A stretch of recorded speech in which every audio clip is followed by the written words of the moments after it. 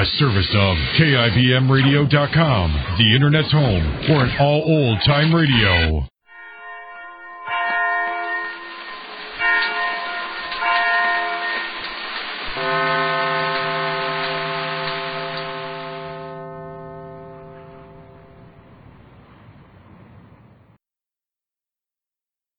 And now, Backstage Wife, the story of Mary Noble and what it means to be the wife of a famous star. The final days of waiting to be released from a New York hospital have taxed Mary's patience to the limit. For her greatest wish is to fly to Hollywood, where her husband Larry is making a motion picture, and show him that she has recovered from the acid burns inflicted by Claudia Vincent. But there appear to be complications in the plan.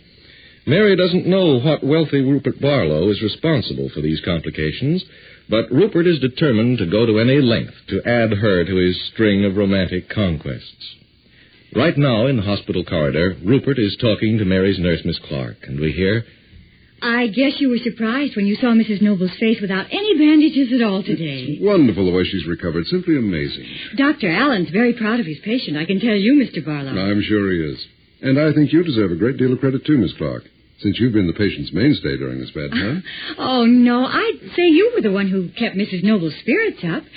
It's been just wonderful the way you've stuck by her. Everyone around the hospital's talking about him, Mr. Barlow. Yeah, I'm gratified to hear that, nurse, although I don't feel I'm entitled to take any credit. I couldn't have deserted Mrs. Noble at a time like this. Well, that's more than you can say for some people. I'm not mentioning any names, but I guess you know who I mean. Miss Clark, I feel that I can trust you to be discreet if I should tell you something in confidence. Well, you certainly can, Mr. Barlow. I'm not one to go talking about everything I know. Well, this is about the immediate plans for Mrs. Noble once she leaves the hospital. Oh, I thought that was all settled. She keeps talking about getting a plane and flying to Hollywood to meet her husband, since he evidently can't come here to get her. I know what she plans to do, but I'm wondering how she can be persuaded to change her plan. I don't know that there's any way to change her mind, the way she dotes on that husband of hers. Even after he left her here in the hospital when nobody knew how she'd come out of it all. Exactly. And I'm going to tell you something else, Miss Clark. I have it on reliable authority that Larry Noble is paying constant attention to a pretty young actress who is under contract to his studio. He's seen about with her most of the time. Oh, no, Mr. Barlow, how could he? With Mrs. Noble here in the hospital just counting the minutes till she can be with him. I call that downright disgraceful. And I know for a fact that Larry Noble has given up his hotel room and moved to a disreputable hideout on some practically unknown street in Hollywood. To a place that was selected by this actress. I even know the girl's name. It's Dora Dean. You see, I have the full information on Noble's actions, although I'm not in a position to divulge my sources. Oh, that's just awful, Mr. Barlow. What do you suppose will happen if Mrs. Noble finds out? It'll just about break her heart, and after all she's been through. You understand the picture perfectly, Miss Clark. As you will readily understand, it would be the worst possible thing for Mrs. Noble to carry out this surprise trip to Hollywood, her heart filled with hope, only to learn of her husband's flagrant infidelity in her absence. Dr. Allen knows what serious consequences such a shock might have. I think it's just terrible. Somebody ought to take that Mr. Noble and simply shake some sense into him. Yes, well, I've often wished that I could, my dear Miss Clark. But he's beyond hope in my estimation. All these years of flattery and adulation on the stage have turned his head completely. He's incapable of thinking of anyone except himself. It's a shame that poor Mrs. Noble has to put up with him. Well, it's her deep loyalty. She won't allow herself to believe any of the things she knows in her secret heart are true. If she'd been less devoted, she'd not have spent these weeks of suffering in the hospital. Well, that's just it, Mr. Barlow. She ought to give up after an experience like that. You'd think Mr. Noble would have learned his lesson about running around with other women after he found out about that Claudia Vincent. You mean after Mrs. Noble found out the truth about Claudia Vincent and very nearly lost her life doing it? Well, I just don't know what to suggest, Mr. Barlow. Well, as a matter of fact, I'm trying to work out a plan, if I can count on your cooperation. You know you can, Mr. Barlow. I'll do anything I can to help. Good.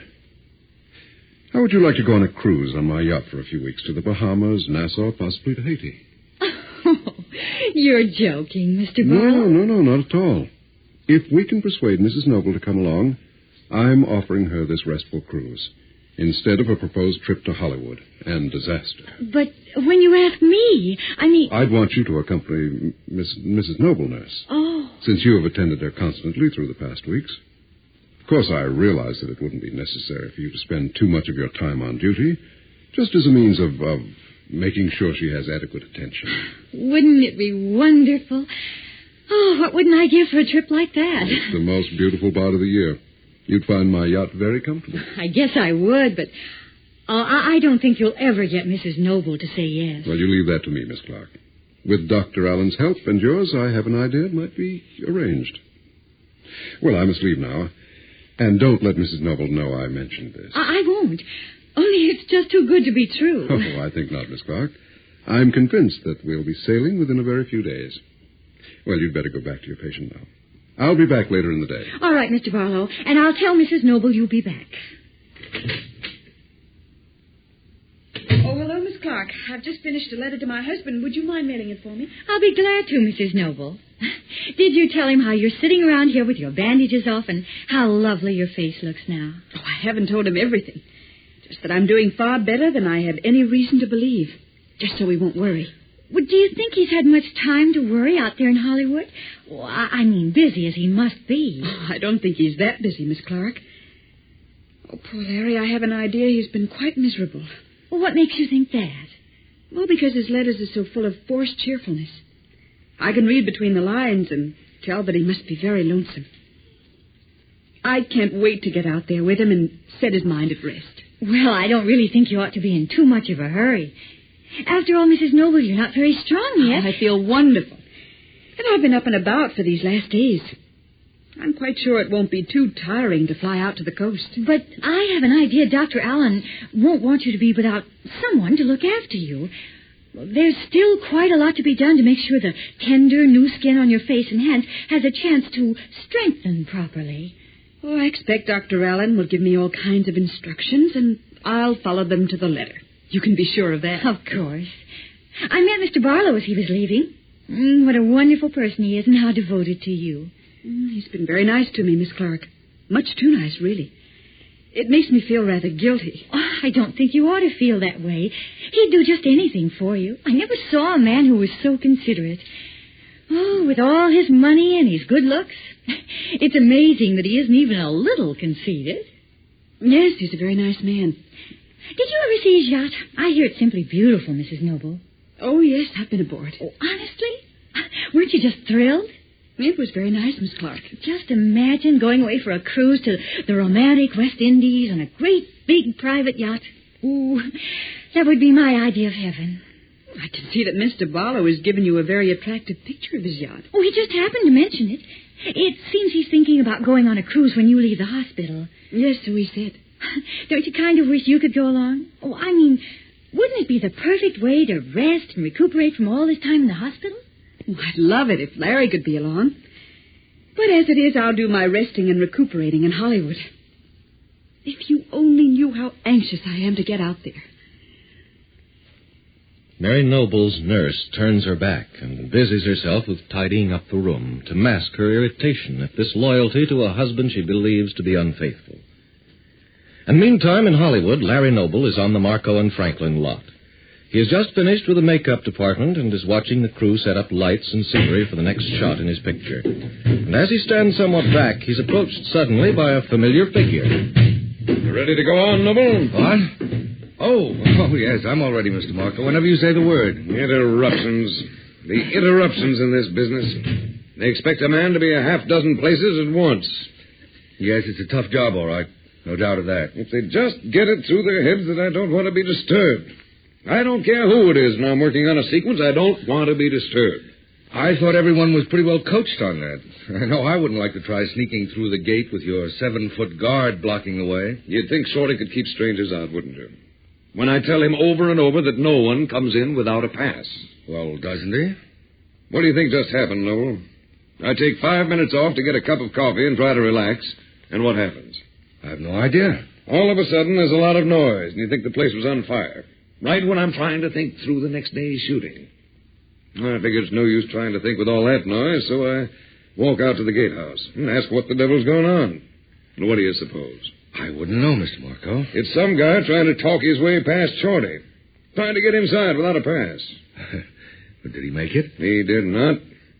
I told Shorty to turn him in, but the clumsy fool let him get away. And he rushed out of here and jumped into a car halfway down the block and raced off. Well, what do you suppose he wanted? I thought maybe you'd tell me.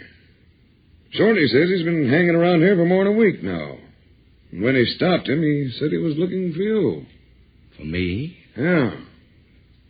What's it all about, Noble? Who do you know who's so anxious to see you that he's breaking into the lot? All right, boys, let's start making pictures. We can't waste all day. Larry Noble is more puzzled than ever by this amazing conversation. For now he knows it wasn't his imagination that led him to believe he's been followed recently. Be sure to be listening tomorrow to Backstage Wife, the story of Mary Noble and her husband Larry Noble, famous Broadway star. J-E-L-L-O. The Jell-O program, starring Jack Benny with Mary Livingston, Phil Harris, Dennis Day, and yours truly, Don Wilson. The orchestra opens the program with Pinch Me.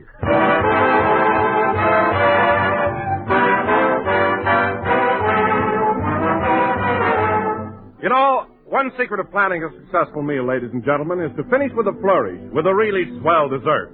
In fact, that's one reason so many people like Jell-O, because it always winds up the meal in a grand style with a burst of color and a touch of rich, lingering flavor. Take cherry Jell-O, for example. Nothing makes a prettier picture than a shimmering, bright red mold of cherry Jell-O with golden sliced peaches glowing in its depths. And what a tangy, refreshing flavor. As tempting as the real ripe fruit itself. A solid, satisfying goodness that you'll want to enjoy again and again. No doubt about it, a dessert like that certainly adds the final glowing glory to any meal. So, when you plan dinner tomorrow, plan to finish with a flourish with Jell-O in any of Jell-O's 6 delicious flavors. Only just be sure of getting genuine Jell-O when you buy. Look for the big red letters on the box. They spell Jell-O, and Jell-O spells the treat.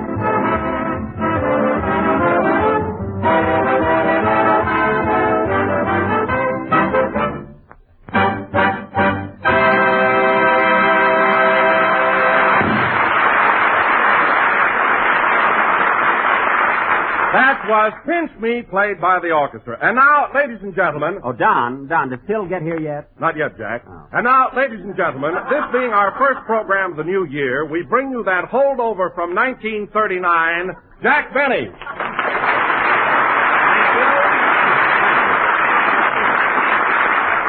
Hello again. This is Jack Benny talking. And, Don, I didn't mean to interrupt you before, but I'm a little anxious for Phil to get here. He isn't out in the hall, is he? No, Jack. What's the trouble? Oh, no trouble, Don. That is, I hope not.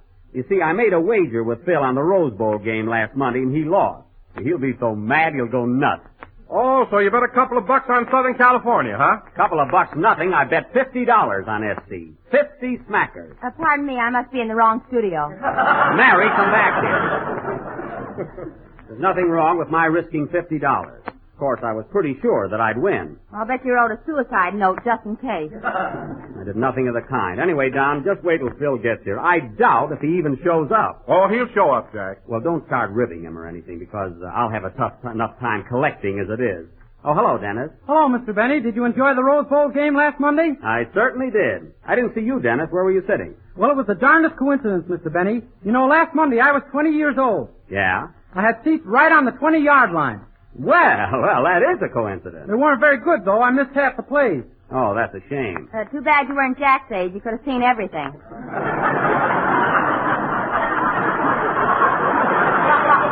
Mary, that may have been a brilliant remark, but it doesn't happen to fit. I was sitting behind the goalpost, way up in the 75th row. 75th row. Did you enjoy the game, Jack? Oh, it was all right till the last quarter. What happened then? My radio broke and the clouds rolled in. What a seat I had. Did you have any bets on the game, Mr. Benny? Just one, but I anticipate a bit of trouble collecting. You know, Dennis, I bet $50 with Phil Harris, and wait till you see him when he has to pay up. Oh, what a bum sport. You know, he's the kind of a fella that... Oh, quiet, Jack. Here he comes now. Oh, yeah. Watch me needle him. Well, hello, gambler. How's the old Tennessee fan today? Fine, Jackson, and here's your $50. You deserve it, kid. You sure can pick 'em. Oh, boy, is he burned up. You know, Jack, I looked for you right after the game. I wanted to pay you then. Oh, sure. I bet you did. I can just see you. Well, here you are, Jackson. Aren't you going to take the money? It's all yours, kid. Oh, boy, what a sore loser. See what I told you, fellas? What's going on here? If you don't want it, I'll put the dough back in my pocket. You see? Backing out, eh? I thought so. What are you talking about? I lost the bet and I want to pay off. Here's your $50. I won't take it. Why not? Because you're a welcher and you can't fool me. That's why. Jack, you mean to say that you're not going to take the money Phil's offering you? No, I'm not. That's liable to knock the war right off the front page. Listen, Mary, I wouldn't accept a dime from a guy that takes the attitude he does. Well, Jack, are you crazy? The man offered you the money 4 times. But he could do it like a gentleman. He doesn't have to come in here and throw it on the floor. Who threw it on the floor? It's right here in my hand. You can't bluff me, Harris. Go ahead and sing, Dennis. I'll collect from that guy if I have to attach his salary. I've met small-timers before. But gee, Mr. Benny, I saw Mr. Harris offer you the money. He wants you to take it. Sure he wants me to take it, and you know why, don't you? Why? Because when I bend over to put it in my shoe, he'll kick me.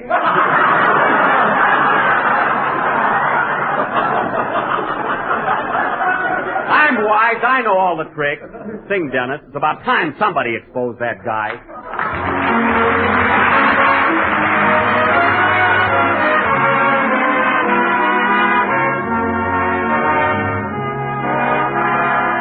Last night we met and I dream of you, yeah, with the wind and the rain in your hair. There in the mist, how you sighed when we kissed, with the wind and the rain in your hair. The rain was a song, the wind was a voice. The night was dark and stormy, but how could my heart ever be cold with your 2 arms to warm me?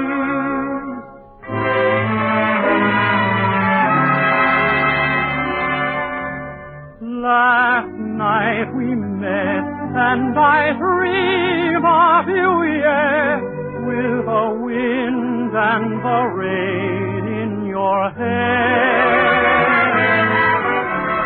I held you tight as you whispered good night, with the wind and the rain in your hair.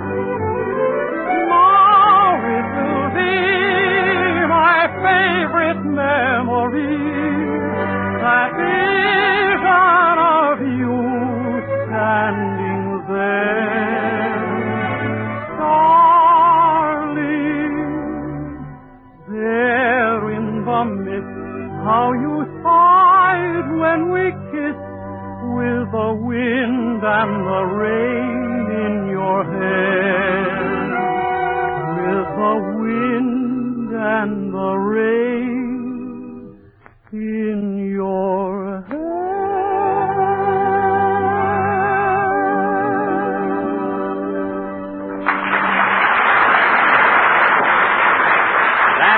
With the wind and rain in her hair, sung by Dennis Day, and accompanied by a deadbeat and his orchestra.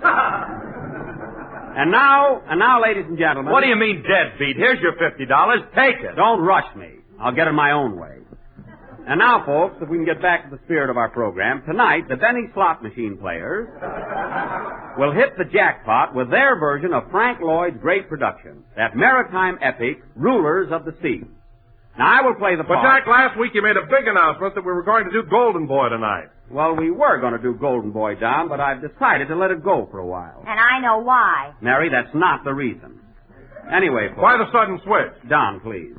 Now, I will play the part... Come on, Mary, tell us. Why doesn't Jack want to do Golden Boy? Well... Mary. Here's what happened. Oh. A week ago Saturday night, Jack called me up and asked me if I'd like to go over to the Wilshire Bowl for dinner, as Gladys had to work. She did not. Anyway, we got to the bowl about 9 o'clock and had a table way in back where Phil couldn't see us. And just as we were finishing dinner, I said to Jack...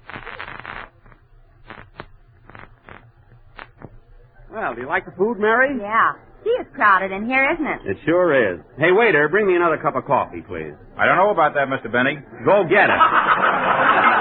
Yes, sir. Gee whiz, Jack. Just because the second cup of coffee is free, you don't have to have 5 of them. Mary, it all averages up. How many people even take the second cup? Cigars, cigarettes, and novelties. Cigarettes? Oh, girlie, give me a cigar, will you, please? Yes, sir. What kind? A couple of those Santa Fe Biltmores. By the way, what's that you've got on your tray there, tied up in that pink ribbon? That's a lock of Mr. Harris's hair. 50 cents.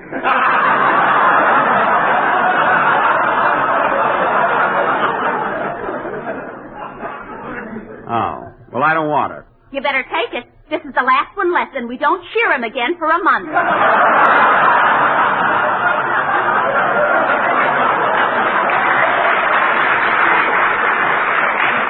No, thanks just the same. Imagine that, Mary. Is that Bill corny? Cigars, cigarettes, corn. Get in the mood, folks. Selling locks of his hair now. Isn't that awful? Say, I wonder what time the floor show goes on. Oh, look, there's Mort Werner, Phil's announcer, getting ready to introduce Phil. Oh, yeah.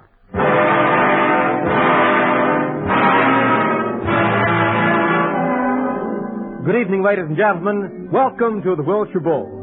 And now, folks, it gives me great pleasure to introduce to you our master of ceremonies and comedian. Oh, boy. That maiden's dream on the beam, Phil Harris.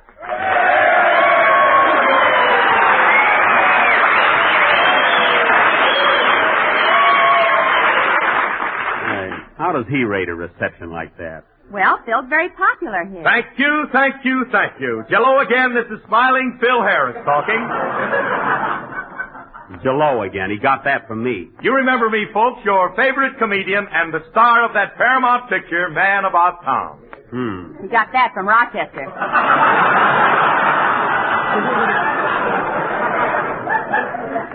Quiet. I want to hear this great comedian. Hey, Mort. Yes, Phil? Who was that lady I seen you walking down the street with last night? That was my grandmother. Not bad. Oh, my goodness.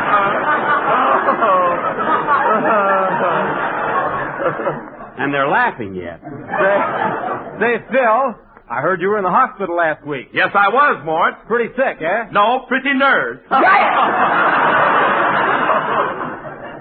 Hey, waiter, bring me another cup of coffee. I'm going to get even somehow. I'll have one with you. Pull up a chair.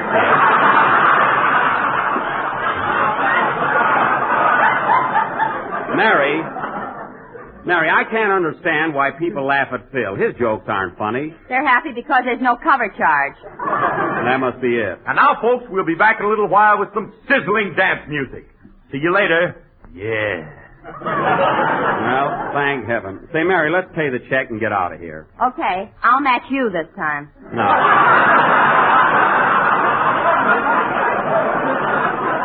No, tonight it's my treat. Come on, let's go. All right. Oh, Jack, look. Isn't that Barbara Stanwyck sitting over there? Where?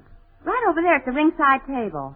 Oh, yeah, she's with another couple. I wonder where Bob Taylor is. I don't know. I'm going over and say hello to her. You know Barbara Stanwyck? Of course I know her. And say, Mary, I've got a great idea. As long as we're going to do Golden Boy next Sunday, wouldn't it be marvelous if I could get Barbara to play her original role? It sure would. I'm going right over and fix it. See you in a minute.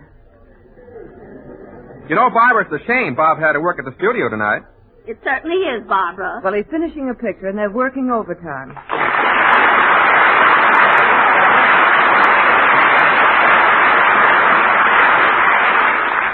You know, Lillian, I was telling Bob only this morning that... Well. Hello, Barbara. Hello. As I was saying, Lillian, I told Bob only this morning that... How are you, Barbara? I'm fine, thank you. Gee, it's sure a surprise running into you here at the Wilshire Bowl. Where's Bob? He's busy at the studio. I expect him later. Oh. Are you working here? No, I just dropped in for a cup of coffee. Are these folks relatives of yours? Oh, pardon me, I'm sorry. Mr. and Mrs. Kendall, this is Ben Burney. No, that's Jack Burney. I mean, Benny. How do you do? You know, Mr. Benny, I always listen to your program. Is Miss Livingston with you this evening? Yes, Mrs. Kendall. She's sitting right over there with the waiter. Well, Barbara, it's sure a surprise seeing you here. Where's Bob tonight? I told you he was at the studio. Oh, that's right. Busy, huh? Yes, busy. Well, it's sure a surprise. Yes, sir. Oh, look, the orchestra's about to start a number.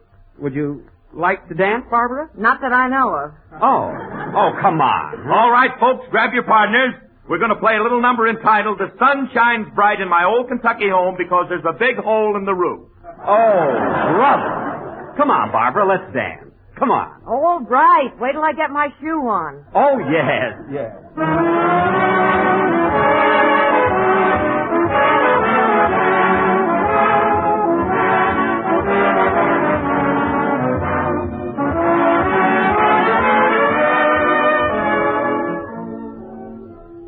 Why, Barbara, you dance divinely. Thank you. But you're going a little fast, aren't you? Just hang on, Pappy. Oh, you're priceless.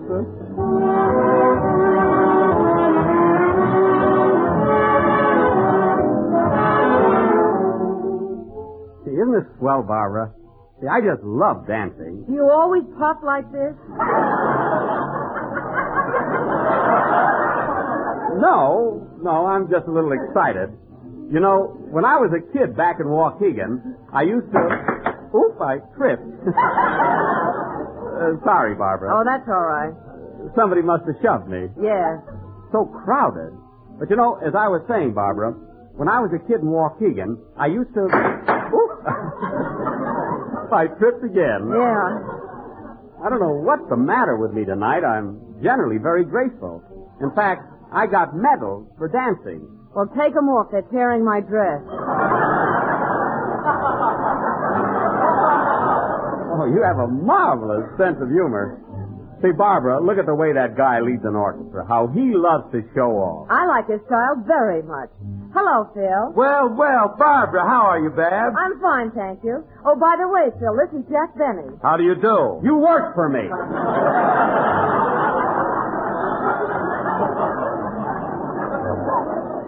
How do you do, yes? See you later, Corny. You know, I call him Corny. What does he call you? He wouldn't dare.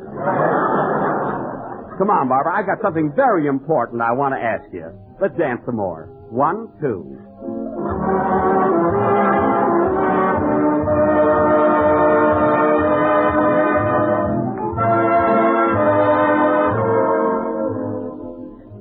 So you see, Barbara, that would be a terrific novelty.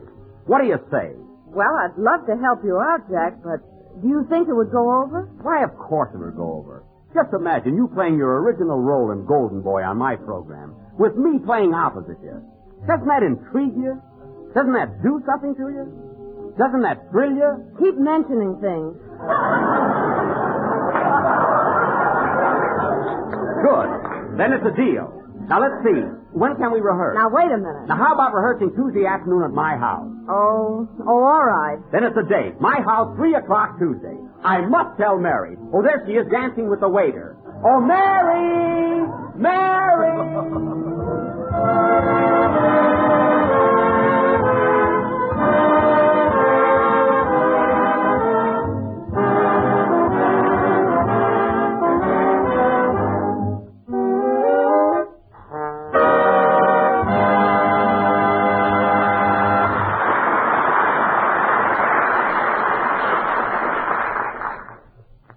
Don, Jack made a date with Barbara for Tuesday afternoon at his house. Did she show up? Sure she did. Then why isn't Jack doing Golden Boy tonight? Well, wait till I tell you what happened. Mary, forget it. I got over to Jack's house about 2:45, and you should have seen him. He was so excited, all he kept saying was, Rochester, have you fixed the sandwiches? Rochester, have you done this? Have you done that? Rochester, have you fixed the sandwiches? Yes, boss, here they are. What's in them? This is some of that Thanksgiving turkey which we also serve for Christmas. Oh. That bird has made more farewell appearances than Harry Lauder.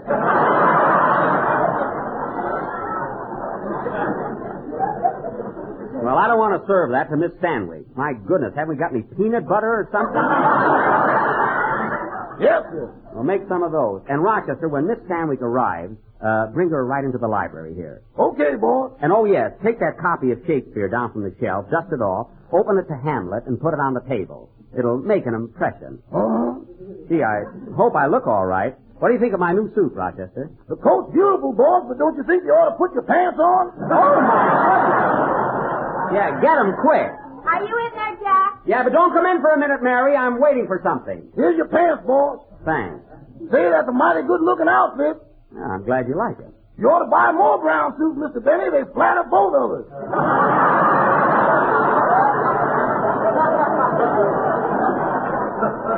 Rochester, don't you dare put this on until it starts to shine.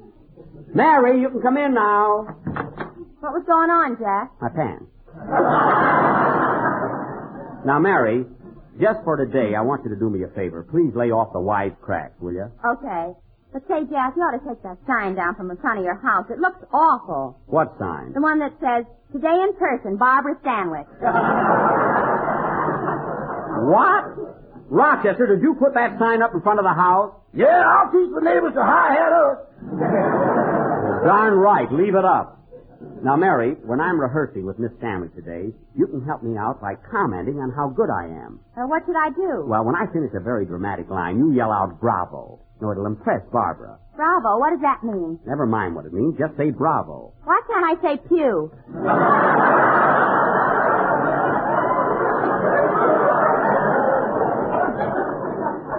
Don't you dare. Now, I want everything to be... That must be her now. Answer the door, Rochester. Okay, boy. Oh, Jack, control yourself. I'm all right. Where's my cigar? In your ear. Oh, yeah. Now, remember, Mary. Good evening. May I take your coat? Thank you. Barbara, come right in. Well, this is a surprise. Surprise? Yes. That is, welcome home. Make yourself at home. You mean hello. That's it. Oh, by the way, Barbara, this is Mary Livingston. How do you do, Miss Livingston? I knew Bob Taylor before you did. Mary. Don't mind her, Barbara. She's always like that. I know. She used to sell me hose at the May Company.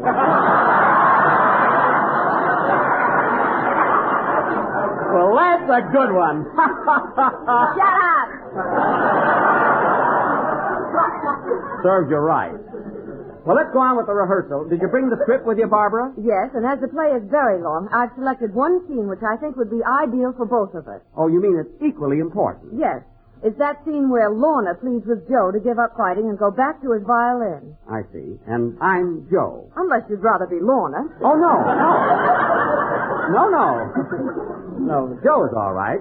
I'm Joe. Hello, Joe. What do you know? I just got back. Mary, cut it out.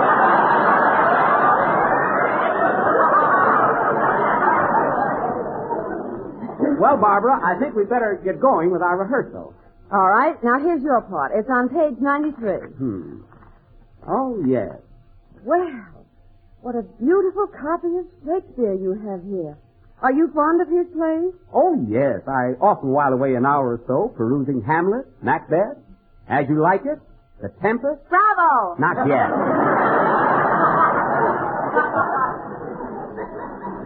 Oh, yes. I'm quite fond of Shakespeare. Well, that's that. Should I put it back on the shelf now, boy?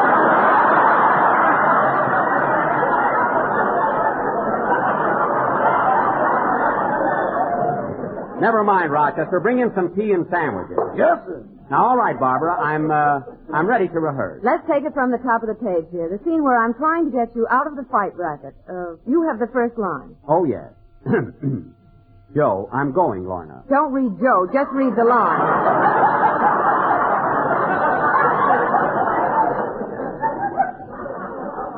Oh, yes. Excuse me.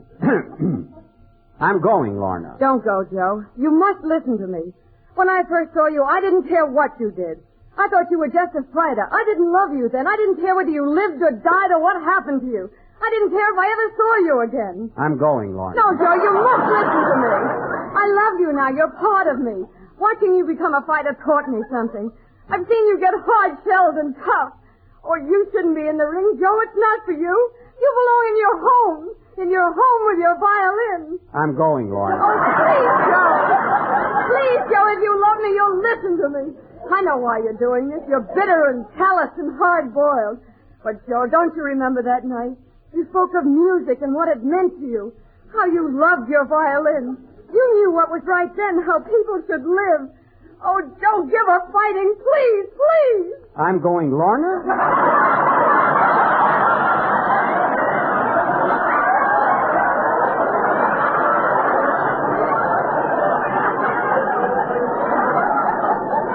Jack, read that right. That's I'm going, Lorna. Well, I'm tired of saying it the same way. See, it gets monotonous. A fine part. Well, you've got a very dramatic speech coming up. It's the next line. Oh, yes, I didn't see it. Go ahead, Barbara. What do you say? Oh, Joe, will you give up fighting? Joe, you don't need the money. It isn't the money. I got plenty. Bravo, and how? Mary! I'm sorry, Barbara. I'll take it again. It isn't the money. I got plenty. Oh, Joe. Joe, you must give up fighting. What's this, Mary? Give up fighting? Why, you were the girl that liked champions. You were Please, Joe. Don't try to get even with me. Well, I made up my mind to win the lightweight crown. But your heart's in music, Joe. You know that. I can't play anymore. I got the hands of a fighter. They've been soaked and drying for a year, and they're as hard as nails. They're good for only one thing now, slugging. Slugging my way to the title. I tell you, Lorna, if Wait a minute, Jack. Wait a minute. Oh, that's awful. Why? What's the matter? You're supposed to be a fighter, not little Eva. Now, wait a minute, Barbara. I put a lot into that speech. I felt the part, and I was very emotional. I wasn't carried away. You keep out of it. And go get the tea. He's right, Jack. Your performance wouldn't convince anybody. Now, Barbara, aren't you getting a little bit hasty? Gee, I might not be as good as an actor as your husband. But gee whiz, we can't all be tailors. Your father was. Quiet.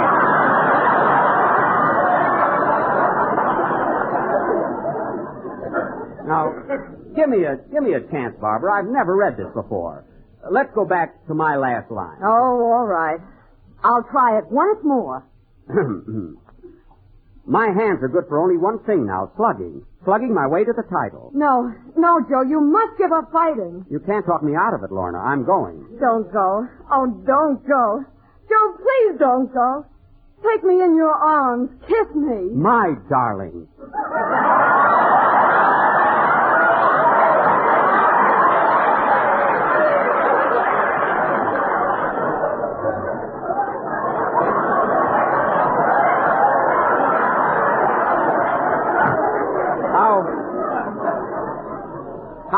How was that, Lorna? Oh, Joe. Joe, you must give up kissing. That's not in the script. Anyhow, I can kiss better than that. I was a little nervous. Oh, Jack, it's no use. You're a nice fellow, but you're a comedian. We'd only make fools of ourselves if we tried to do this on your program. But, Barbara, it's only Tuesday. We got plenty of time to rehearse. Oh, no. Believe me, Jack. Rehearsing won't help any. But, Barbara, if you'd only... Tea and sandwiches, folks. Tea and sandwiches. Dipping is un-American. Rochester. Will you have a cup of tea, Barbara? No, thanks, Jack. I'll just run along. He's not that bad. You can at least walk. Mary. No kidding, Barbara. Have a cup of tea and we'll rehearse some more. No, thank you. Some other time, Jack. Oh, Barbara, please. I already announced we were going to do Golden Boy, and I was going to spring you as a surprise. Well, let's wait till spring. Things are brighter then. Well, that's the way you feel about it. Thanks just the same. You're welcome. Goodbye, Mary. Goodbye. So long, Jack. So long. Oh, by the way, Jack, you can take that sign down now.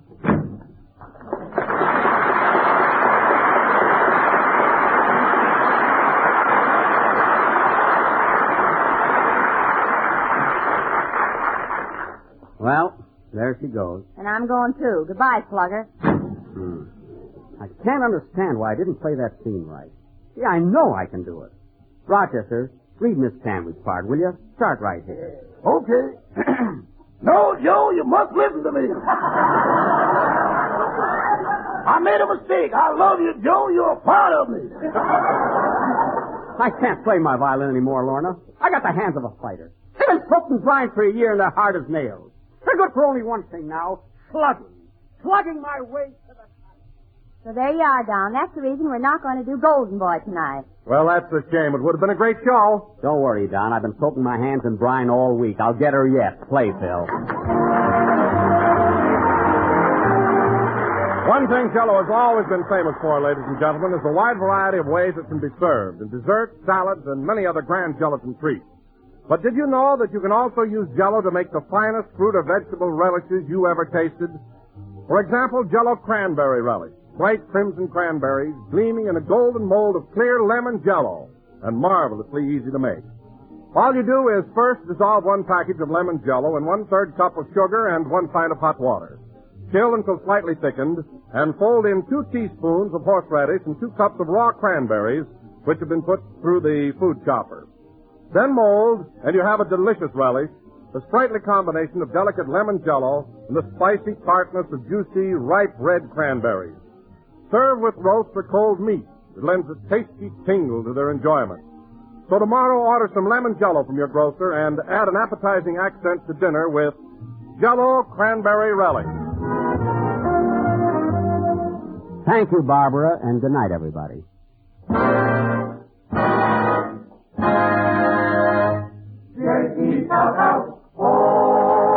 the National Broadcasting Company.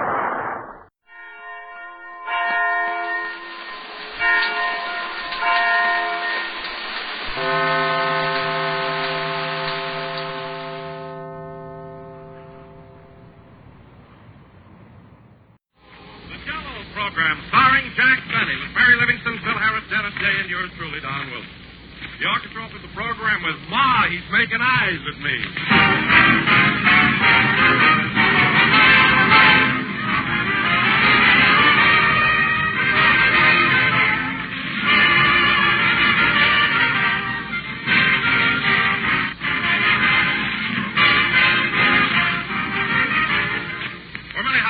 Tomorrow's going to be a very busy day, the way Monday usually is. And that's why tomorrow will be an excellent time to let Jell-O take care of the dessert at dinner.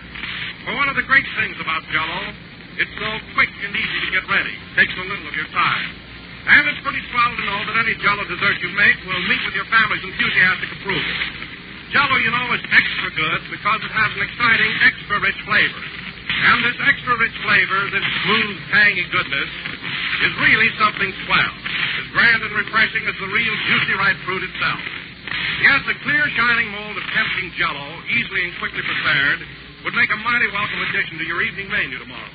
So order some the first thing in the morning. And while you're about it, try those new Jell-O puddings, too. Already they're the big dessert sensations of the nation. Rich, creamy, sample-smooth puddings, yours to enjoy in the 3 popular flavors, chocolate, vanilla, and butterscotch. Ask your grocer tomorrow for Jell-O and those new delicious desserts all America's talking about, Jell-O puddings.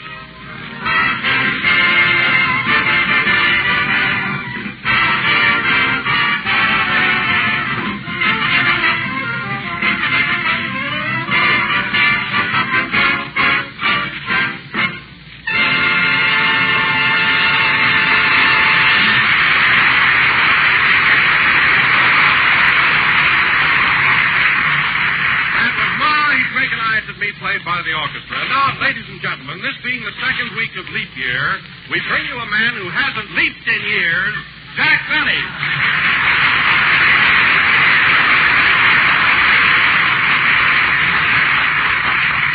Hello again. This is Jack Benny talking, and Don, that was about the silliest thing I've ever heard. I wish that during this new year, your introductions would make a little more sense. Well, I'm sorry, Jack. I was merely trying to tie you in with leap year, that's all. Well, there must be other ways. I haven't leaped in years. What am I supposed to be, a gazelle or something? Well, you'll have to admit, Jack, that you're not the most agile person in the world. Well, what if I'm not? You should be the last one to mention it. Any man who has to detour when he comes to an anthill. Well, I'd be quiet if I were you. Hello, Jack. Hello, Mary. Let me clear this up, Jack. All I meant by my introduction was that you're not the dashing athletic type like Errol Flynn or Mickey Rooney. Mickey Rooney? For heaven's sake, John, Mickey Rooney is at least 8 years younger than I am. A fine comparison. Why, Jack Benny, you mean to say Mickey Rooney's only 8 years younger than you are? I said he was at least 8. He might be 9 or 10 years younger. Or 11. Or 12. You ain't going to get any place to start to multiply.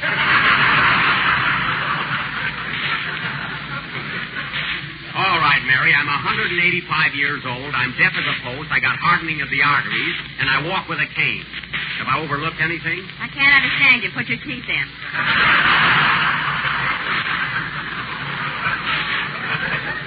Well, now I haven't got any teeth. It's a fine program. Hiya, Jackson. What are you so burned up about? Well, who wouldn't be? I come in here full of pep, and between Don and Mary, I'm ready for the ash can. Oh, what do you care, Jack? Your girlfriend, Gladys, thinks you're wonderful. You're darn right she does. Of course, she's not exactly a noomph girl. Now, listen, Phil, there's nothing wrong with Gladys that a pair of art supporters won't fix.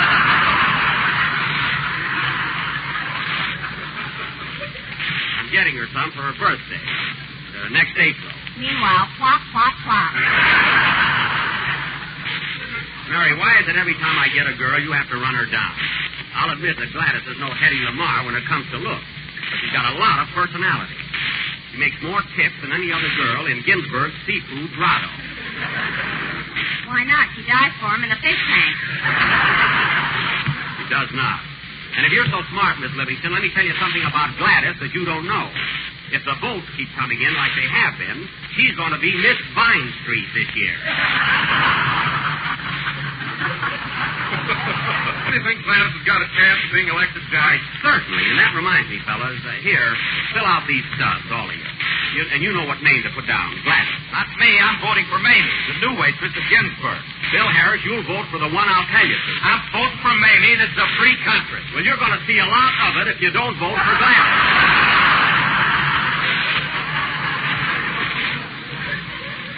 And right now... Okay. Give me a pen, Jack. I'll vote for your girlfriend. Thanks, Mary. Me too. Gladys, huh? What's her last name, Jack? Zabisco. Z-Y-B-Y-S-K-O. Gladys Zabisco. Hey, how do you make a Z? How do you make a... Here, give me that pencil. Look, Phil, it's like an S backwards with no curve. Like that, see? Oh, yeah, that's easy. Sure. Hey, Frankie, watch me make a Z.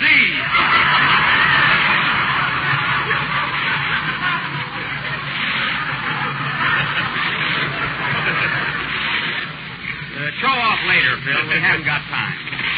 And now, ladies and gentlemen... Oh, by the way, Phil, if you run into Mamie, don't tell her I'm plugging for Gladys. I sort of half-promised her. Okay, Jack. I won't mention a thing. And now, ladies and gentlemen, understand, Phil, I haven't got anything against Mamie, but I've been seeing a lot of Gladys, and she's a hot-headed, jealous type. She's got a temper like a wildcat. Yeah. Say, Jack, remember the night you punched your meal ticket in your nose?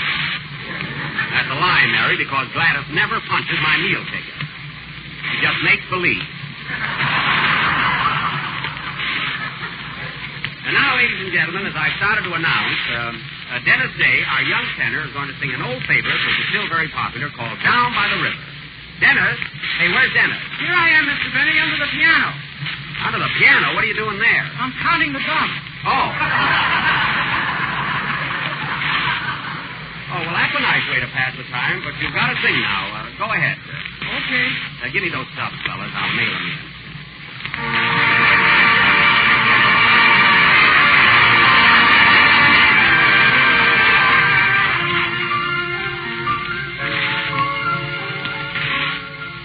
Once we walked alone down by the river, off a world our own, down by the river, maybe the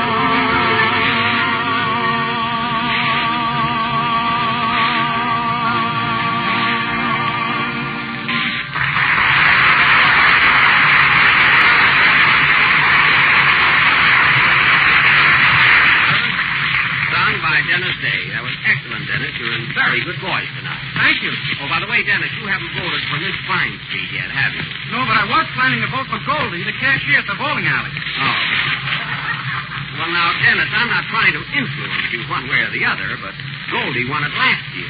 And besides, she hasn't got anywhere near the figure that Gladys has. Well, everybody says Gladys looks like a horse.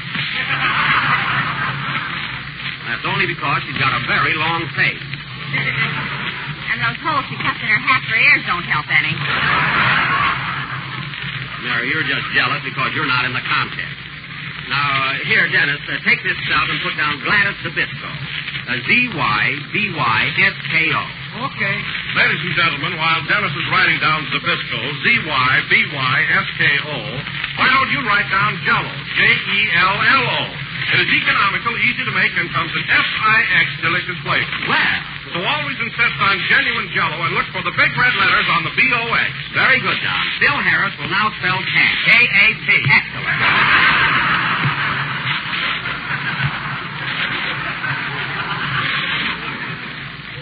And now, ladies and gentlemen, going from our spelling bee to our feature attraction, tonight the Benny Glee and Dramatic Club will present their version of David O. Selznick's great production. That emotional drama and tender love story filled with romance and music. None other than that supreme achievement and cinematic triumph, Intermezzo. Thank you, Greenbow. Now, I will play the part of that internationally famous concert violinist whose artistry and charm win the love of his beautiful young accompanist.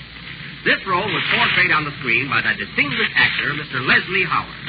Now, Are you going to play that part, Jackson? You heard me, Phil. I'm going to be Leslie Howard, a concert violinist and a great lover. Listen to them dials turn.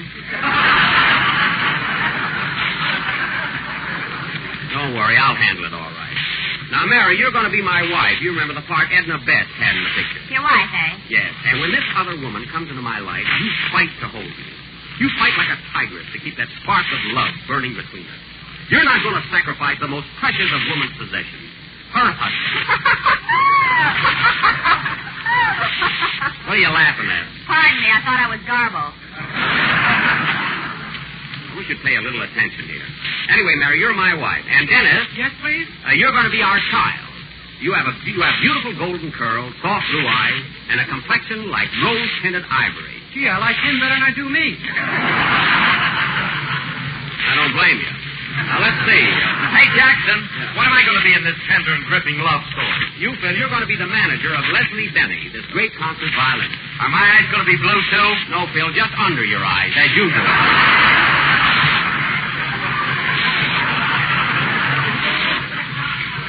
Now, let's see. Oh, yes, the very important role of the young accompanist, so beautifully portrayed on the screen by that Swedish star, Miss Ingrid Bergman, will be enacted this evening by a discovery of our own. That very talented young actress, Miss Olivia Devine. Oh, Miss Devine. Here I am, Mr. Benny. Now, as you know, you're going to be my accompanist, and during our play, you fall madly in love with me. That won't be hard to do, kid. Well, thank you. Now, I understand you've had screen experience yourself. What was your last assignment? I was a caboose in Union Pacific.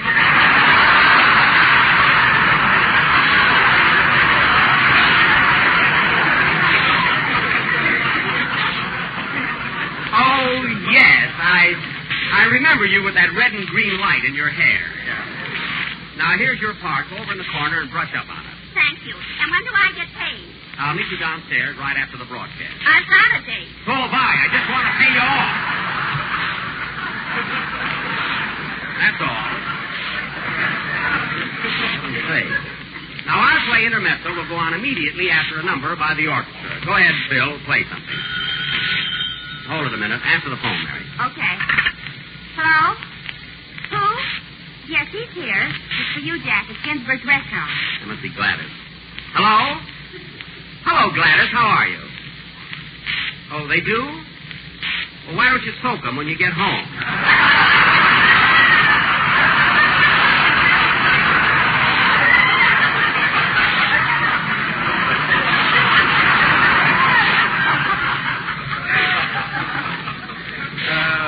That'll help. Oh, our dogs are barking, eh? Mary, she's on her feet all day. What did you call me for, Gladys? Oh. Well, don't worry. I got 5 more votes for you today. Yes, only 5. After all, Gladys, you've got competition. It's no sin. But Gladys. Now, wait a minute, Gladys. If you don't like the way I'm running your campaign, get Jim Farley. What? Oh, now, honey, I didn't mean to... She's crying, fellas. I'm sorry, Gladys. I didn't mean to boil you out, but gosh, But Gladys, darling. But Gladys, baby. But Gladys, honey. Try the disco. Quiet. Now, Gladys, will you please stop sniffling? You'll win the contest. You'll get that trip to Boulder Dam. All right, honey, I'll drop by in a few minutes. See you later. Goodbye. Oh, by the way, Gladys, will you put away a piece of banana cream pie for me? Last Sunday you were all out. Thanks. And this goes to Leslie Howard. Okay, dear. Goodbye. What a sweet kid, but she's so sensitive. Play, Phil. Gee, I made her cry.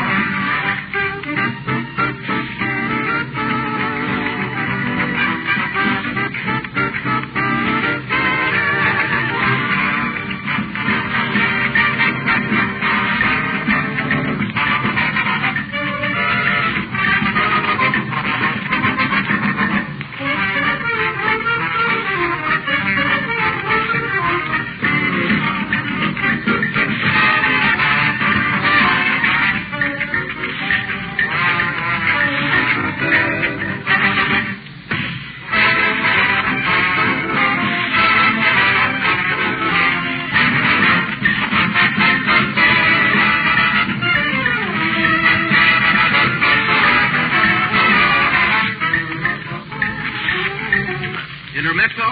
Well, Don, intermezzo is an Italian word. It's from the Italian. It's a musical term, and it's from the Italian. You said that. Mary, I'm trying to explain it. Intermezzo, Don, means, well, the word inter means between. For instance, interurban means between towns. So intermezzo means between mezzo. You see? Well, yes, Jack, but what's a mezzo? Well, mezzo is a proper noun. It's hard to define. It's a name more than anything else. Like Metro Golden Mare. That's it, Mary. Something like that. Now, wait a minute.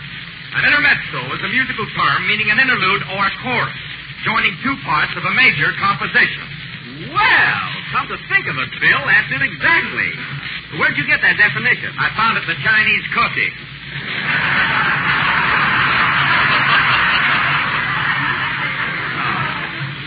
Well, I'm glad we've got it settled anyway. You may proceed, Don. Well, thank you. The scene of our play, ladies and gentlemen, is the New York apartment of Mr. Leslie Benny, the internationally famous violinist, where he lives with his wife, Edna, and their little son, Pizzicato. That's him, Pizzicato Benny. As the curtain rises, we find Mr. Benny practicing Souvenir on his violin. Curtain, music.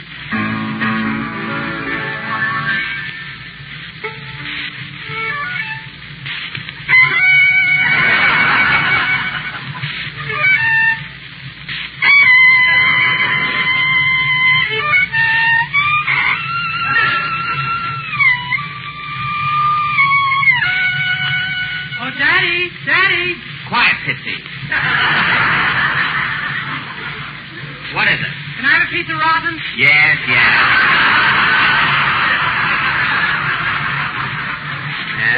Here you are.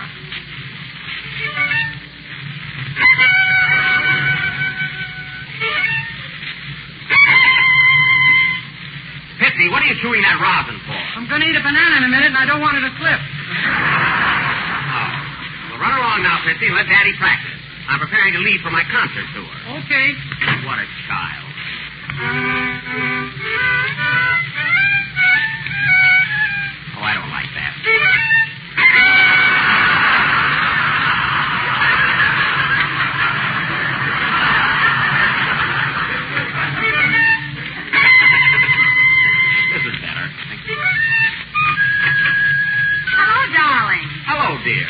Where are you going with that mill? I'm taking in to Fifi, the cat.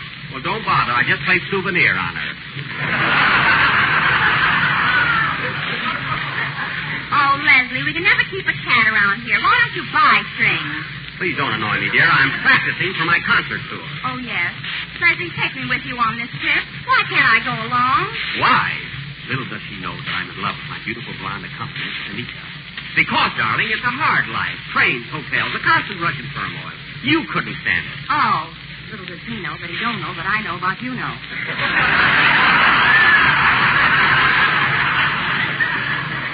But you promised that you'd take me with you. Some other time, dear. And incidentally, Edna, I wish you'd keep our son out of the room when I'm practicing. He bothers me dreadfully. Oh, don't worry. He's going to Central Park with his nurse. My goodness, he's still got that nurse. He's big enough now to hold her on his lap. That's why they went to the park. I see. Oh, Leslie, won't you change your mind about taking me with you? I'll think about it. Little does she know that my girlfriend is waiting for me in Paris. Little does he know that my boyfriend is under the sofa. Well, see you later, darling. Okay, sweet. Now, let's see. What music should I take along? I don't know whether to open with Tchaikovsky's Andante Cantabile or Bugle Call Rag. Now, if I open in Paris, I'll have to play... Come in. Telegram for Leslie Benny. Right here, boy. Wait a minute. Here's a quarter for you. Oh, gee, thanks. Little do you folks know this quarter says watch Tacoma grow one.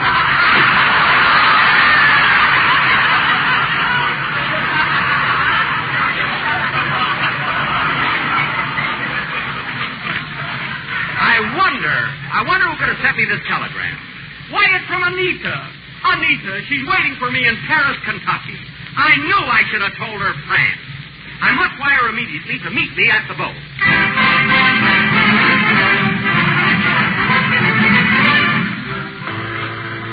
The following day, Pier 65, North River. Well, goodbye, Titsy. Now mind your mother and be a good little boy. Are you going to Paris, Daddy? Yes, Titsy. You be a good little boy, too. Titsy. Well, goodbye, Edna. Goodbye, Leslie. I'll miss you terribly. Little does she know that Anita is waiting for me on the boat. I'll miss you, too. Little does he know that I put a dictaphone in his fiddle. Well, goodbye, sweetheart. Goodbye. Oh, Leslie. Yes, Mr. Harris. We better get aboard. There isn't much time. I'm coming. Did you prepare my itinerary? Yes. Your route is as follows. The Opera House in Paris, the La Scala in Rome, the Grand Palace in Budapest, Albert Hall in London, Carnegie Hall in New York, and the Wilshire Bowl.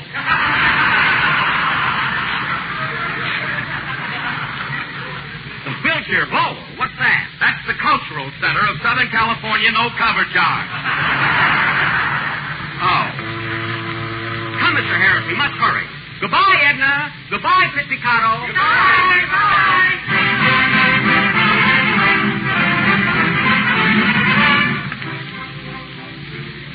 So Leslie Benny, the great virtuoso, starts out on his concert tour. First, we find him at the Opera House in Paris.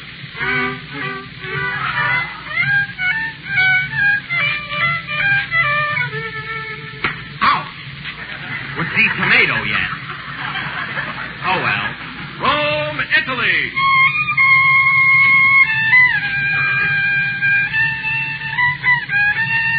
Ouch! Sacramento. Oh, well. Budapest, Hungary.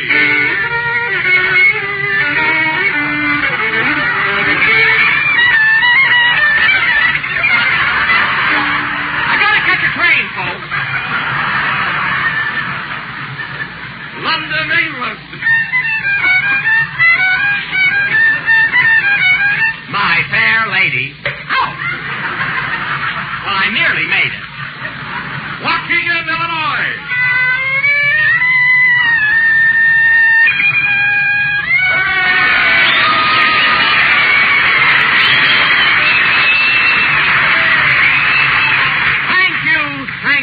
Thank you.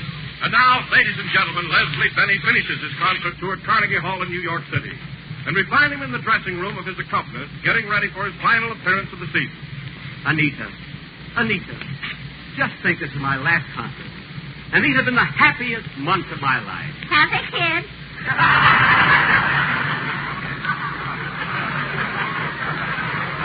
And it's It's you, Anita, only you, who has made all this possible. I love you, Anita, more than ever. Do you, kid?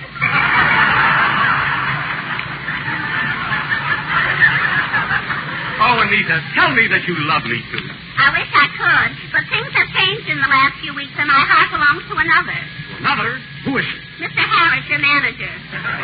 Harris, my closest friend. Oh, I can't believe it. I can't believe it. It's true, kid.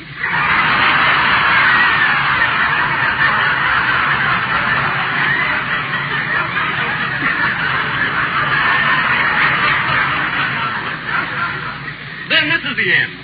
I'm going out and find Harris. And when I do, heaven help him. Where's my hat? In the closet. Oh. I don't see it. Here you are, kid. Harris, I should have known that you'd turn out to be the rat you are. Goodbye. Farewell, Anita. So long, kid. To think that Anita would treat me like this. In 5 minutes, I'm due to appear before my public. But I shall never play my violin again. Never. Never. Leslie, darling. Edna, my wife, what are you doing here? I thought you needed me, Leslie.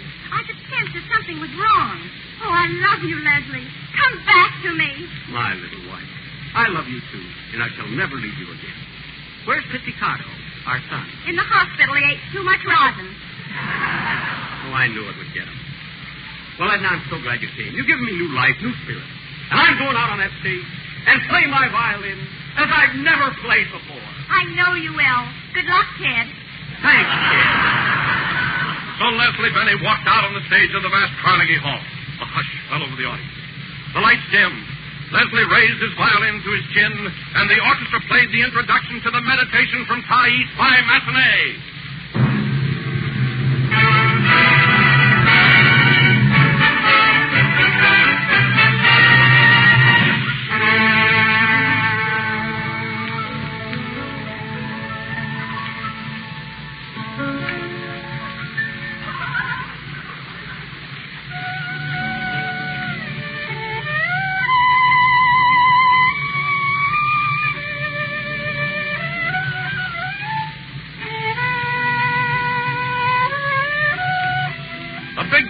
Thousands of homes these days is Jell-O fruit cup, served either as an appetizer or dessert.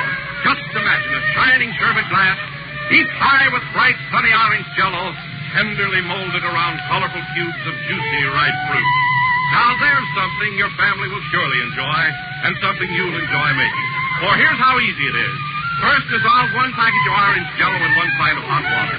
Chill until slightly thickened, and fold in 2/3 of a cup each of diced oranges, diced apples, and finely cut dates.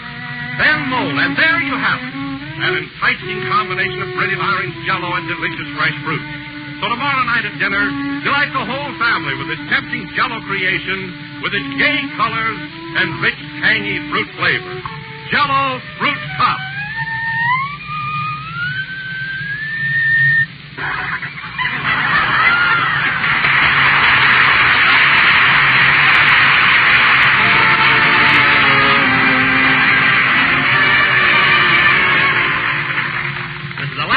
Of the 15th program in the current Jell-O series, and we will be with you again next Sunday night at the same time. Meanwhile, on behalf of my cast, my authors, and myself, I want to thank the radio editors of the United States and Canada for the honors accorded us in the recent New York World Telegram poll. Can you imagine, folks, Don Wilson was voted the best announcer, and I had to play my violin all through his commercial. Oh, well, good night, folks. This is the National Broadcasting Company.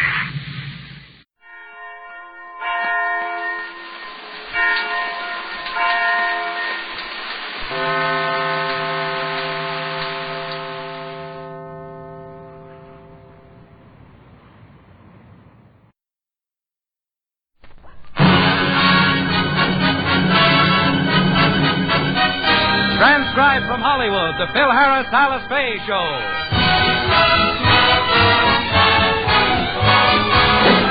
For your enjoyment, here is the Phil Harris Alice Faye Show. Written by Ray Singer and Dick Chevrolet, with Elliot Lewis, Walter Tetley, Robert North, Janine Roos, Ann Whitfield, Walter Sharp and his music, yours truly, Bill Foreman, and starring Alice Faye and Phil Harris.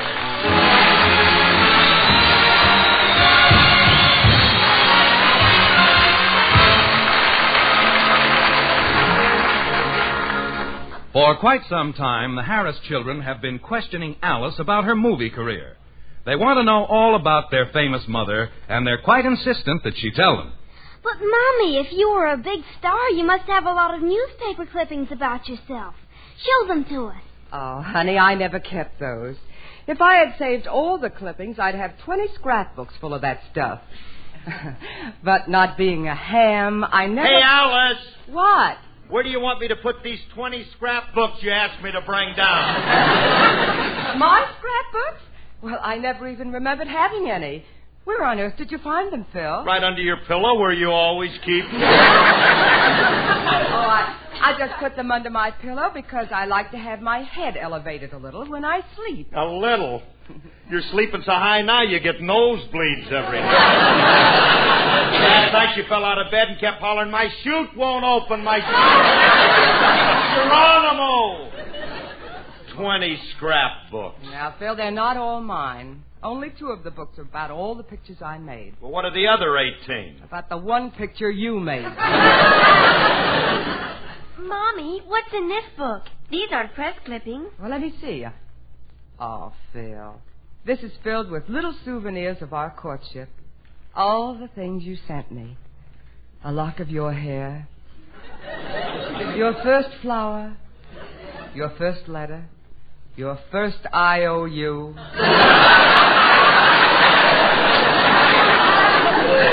Now, wait a minute. I never asked you for any cabbage. You didn't, huh? Listen to this. The first letter you ever wrote to me. My dear Miss Faye, even though I just met you last night, I feel I know you well enough to ask you a very important question. Can I put the lug on you for $100? Didn't Daddy write you any beautiful love letters? I certainly did, Phyllis. Hey, just happen to have one. Here's one that's a beaut. Oh, this will make your curls stand on end. Just listen to this, billet ducks. It starts off, and I quote, my darling, I just can't go on without you. You're the most beautiful thing in the world, and if you don't marry me, I'll kill myself. Please say yes, and you'll make me the happiest girl in the... Whoops, wrong letter. No, this one your mother wrote to me, girls. Oh, I never wrote that. Let me see that letter. Signed, passionately yours, Sophie Flommerfelt. What is a Sophie Flommerfelt? Oh, Sophie... Oh, of course, old Soph. Yes, sir. She was my first love and world's champion flagpole sitter. I'll never forget the day I shinnied up to ask her to marry me. She played hard to get. What'd you do? She greased the pole. Oh, you certainly got him in those days, dear. Mommy, did you have a lot of boyfriends before you married Daddy? Yes, dear. Quite a few men wanted to marry me. Well, if so many men wanted to marry you, how come you picked Daddy? What kind of a question is that? Well, I just wanted to know why Mommy liked you better than any other man. Oh, I gotta have this kid psychoclimatized. Your mother married me because she loves me. Have you ever regretted getting married, Phil? Perish the thought. I've loved every minute of our marriage. The years have flown by so fast it hardly seems possible that we've been married for 20 years. It's been 9 years. 9? I could have sworn I signed up for 5 hitches. It's been 9 years. Now look for yourself. The marriage license is in my scrapbook. It is? Mm-hmm. Hey, I'd like to see that. I haven't looked at that marriage license since the day we got married. Oh, yeah, here it is. The deed to my lily white soul. Hey, look at this, honey. Well, I can't right now. I have to get the children off to school. Come along, girls. Goodbye, Daddy. Goodbye, girls. How about that? Our wedding certificate. Ooh, that brings back a lot of memories, and I can just... Uh-oh, come in. Oh, hello, Frankie. Hi, Curly. What do you got in your hand? My marriage certificate? I was just looking it over. Try to find a loophole, huh?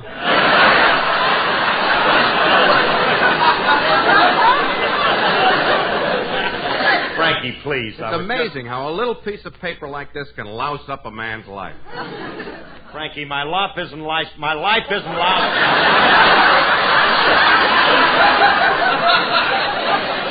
I'm not looking for a loophole. I'm a happily married man.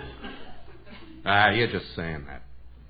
If you can't find anything wrong with the wedding certificate, I know a crooked lawyer. Will you cut that out? You should be the last one in the world to try to break up my marriage. After all, you were the best man at my wedding, and you were one of the witnesses at the ceremony. I was? Certainly. I can't seem to recall being at your wedding. Oh, Frankie, now don't you remember my wedding day? You picked me up at my house. We opened up some champagne, and you toasted my happiness. Then you toasted Alice's happiness, and then your mother's, and then her father's, and then her Aunt Hilda's, and then you toasted the wedding presents, and then the drapes, the end tables, and the Now, don't you remember? Only up to Aunt Hilda. Then things went blank. Well, just take my word for it. You were at the ceremony when the Justice of Peace married us. You were the guy who stood up for me. I say stood up. You had to use the judge's wife as a lean-to. But you made it. She was a hefty kid. Used to be fullback with the Green Bay Packers. We got Curly, are you sure I was one of the witnesses? Of course. You and Willie signed the marriage certificate. I saw you sign it. Well, look, here are the signatures. William Faye. And here's your name, Clyde Crail. You see, Clyde Crail! Remley, why did you sign this name? I guess I thought I was signing a police blotter. That's the name I always use when I'm caught in a raid. But, Frankie, you signed a phony name. It ain't legal. What's the matter with you? Wait a minute. Do you realize that this means that Alice and me ain't married? Congratulations, Curly. But don't stand there. Let's call up a couple of dames. Wait a minute.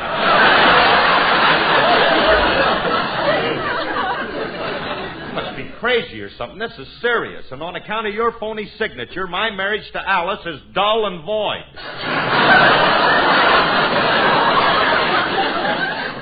I'll take the rap for the void part, but if it's dull, that's your own fault. All the troubles, and all of my troubles started when I met you, Remley. Why did I have to walk down that alley and trip over you? Look, we got to keep this from Alice. I don't want her to be embarrassed. Now, how am I going to straighten it out? Why don't you and Alice slip away and quietly get married again? Yeah. Yeah, we could do that. Sure. Then I wouldn't have to tell her why, would I? Hey. What? I'll put it on a romantic basis. I'll tell her I want to marry her again and go on a second honeymoon. Yeah. A lot of people do that, don't they? Sure, that's it. Come on, let's go in and propose to her, Curly. Now, look. When you propose to Alice, make it flowery. Make her feel like you mean it. Oh, gee, Remley, it's been so long, I've forgotten how to propose to a woman. You proposed to her once. Do it the same way. Use the same proposal. The same proposal? Yeah. I see. What did I say?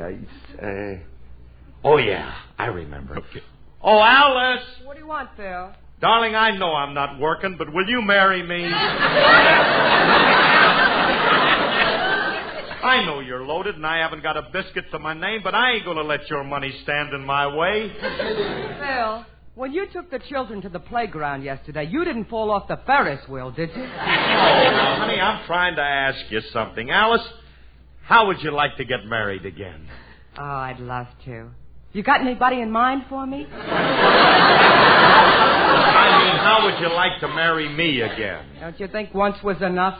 Alice, you don't understand. Let's make believe that we've never been married, and now I'm asking you for the first time, huh? Will you marry me, dear? Yes. I knew she'd say yes. There's 2 children, I should say no.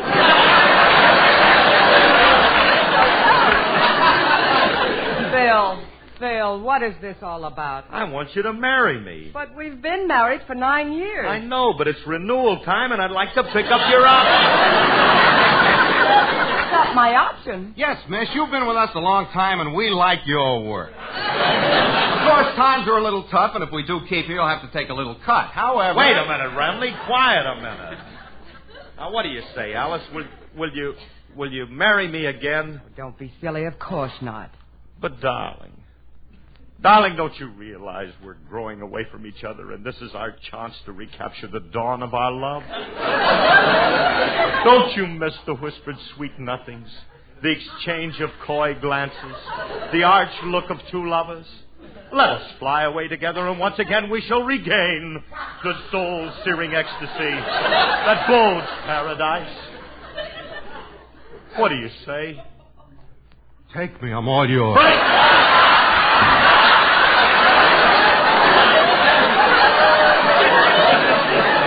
Will you stay out of this? I'm sorry, Curly. You did that so beautifully. I was carried away. That really made an impression on me. Oh, me too. I got a good mind to forget about her and just fly away with the sun. Oh, gee, Phil, that was beautiful.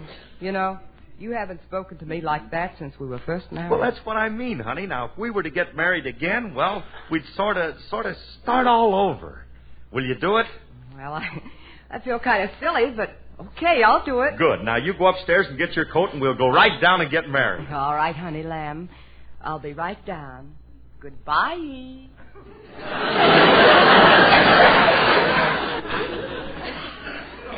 Goodbye? Girl, are you sure you want to marry her again? This is your chance to get out. I don't want to get out. All dames act a little stupid when you propose to them. Hey, Remley. Yeah?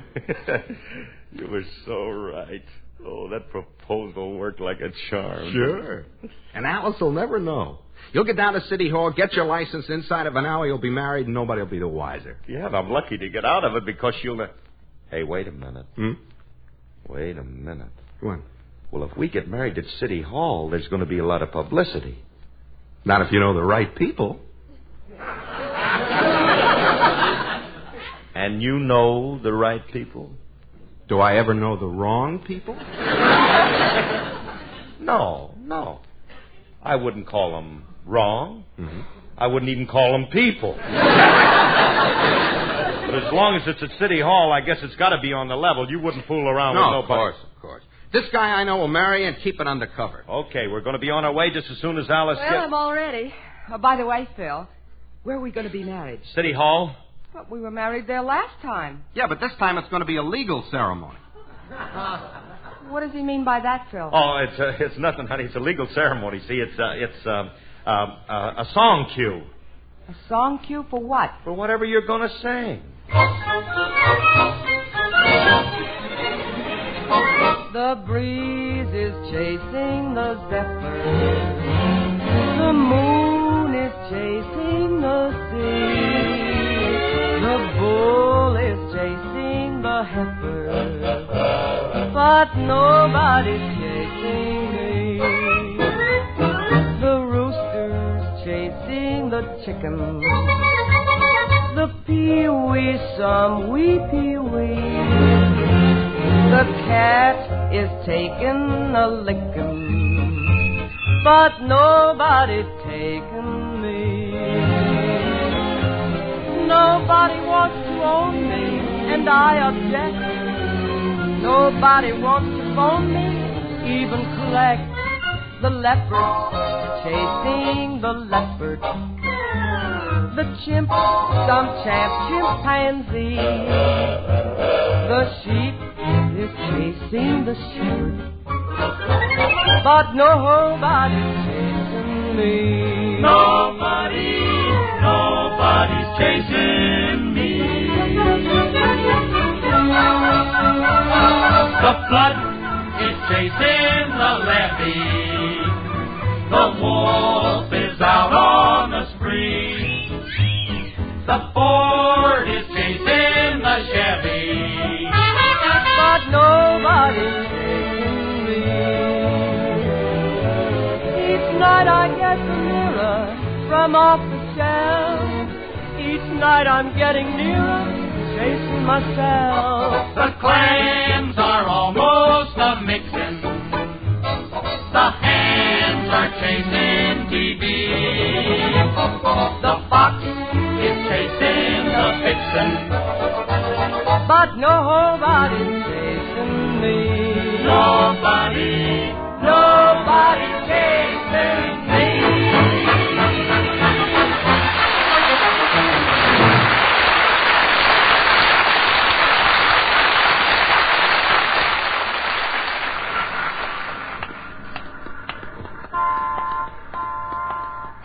Hey, look, Alice, the City Hall. You can almost see it through the smog.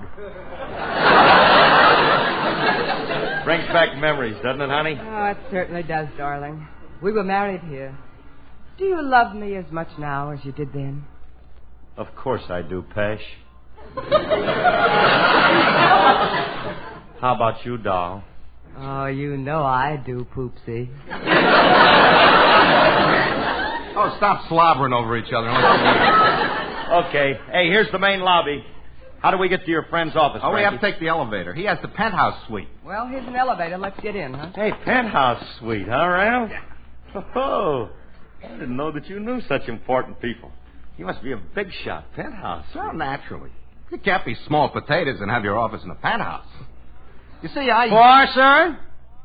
Down, please. Down? Remley, I thought your friend had his office in a penthouse. He had. You see, he's afraid of high places, so he had the penthouse put in a cellar. Penthouse in a cellar? Your friend must have a lovely view down there. Oh, yeah. On a clear day, you can see Bullock's basement.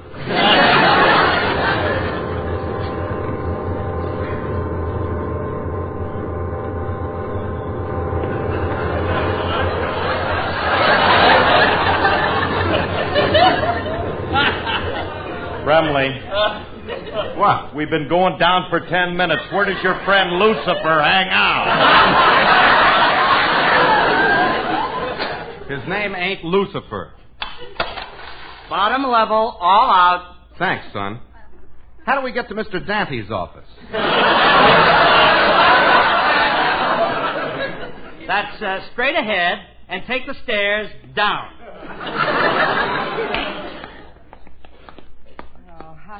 Down any further. Don't exaggerate. We're not down that far. Now, come along. Watch your step, Alice. Don't hit your head on the sewer pipes. Nice, cozy place to get married, isn't it? You mean we're supposed to get married here? I won't do it. But, Alice, Curly wants this marriage kept quiet. He don't want any publicity. That's right, honey. Besides, well, this is kind of romantic. Just think, Alice, you'll be the only movie star who was ever married underground. Well, I want no part of this. Come on, Phil. We're getting out of here. All right, honey. Hey, Remley, what? We'll go upstairs and we'll be married by the city clerk. Now, come on.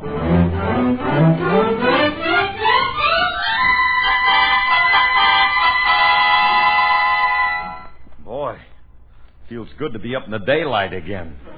Back at street level.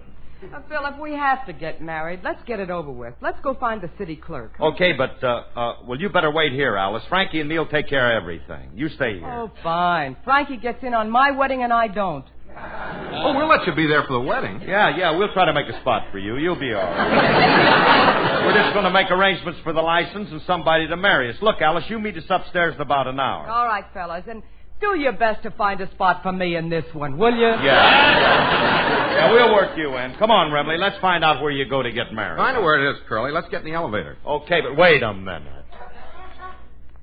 We're not going back to the coal pits again, are we, John L.? I'd like to get my carbide lamp on if we're going down here. Please, Curly. I promise you we're not going down again. Step in the elevator. Up or down, sir? Sideways, please. Remley! Look, son, take us up to the city clerk's office.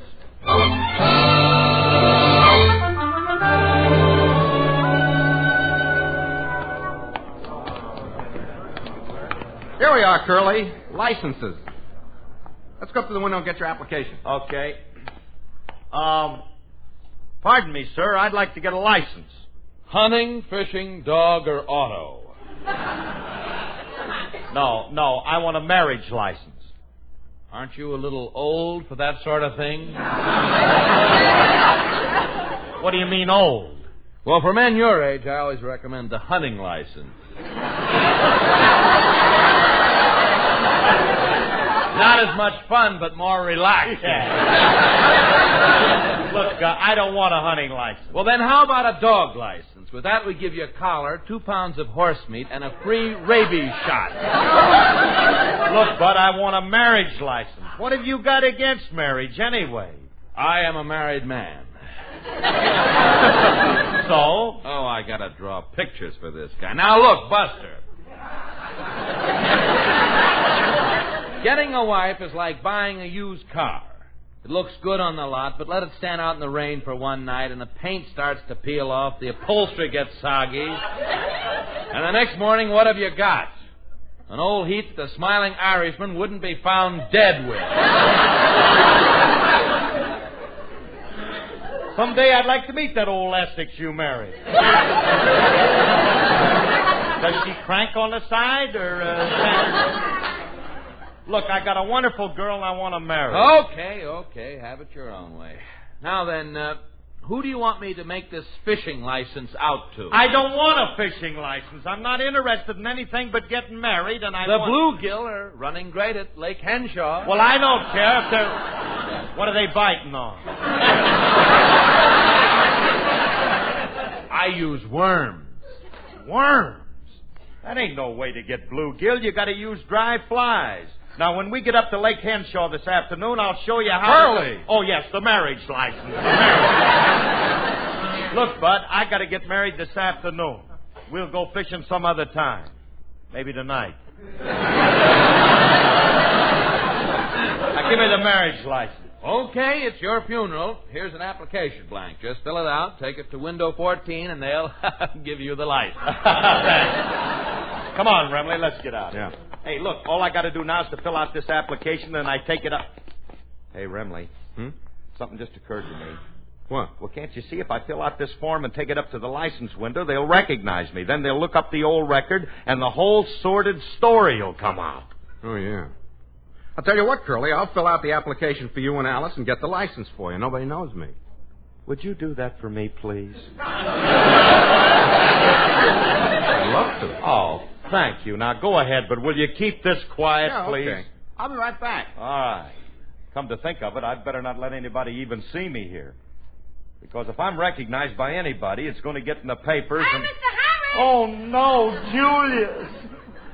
Oh, no, that kid's like an empty beer can. You find him all over the place. If he finds out why I'm here, I'm dead. What are you doing down at the License Bureau, Mr. Harris? I came down to get some new plates. Having trouble eating with your old ones, huh? When will I learn not to throw him a lead line like that? Look, kid, I give up. Now, look, let's start all over again. What are you doing at City Hall? I come down to get a license for my mother's trailer. Well, why don't you just hang a...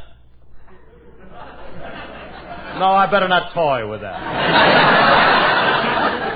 You still haven't answered me. What are you doing here, Mr. Harris? I'm here with Mr. Remley. You see, he's going fishing, and he came down to get a license. Well, I got the marriage license, Curly. There he is now. He got a marriage license to go fishing? He must be in love with a flounder. What are you talking about, kid? I just got a marriage license. Quiet. Look, you see, Julius, Mr. Remley did come down to get a marriage license, but he has to keep it a secret. Ah, the Flounders family objects, huh? Yeah, religious reasons. You see, they're piscatorial, and Remley... Never mind. So you're getting married, huh, Mr. Remley? If Curly says so. Tell me, who are you marrying? A woman. No, kid. You mean a human one? Yeah, a human one. She's made from flesh and blood with 2 arms, 2 legs. How many heads? He hasn't counted them yet. Now, will you beat it, kid? Get away. Okay, but before I go, I'd like to offer my congratulations to you, Mr. Remley. Good luck to you and your bride. Thanks. I suggest that for your honeymoon you take your bride to Niagara Falls. That is, if her chain will reach that far. You'll put a few more links in it and get lost, will you? Always have to run into him. Hey, Remley, did you take care of everything for me? Oh, yeah, I got the license, and I arranged for a justice of the peace here in the building to marry. Well, that'll take care... Wait a minute now. The justice of the peace is going to recognize me and Alice. I took care of that, too. I got you a nearsighted justice. How do you know he's nearsighted? I broke his glasses. You got nothing to worry about. As soon as Alice gets here, you can be married again, and everything will be okay.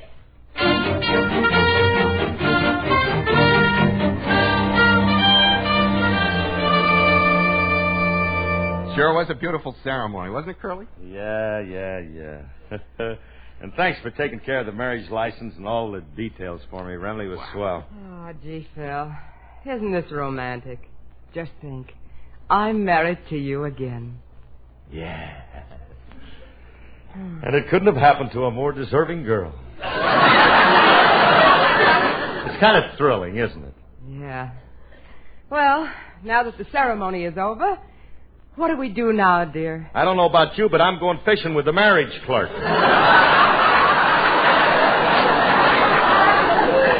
Fishing? I thought this was supposed to be a big romantic deal, getting married again. Oh, no, it wasn't really, honey. You see, Frankie signed a phony name as witness the first time that we were married, but this time we're legally married and we have nothing to... Hey, Remley. Yeah? Now, you signed your right name on this one, didn't you? Well, naturally. Here's your wedding certificate, see? Witness, Francis Waldo Remley. Yeah, that's it. Look at this, honey. We got nothing more to worry about. It says, on this 10th day of February, 1951, in the state of California, Emma Hammenschlager was legally wed to Irving Sadolsky.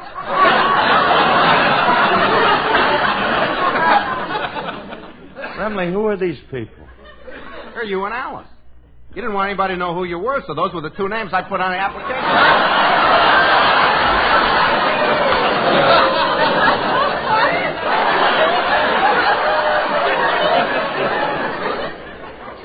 Oh, what a day. Come on, let's go home, Emma. Coming, Irving.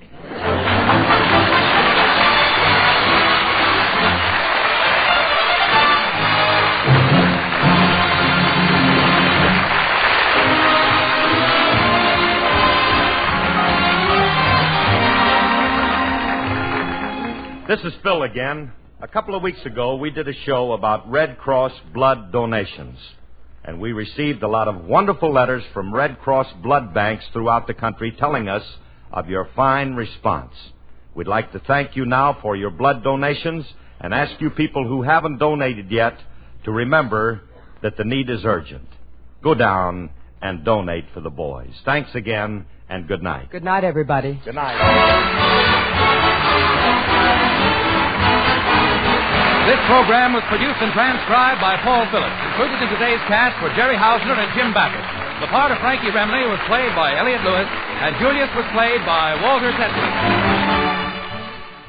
Now, Hedda Hopper's show, then Theater Guild on NBC.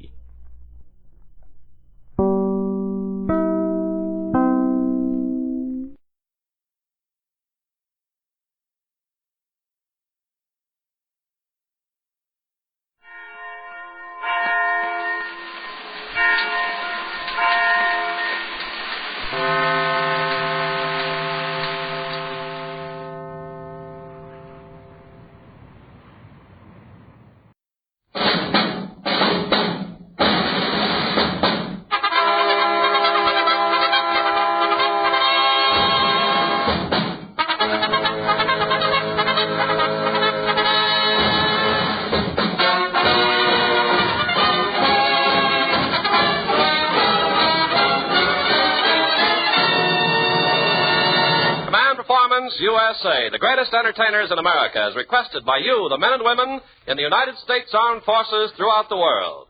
Command Performance, presented this week and every week till it's over there.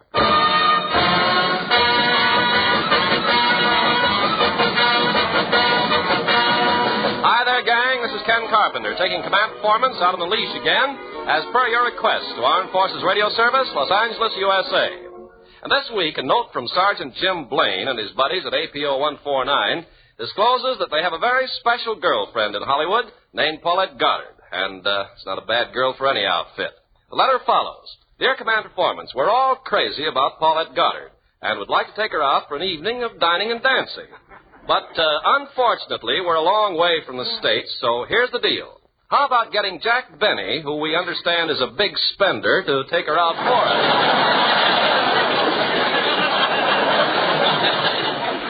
Well, I never knew Jack was a big spender, but since no command is too big or too small, our magic microphone now picks up Mr. Benny as he rings Miss Goddard's doorbell in answer to this request. Gosh, I'm nervous. I hope Miss Goddard is home.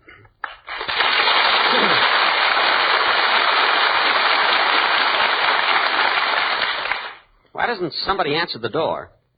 Oh, well, this will be a good chance to check my equipment. Let's see.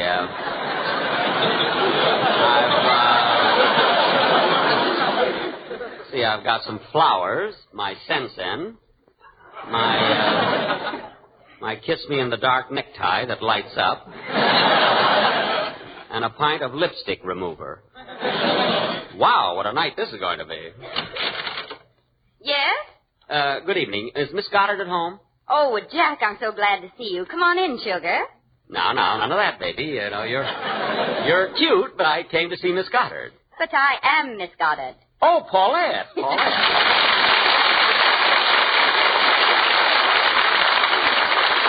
Gosh, Paulette, I'm so excited. I thought you were your maid. You know. Oh, I almost forgot. Here, I brought you some flowers. Oh, they're beautiful. Where'd you ever get them? Dandelions.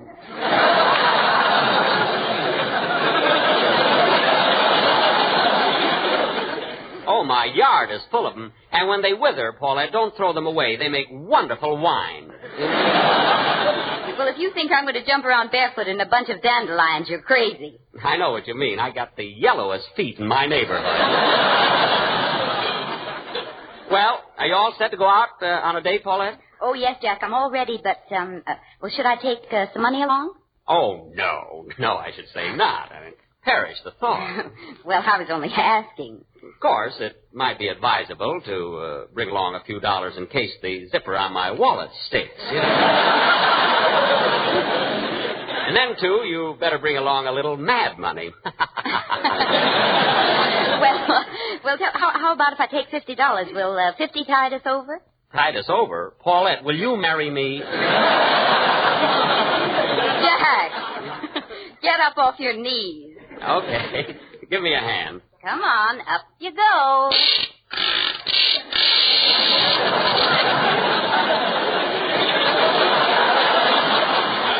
Thanks. Now, where'll we go? To a service station. You've got to have your oil changed. Oh, I'll be all right. Well, let's hop in the car, Paulette. Huh? I'll hop. You take it easy, Wheezy. Well, we're off.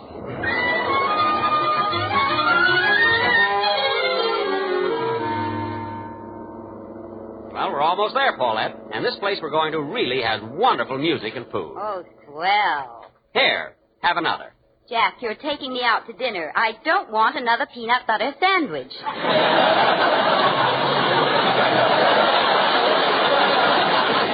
Look, food is food, whether it's in a car or a restaurant.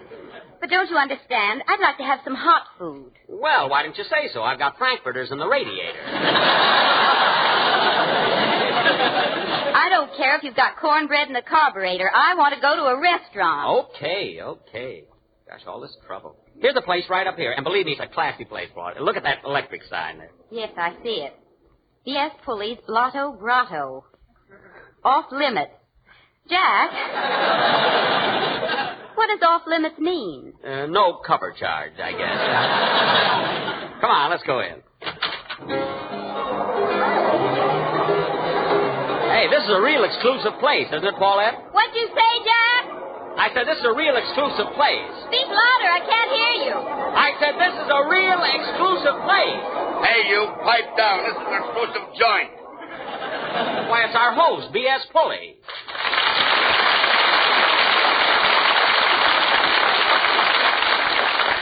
Well, Pulley, how about a ringside table? You want a table or a booth? What's the difference? With a boot, you get curtains.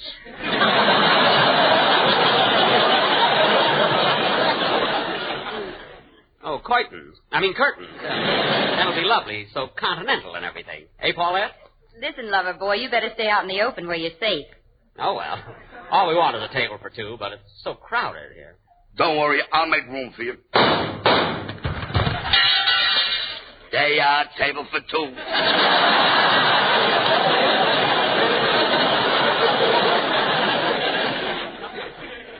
Gee, these seats are still warm.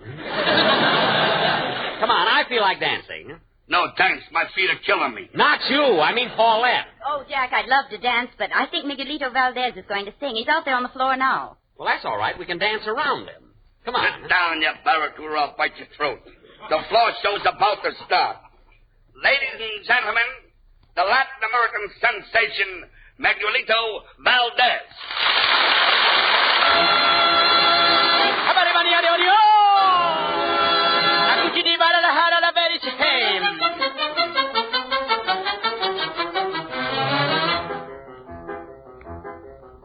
Acumba, cumba, cumba, cumbanchero. Bongo, bongo, bongo, bongo, cero. Briquitique, bongo, cumbanchero, bongo, cero que se va. Ay, bongo, cero que se va.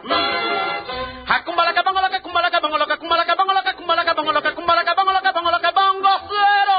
Briquitique, bongo, cumbanchero, bongo, cero que se va. Bongo, cero que se va. Y suena así el bongo. Y vuelve a repicar el bongo, bum bumba. Acumba bongo bongo bongo bongo bongo cumba bongo bongo bongo bongo bongo bongo bongo bongo bongo bongo bongo cero. Briquitique va sonando el cumbancero, bongo cero que se va. Ay, bongo cero que se va. ¡Joder!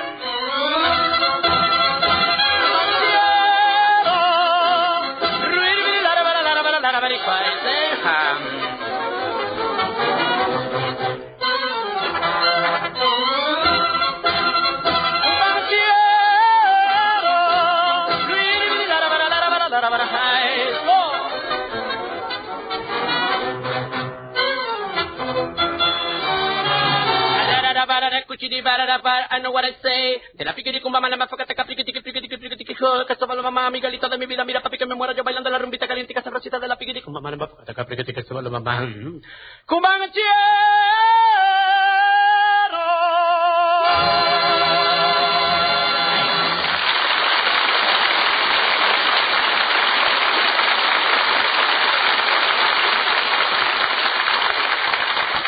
You know, that singer sounded like the tobacco auctioneer there.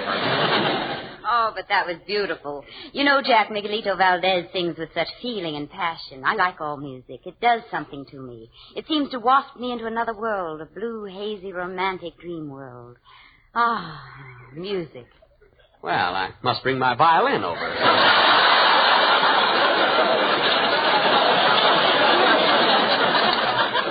What's that got to do with music? Plenty. You know, Paulette, I'm awfully glad the fellows overseas chose me as the guy to take you out. Gosh, being with you seems to waft me into another world. A blue, hazy, romantic dream world. As I look into your eyes, do you know what they say? Yeah, let's eat. Darn, I left the sandwiches in the car. Oh, Pulley. Oui, monsieur. Because Goddard is hungry. Would you run out to my car and bring in that bag of sandwiches on the front seat?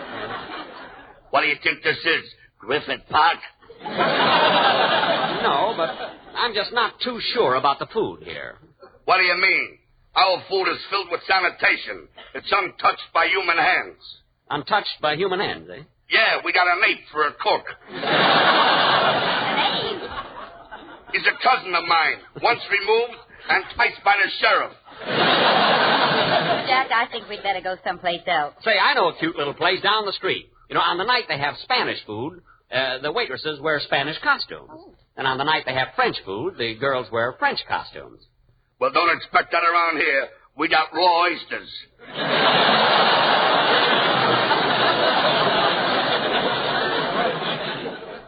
Well, I don't feel much like oysters. Haven't you got something fancy? How about some nice breast of guinea hen? Breast of guinea hen. Is it under glass? What do you think? It's under a sweater? I'll tell you what, Bully. Sounds a little like Fred Allen. I'm not kidding. Bully, just bring us some drinks now, will you? Okay. How about trying our overseas egg cocktail? Overseas egg cocktail? Yeah. One drink and you're powdered. I'll take a chance on that. How about you, Paulette? Well, sounds like a Mickey Finn, but it may be jolly. Damn murder, lady. And now to introduce the next act in the floor show. The gentleman from Indiana himself, singing a melody of some of his famous song hits, Hoagy, Carmichael.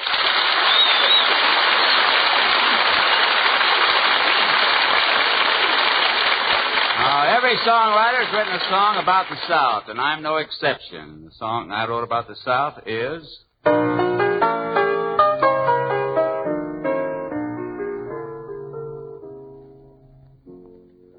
Georgia, Georgia,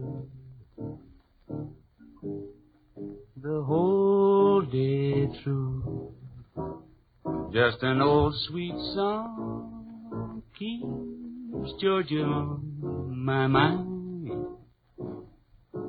Georgia on my mind, each day, Georgia, my honey.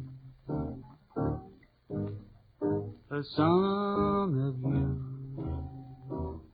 comes as sweet and clear as moonlight through the pine.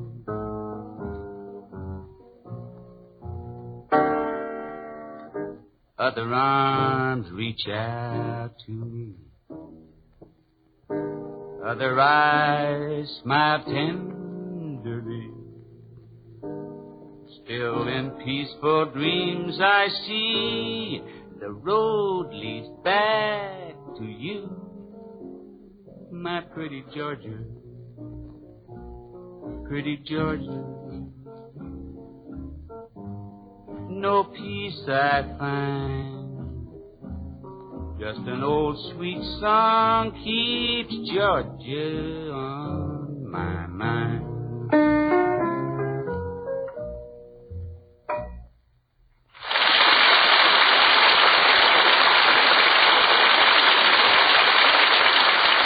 Well, you've all heard about the sad sack. You've heard about the hubba hubba. I know that. Well, here's one of mine called No More Toujours L'Amour with a little Hoya Hoya in it.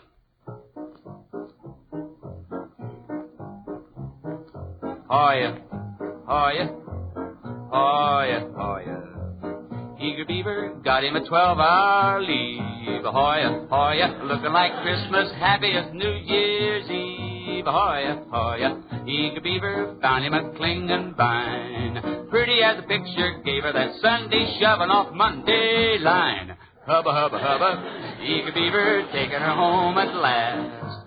Hoya, Hoya, look at that sad sack wooing her much too fast. She's soaring, locking the door, no more toujours l'amour. Ain't it a shame he got the wrong dame, 'cause the night is damp. Damp, damp, he's overdue at camp. Tramp, tramp, and it's 22 miles from town. Hubba, hubba, hubba, 22 miles from town, boy.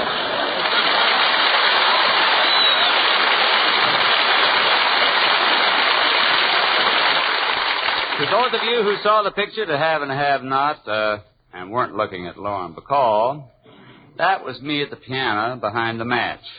And the tune was a knocked-out ditty of mine called Hong Kong Blues.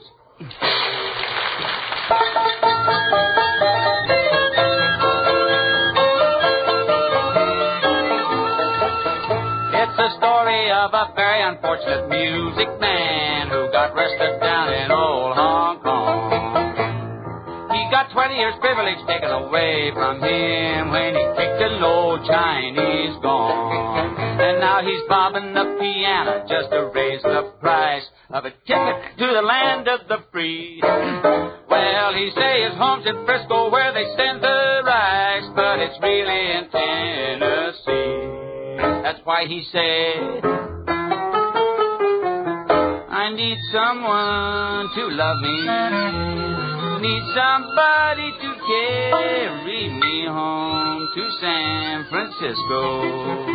and bury my body there. Oh, I need someone to lend me a $50 bill, and then I'll leave Hong Kong far behind me for happiness once again. Won't someone believe I begin to see that bay again? But when I try to leave, sweet local man won't let me fly away. I need someone to love me, need somebody to carry me home to San Francisco and bury my body there.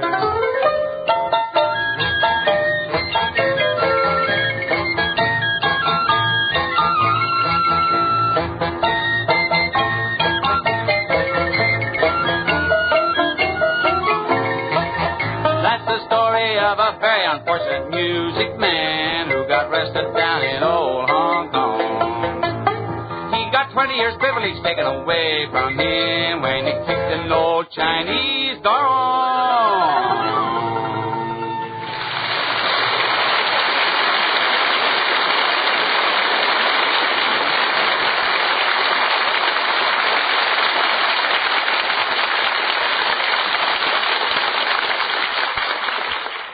Gosh, that Hoagy Carmichael's certainly a talented fellow, isn't he, Jack? Well, yes, of course, all of us good songwriters have to be. Oh, well, I didn't know you wrote songs. What are some of your numbers? Well, I wrote Runnin' to the Roundhouse Nellie, the brakeman can't corner you there.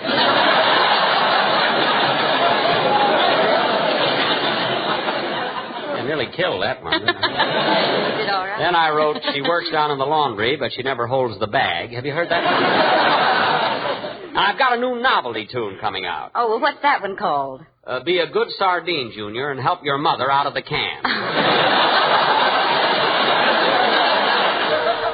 Hiya, folks. What's cooking? Hey, do you mind if I join you? Oh, we certainly do. Well, that's good enough for me. Listen, Bud. But if I were you, I'd stop drinking. Well, I'm celebrated. I've been taking the cure, and this is my last day. Your last day? Yeah. Just think, tomorrow liquor will disgust me. They think. This guy's impossible there. Come on, Paulette, let's dance. All right. Wait till I get my shoes on. I might be safer if you leave them off. Well, I'm all set. Come on, Paulette. Ah, this is wonderful. Floating around the floor like two zephyrs. We dance very well together, don't we, Paulette? Yes, Jack. But why don't you lead for a while? Well, you know these new steps better than I do. Ah, this is living. Jack, I don't mind your smoking that cigar, but please watch where your ashes are falling.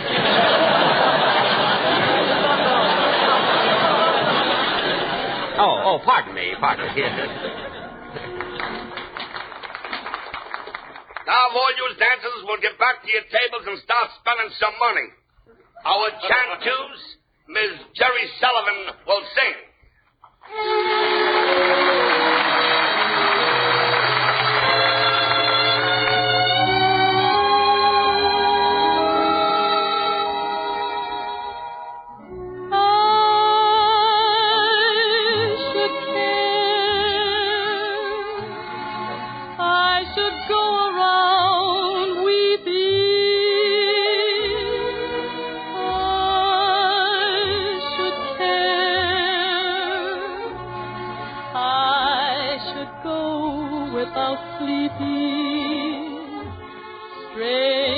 enough I sleep well, except for a dream or two.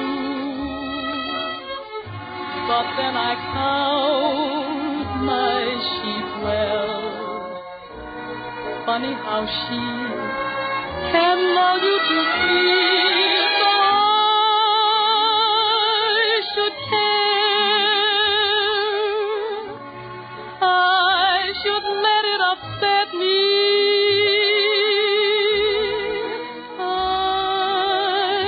should care, but it just doesn't get me.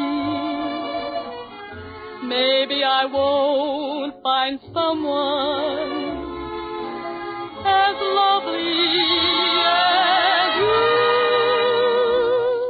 but I should care, and I do.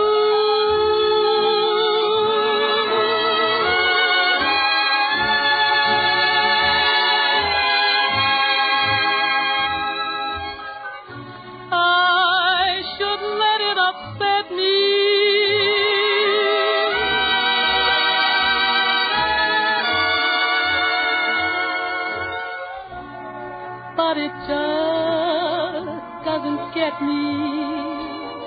Maybe I won't find someone as lovely as you. But I should care, and I do.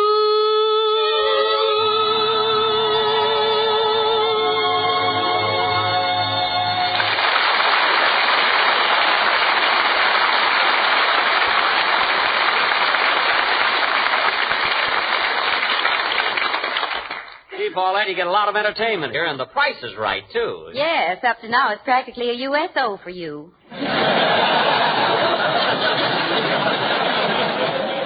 I'm willing to spend. Hey, waiter! Yes, sir. Have you seen the man? The men's what? Oh, yeah, no, I mean, have you seen the man?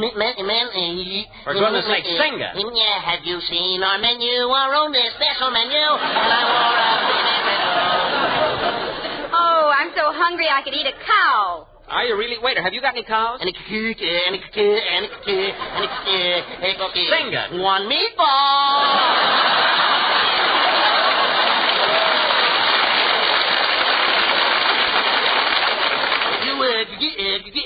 Get no cows with one meatball.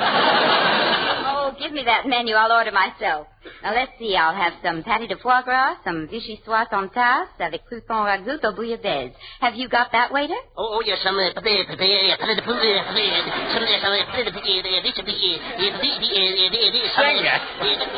can't sing in French. What does all that mean in English, anyway? It's sausage on a shingle.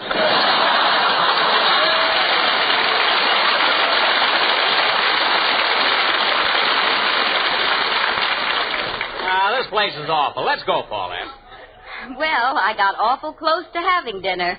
Oh, there'll be other nights. Optimist.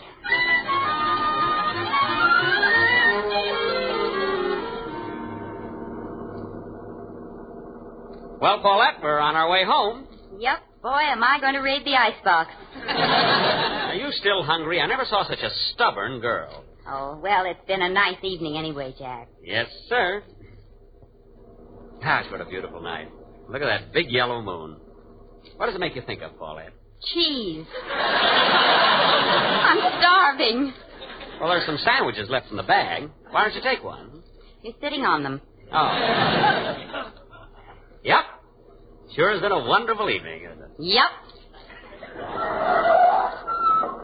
Well, here we are. Was this my home? Home nothing, sister. This is the Hollywood Hills.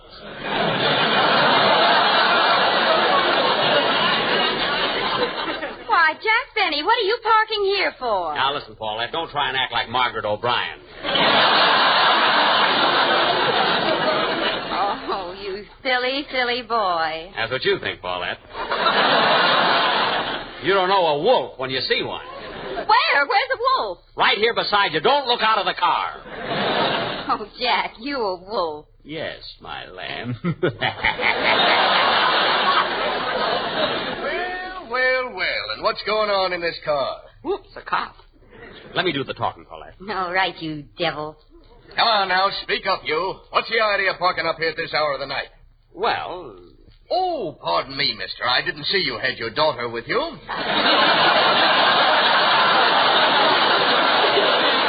This is not my daughter. Say, wait Ain't you Jack Benny? Look, I'm not Bob Hope. I know that. He's parked around the corner. That's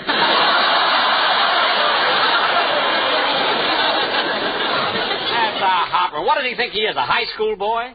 Well, you're not exactly Roddy McDowell, Daddy. Listen, officer, I didn't come here to be insulted by you. Just take it easy, Breezy. By the way, if you need some vitamin pills, just honk your horn 3 times. Thanks.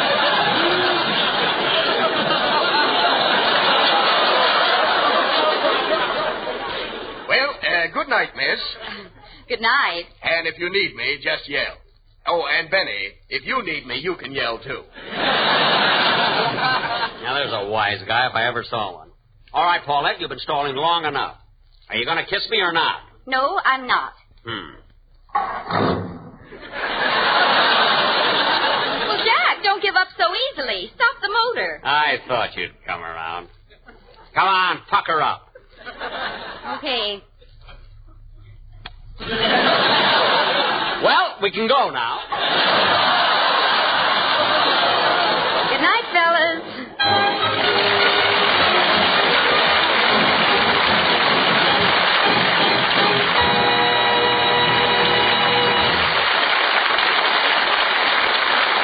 Well, gang, this is Ken Carpenter winding up another command performance from us to you. We hope this taught a strong lesson to the boys who asked that Jack Benny take Paulette Goddard on a heavy date. And along with those 2 favorites, tonight's playbill included B.S. Pulley, the hit song composer Hoagy Carmichael, the South American singer Miguelito Valdez, lovely Jerry Sullivan, Mel Blanc, and Frank Nelson. Until next week, good night to all of you from Command Performance, USA.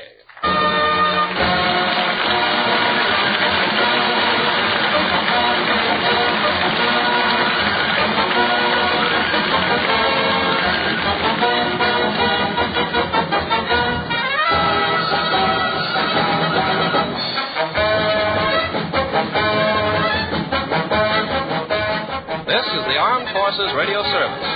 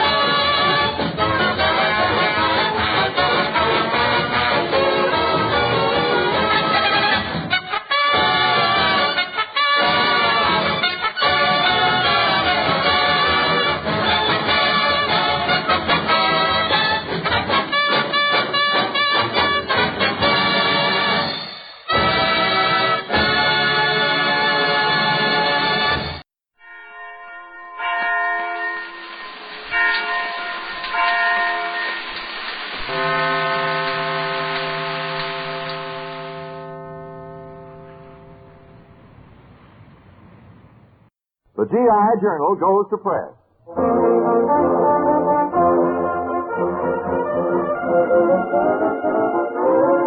The GI Journal. It's the GI Journal.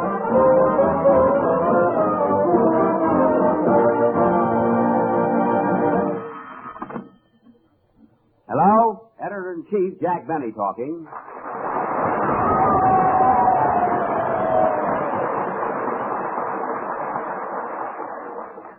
People in my office. What?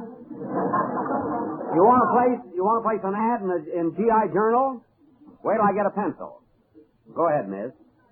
Young bashful girl wants to meet sailor back from the South Pacific who hasn't seen a woman in 3 years. Object. Okay, we'll print it right out.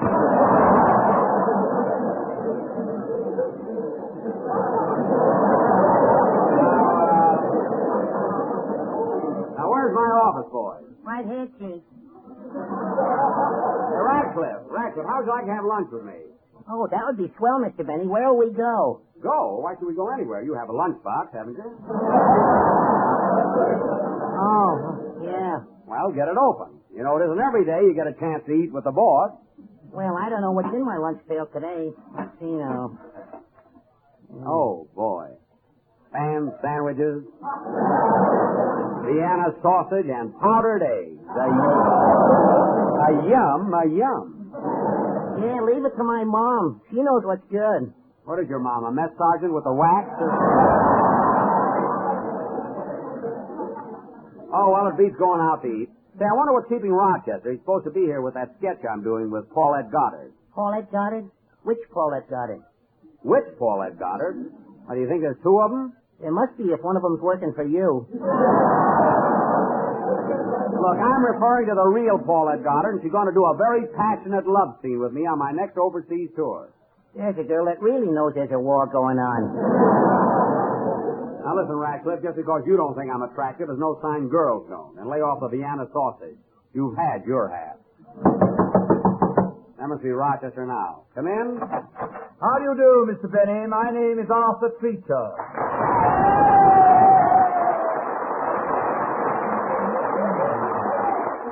Arthur Treacher, what are you doing here? You know of a person named Rochester? Why, yes, he's my butler. Well, from now on, I shall have that dubious honor. You're going to be my butler? What happened to Rochester? As I gather it, sir, he's offered a 3-month vacation. That's ridiculous. How can Rochester afford a vacation? He's only been working for me 9 years. I don't know about that, sir, but the best thing you can do now is to come to terms with me. Terms? Well, suppose you come down $20 a week, and I'll come up $20 a week. Yes. Where shall we start, sir? $20 a week. Yes, but I shall have to have much more than that, sir, I'm afraid. Don't be afraid. We'll work the details out later. Now, here's the key to the house. You better get over there and get the place in order. Paulette Goddard is coming over. Which Paulette Goddard? There's only one. Now, get going. I'll see you as soon as I've set up the musical page. With 4 of the prettiest headlines that have ever been set up. The King Sisters.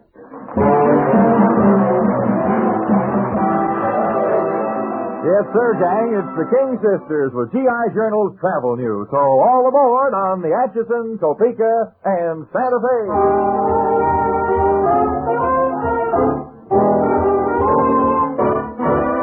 Do you hear that whistle down the line? I figured that it's engine number 49. She's the only one that'll sound that way on the Atchison, Topeka, and Santa Fe.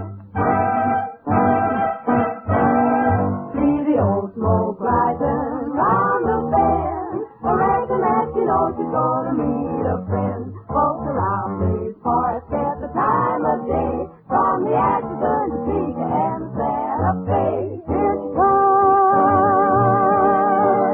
Ooh, ooh, ooh, ooh. Hey, Jim, you better give the ring. Ooh, ooh, ooh, ooh. She's got a list of passengers that's pretty big, and they all want to live to the Brown Hotel. There's plenty of them been traveling for quite a spell, all the way from Philadelphia on the Atchison, Topeka, and Santa Fe. All aboard, train's going west, train's going west. Ticket? Ticket! Can't go nowhere without ticket.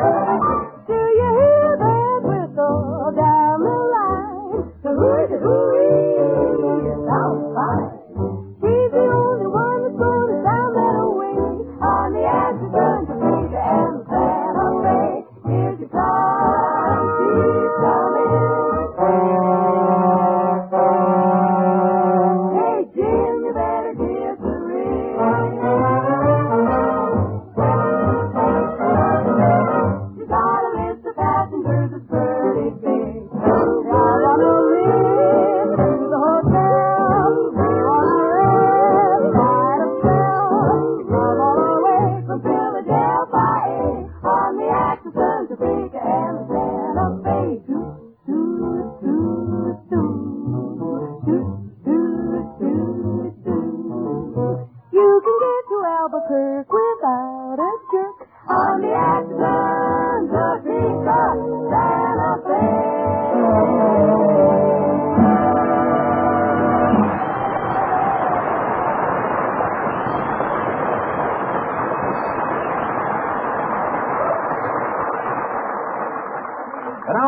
GI Journal office and take you to Jack Benny's home in Beverly Hills.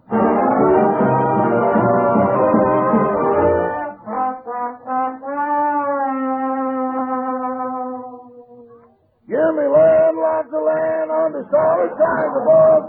Don't fence me in.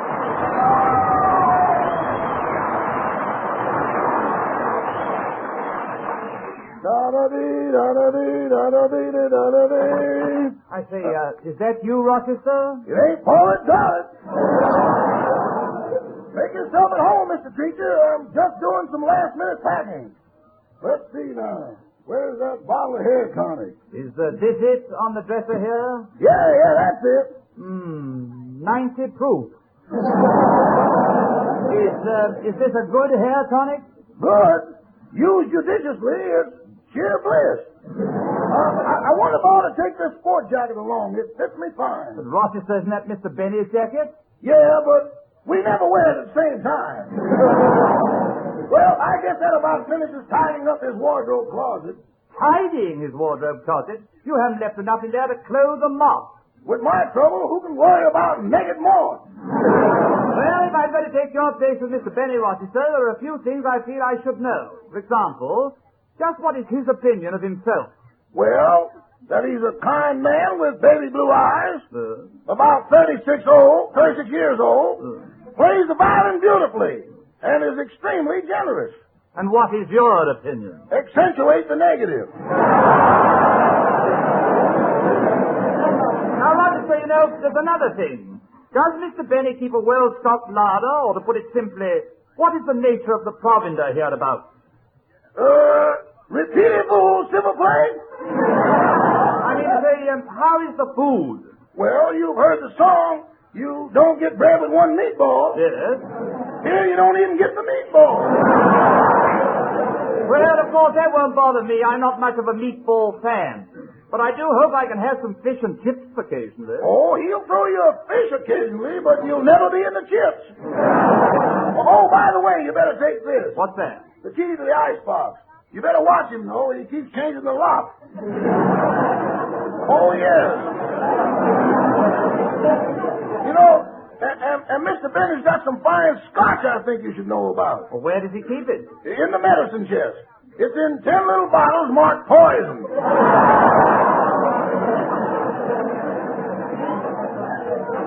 And if you want a spot of good brandy, he's got some that's 30 years old. Well, where is that? Hot water bag. Well, it looks like Mr. Benny's bathroom will be quite a popular rendezvous with me. Yeah, but be sure and bring a nickel with you.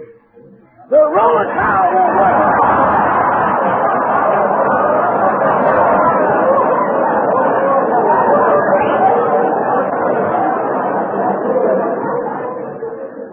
Oh, and before I forget, if Mr. Benny wants his hair combed, this is the drawer you go to. I'll have a look if you don't mind. Quite a litter of wigs. Oh, he's got 30 of them. 30 toupees? Yeah, he puts a longer one on every day. By the end of the month, he pretends he's going to the barber shop, slaps number 1 on, and he's all set. Well, thanks for the information, Rochester. I'll just go in and straighten up the living room a bit before Mr. Benny gets back. Have a nice vacation. Thank you. I'll be leaving as soon as I pack this last little bag. Let's see. Where does he hide those cigars again?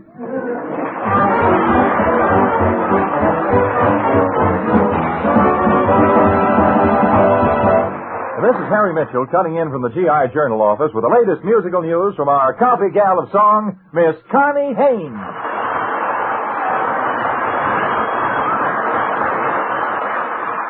Hi there. This is Connie with the original song of the week. A new tune written overseas and mailed into GI Journal, Armed Forces Radio Service, Los Angeles, USA. The songwriter of the week is pharmacist mate Don Campbell, and his tune, as nice as its title, it's called Meditation.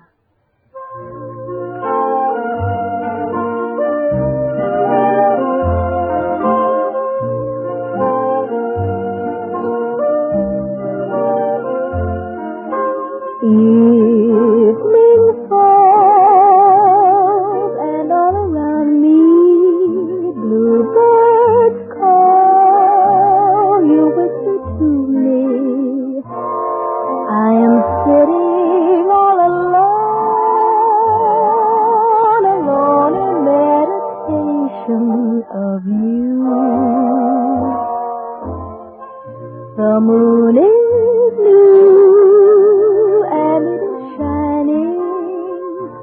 does it do for you this pining? Still I'm all alone in meditation of you. You're not here, but I can see you as well as the moon above. You're not here, but I can feel you. It's only the same cold love. Now it's gone, I'll surely miss you. Stars are gone, I tried to kiss you, but you're not here at all. I'm alone in meditation of you.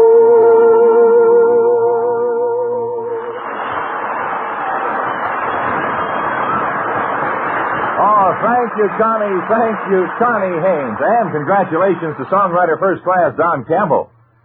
Now back to G.I. Journal's editor-in-chief, Jack Benny, at his home in Beverly Hills.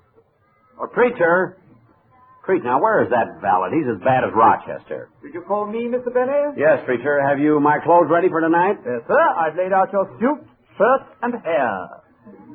Oh, yes. I hope you put the curly one out. I feel so young tonight. Gosh, I can hardly wait to start rehearsing with Paulette. In this sketch, I play the part of a young colonel.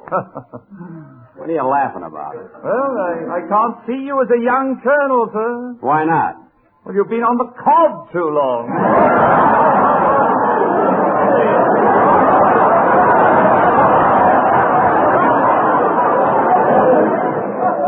And that's the way it should be in this country. I mean, that gag is off the cob, too. But Paulette will be here any moment. I got to find something to wear. I'll see something that'll make me look youthful. Yes. Say, what do you know? Here's my old turtleneck sweater.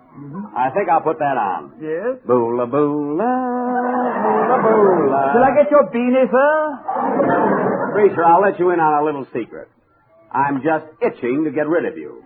Well, don't scratch till you've paid me. I'll go and get tea ready for Miss Goddard. The help nowadays. Why did Rochester have to leave me? He was so loyal, so understanding. See, maybe I could get him back. Where's the number of that club he's always hangs around? Oh, yes, here it is. Hardway 63320.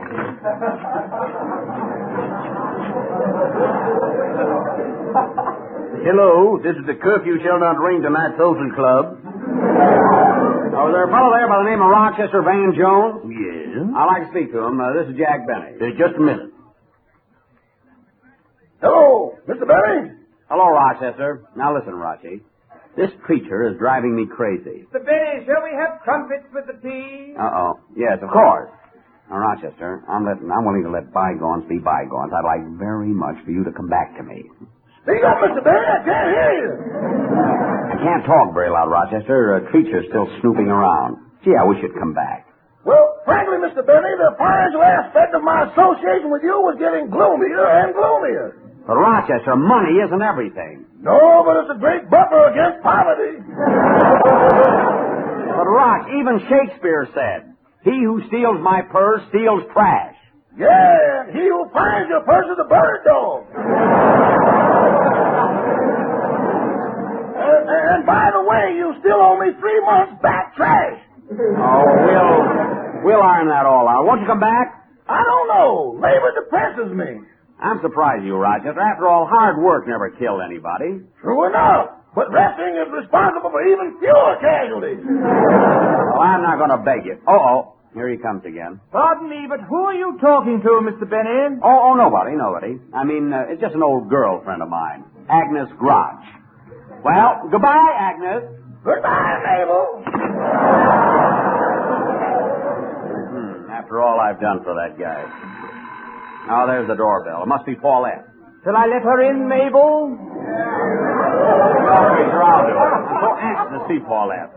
I wonder what she'll say when she sees me in my turtleneck sweater.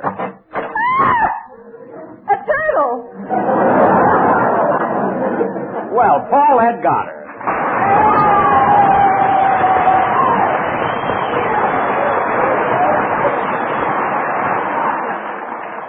Well, I'm glad you could make it, Paulette. Gee, you know, every time I see you, it adds 10 years to my life. Oh, now, Jack, I haven't seen you that often. I'm certainly looking forward to our dining together, Paulette. Well, I don't like to disappoint you, Jack, but I didn't bring my dinner pail with me. Please, Paulette, you're my guest. My man will serve something a little later on. Come on, let's sit by the fireplace. All right. Now, just what is this sketch about that we're going to do? Oh, business so soon? Well, in this playlet, you're a Red Cross nurse, and I play a colonel who was lost somewhere in France. From the last war? No, this war. Please, a very good scene, Paulette. When the curtain goes up, I have just flown a very important message from headquarters back to my home base. As soon as I land, I grab you in my arms. Don't you even untie the message from your leg? Look, I'm not a pigeon. I'm a pilot. Let's not talk about the play now. Look how pretty the fire is. The firelight just seems to dance over your face. Is it dancing on mine? Yes, it's the first time I ever saw the Palladium with blue eyes. They are, aren't they? Oh, I could sit here forever. It's so nice, Paulette, to have you running your fingers through my hair. Oh, yes. It is nice. And with your hair, it only takes one finger. I think we'd better start rehearsing, Jack. Well, not yet. I thought we'd pop some corn first. Huh? Oh. Or have we been popping it, huh? Oh, no. Let's rehearse. Oh, all right. We'll rehearse the scene where I grab you in my arms. You win. Slip me some corn, Pop.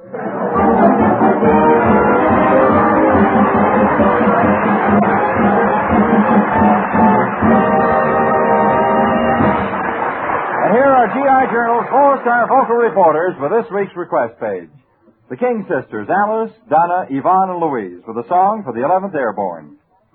Sometimes I wonder why I spend the lonely night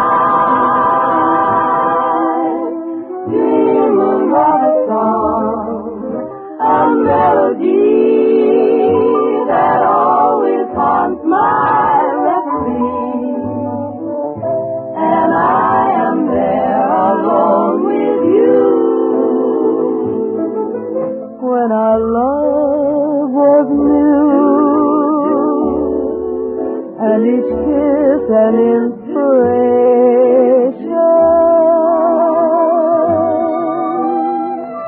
but that was long ago, and now my consolation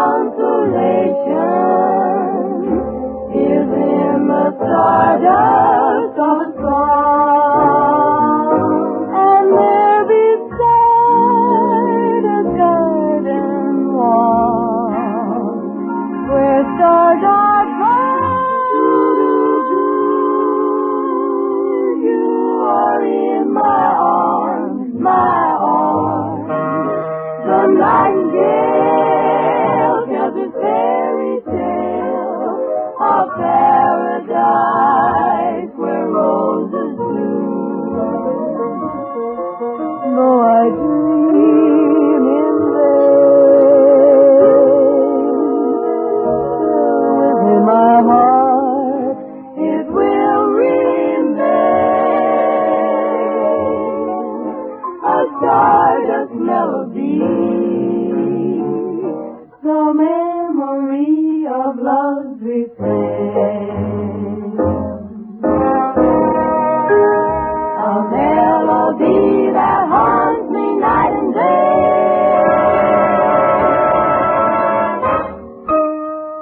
a lovely stardust melody.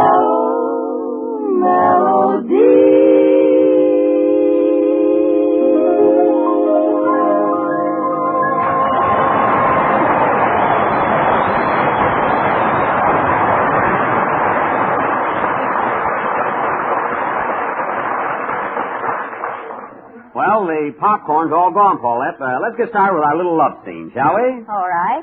And remember, Paulette, this is very romantic. So when we go into a clinch, really give me something. Have you got it? I've got it, but can you take it?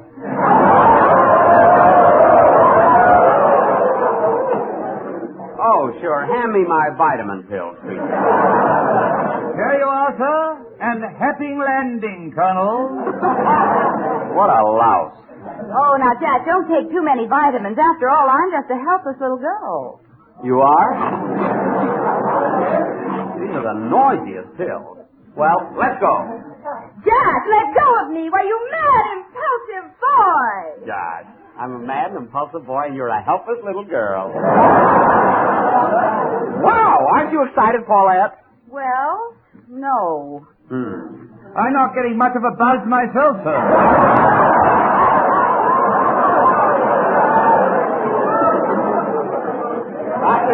You're not supposed to get anything. Just keep still and give me some more pills. Here you are, sir. Good shooting. Back.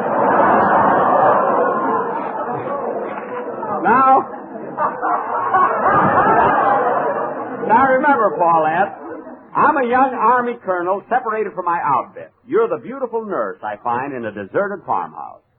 Suddenly I recognize you as my childhood sweetheart, and the reunion is very tender. I fall into your arms. Well, now, wait a minute. The script says that I fall into your arms. I know. I changed that. You see, in a love scene, I like to keep my hands free.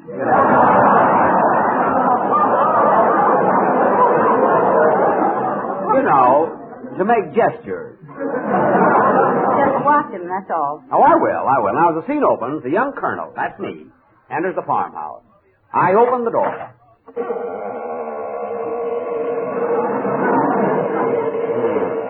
I must get a detachment of Seabees over here to oil that door.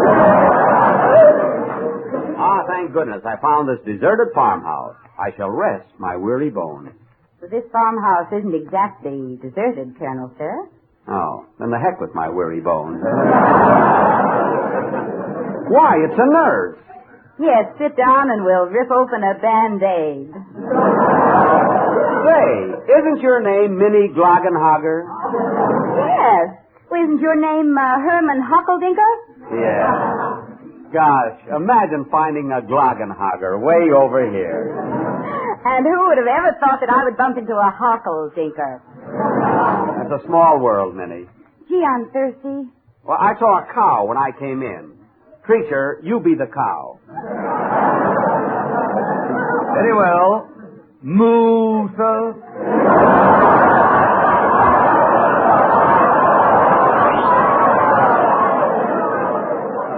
Look, don't be such a cultured cow.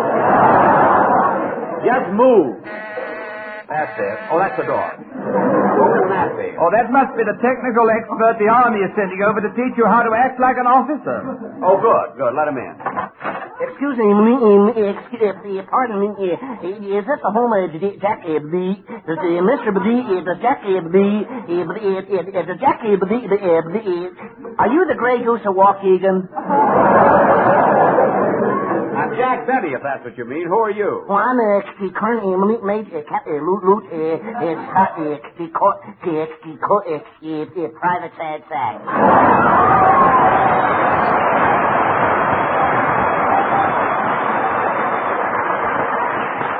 Oh, the sad sack. How'd you happen to become an Army technical expert? Well, you see, the general, my commanding officer, the special, the officer they cut the wrong orders.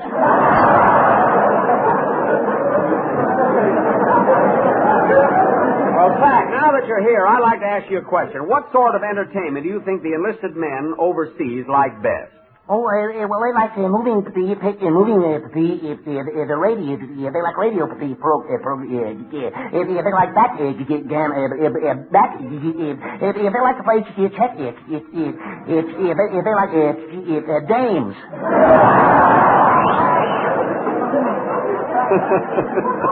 girls, eh? Well, don't you think the boys would like to see me? Oh, yes. If they think you're very fun, if they think you're quite a comedian, quite a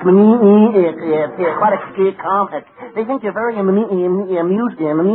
But bring a dame. Well, it just happens that Miss Paulette Goddard is going with me. Paulette Goddard?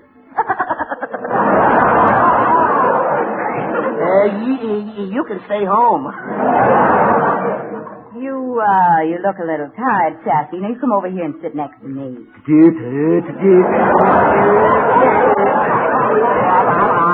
I'll be glad to. Now, just a minute, Paulette. We've got to get on with this play. Here's the place where I take you in my arms and kiss you. All right, come on, let's get it over with. Oh, gee, I could do a bit better than this. I can come here, babe. Oh, Sassy, you great, big, handsome beast. Kiss me. Okay.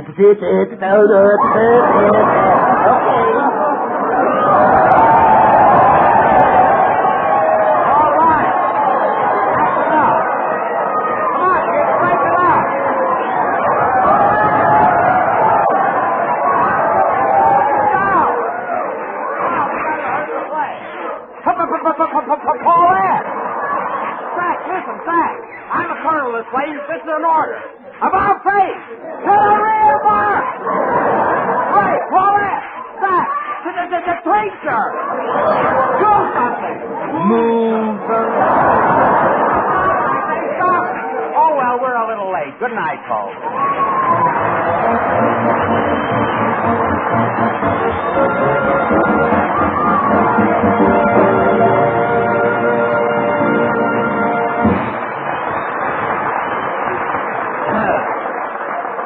Well, gang, I got a horse there. I see that's 30 for tonight.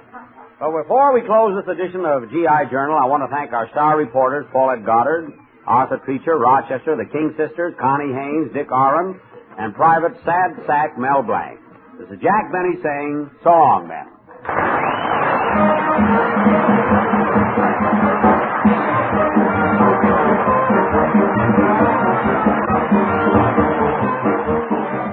This is the Armed Forces Radio Service.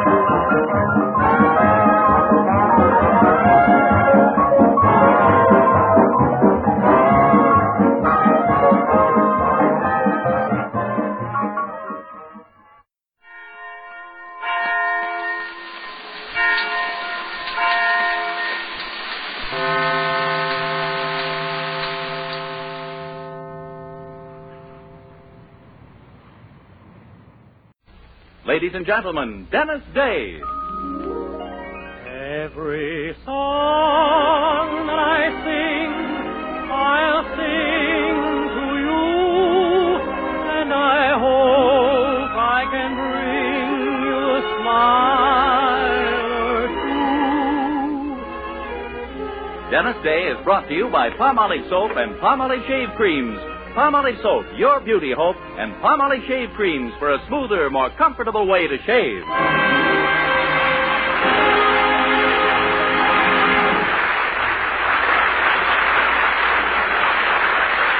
The Dennis Day Show with Barbara Eiler, B. Benadera, Dink Trout, Charles Dant in the orchestra, and yours truly, Vern Smith, is written by Frank Galen and stars our popular young singer in A Day in the Life of Dennis Day.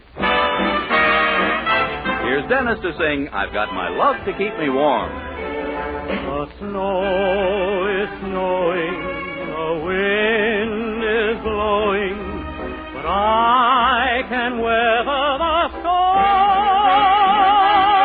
What do I care how much it may storm? I've got my love to keep me warm. I can't remember a worse December.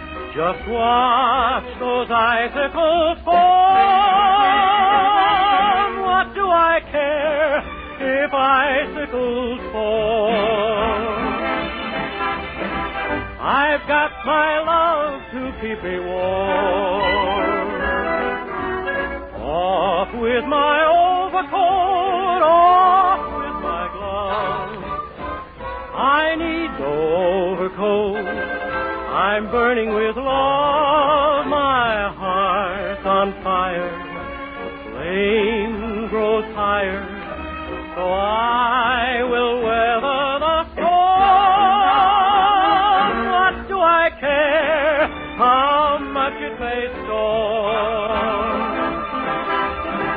I've got my love to keep me warm.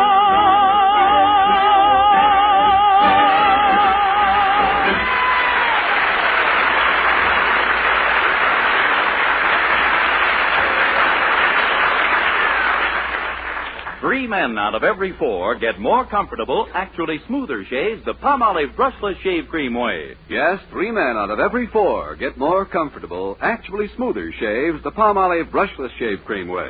This is not just a promise, not just a claim.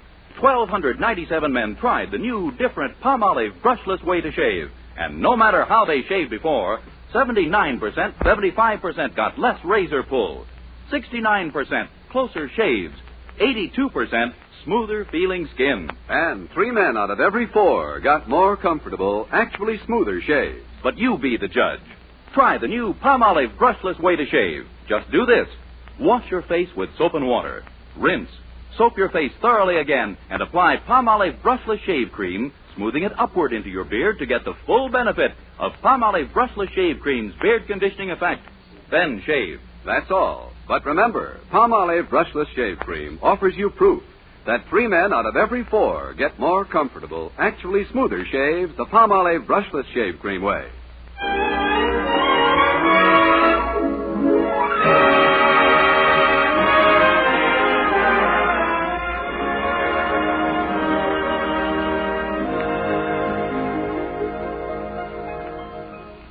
Well, tonight, our friend Mrs. Anderson is giving a formal dinner party, and her guests are to be the very cream of Weaverville's socially elite.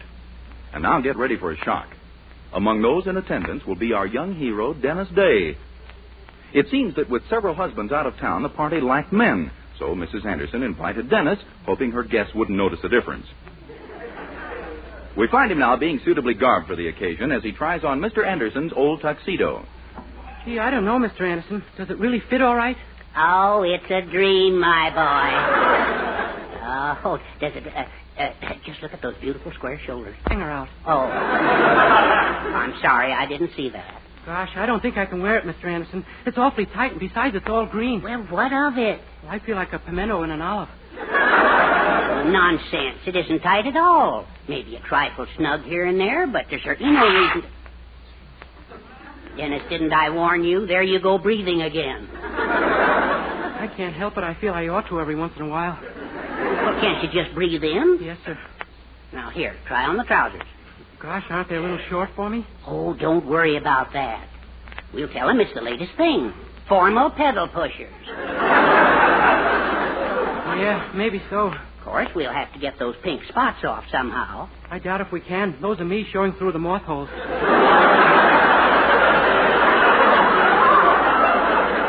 Well, after all, you can't expect it to look like it did when I first wore it, Dennis. You know what happened to me in this tuxedo? No, what? I was married in it. I knew it couldn't be anything good. Ever since, I've referred to it as my straitjacket with lapels. In a joking way, of course. Well, I better be going. I still have to set the table and get my roast ducks in the oven. Hi, Daddy. Dennis. Oh, hi, Mildred. Hello, Mildred. I'll see you kids later. Okay. Oh, golly, Dennis, I was so happy when Mother told me she'd invited you to the dinner party.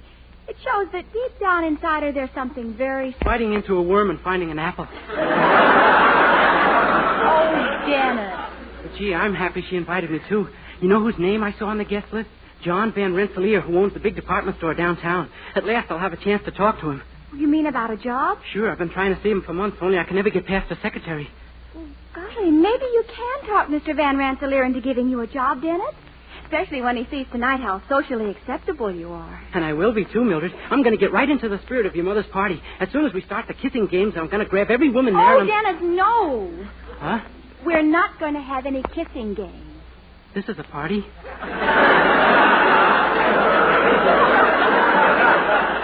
Certainly, but not that kind.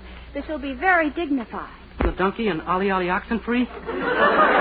Look, Dennis, these people just aren't the type who play games or enjoy card tricks or jokes.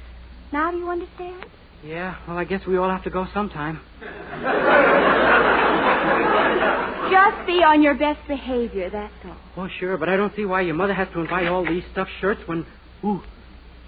So, Mr. Day, my guests are stuffed shirts, are they? Oh, no, Mrs. Anderson, I didn't... I suppose you think I'm a stuffed shirt, too. Oh, that's ridiculous. If you're anything, you're a stuffed dress and What?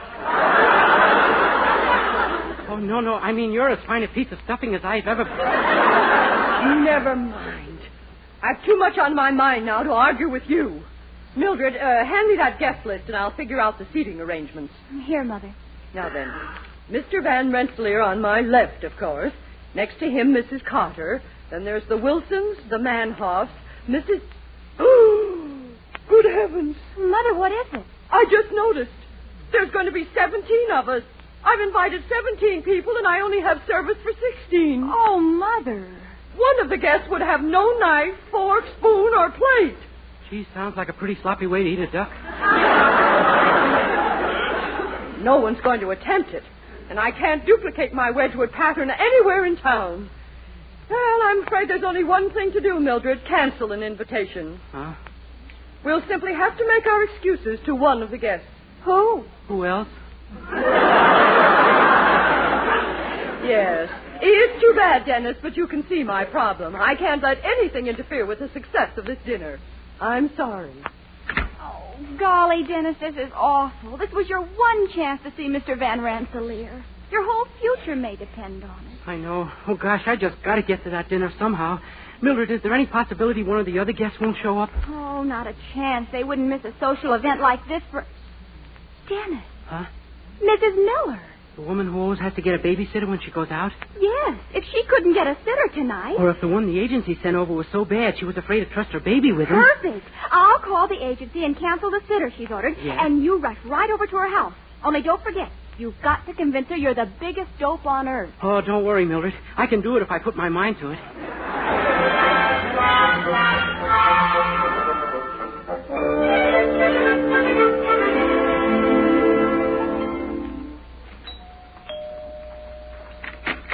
Yes? Hello. Well, here I am with my diapers and SMA milk. I'm the babysitter from the Wendell Agency. The babysitter? But they told me you were going to be a girl. Oh, gosh, no, ma'am. I don't think I could ever make it. But I mean, well, you just don't look like a babysitter. Why, shucks, ma'am. I've been sitting on them for years. You sit on them? Oh, sure. That way I know where they are every minute. But isn't it dangerous? Oh, I don't know. I ain't never been bit yet. Well, you're certainly not going to sit on my boy. No, huh? Why not? Why not, indeed? You're liable to hurt him. Well, if the kid's a weakling, now's the time to find it out, Toots. Good heavens, you're a monster. Oh, shucks, thank you, ma'am, but let's not start any romance we can't finish. Oh, this is incredible. Isn't there another sitter at the agency? Nope, I'm the only one. Well, if that's the case, I'm going to cancel my appointment for the evening and stay home. That's the way to talk. I like your stuff, babe. And as for you, if I ever catch you around here again, I'll take a broom to you. Do you understand? Yep, but be careful to aim high, ma'am. I'm a babysitter, and I wouldn't want you to damage my place of business.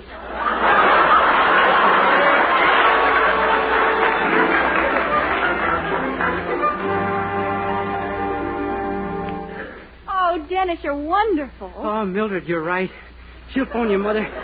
She'll phone your mother any minute and to say that she can't come to the party, and then I'll be invited again. Boy, now we're all set for Mr. Van Rensselaer. Hello, children. Mother around Mildred? I have some news for her. Oh, news, Daddy? Yes, Miss Miller just phoned and said that she wouldn't be able to make our dinner tonight. Oh, gosh, isn't that too bad? Oh, no, it's okay. I called Ruth Baker and invited her in her place. Oy vey. What'd you say? What'd you say? Oy vey, it's from the Gaelic. It means, have I got sores? I'm afraid I... Daddy, it was Dennis who got Mrs. Miller to stay home so he could come to the party. You see, Mother only has 16 plates, and now we have 17 guests again. Oh, my pulsing sacroiliac. Well, say, Dennis, if you were so successful with Mrs. Miller, maybe you could get some other guests to stay home. Yes. What about that stuffy old Mrs. Carter? Nobody really likes her anyway. Yeah. Here, why not? Give me the phone. Operator, I want Mrs. Carter on Oak Drive, please. But, Dennis, what are you going to tell her? Oh, don't worry. I got the perfect story. I'll tell her your mother's in jail for smuggling Chinamen. Dennis, you can't say that. A murder rap? Of course not, Dennis. It's... Hello? Is Mrs. Carter in? Oh, I see. Dr. Barry, huh? No message. Thank you. Goodbye. She's out shopping now, and then she's got an appointment with Dr. Barry. Oh, the psychiatrist downtown. I heard she was going to one. Yeah. Let's see. This Dr. Barry is in the Taft building, isn't he? Yes, but why? Well, suppose I could get the psychiatrist out of his office on some pretext or other, and then psychoanalyze Mrs. Carter myself and tell her, ooh, what an idea. Ooh, am I a dirty sneak? Ooh, where's my hat?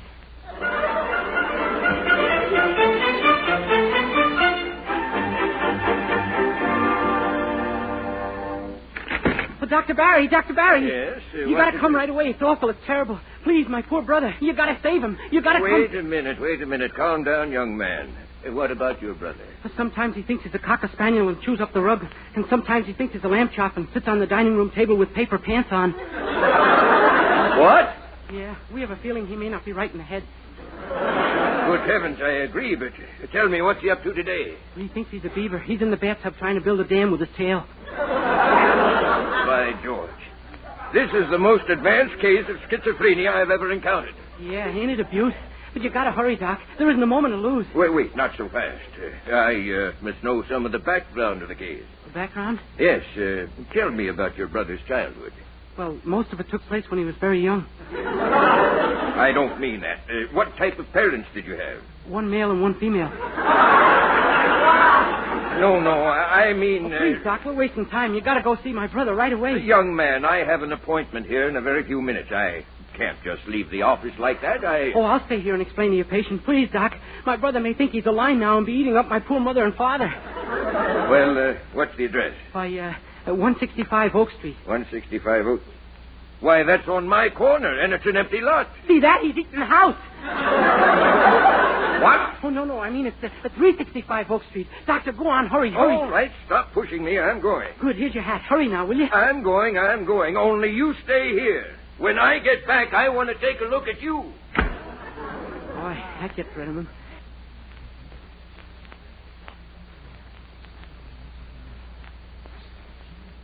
Now for Mrs. Carter. Where's that white coat of the doc's? Oh, here we are. Gosh, I sure hope that Miss Carter... Wow. I just got the doc out the back door in time. Come in. Hello, Dr. Oh, but you're not Dr. Barry, are you? Oh, of course. You're that foreign colleague I've heard him speak of so often. Dr. Fleurot, isn't it? Oui, madame. You see... No, that wasn't it. Dr. Fleurovitch. Now I have it, haven't I? Da, babushka. Of course, Dr. Heinrich Wilhelm von Fleurovitch of Vienna. Ach, jawohl, mein Herr. I'm glad I finally got it straightened out. Yeah, me too. We was on quite a trip there.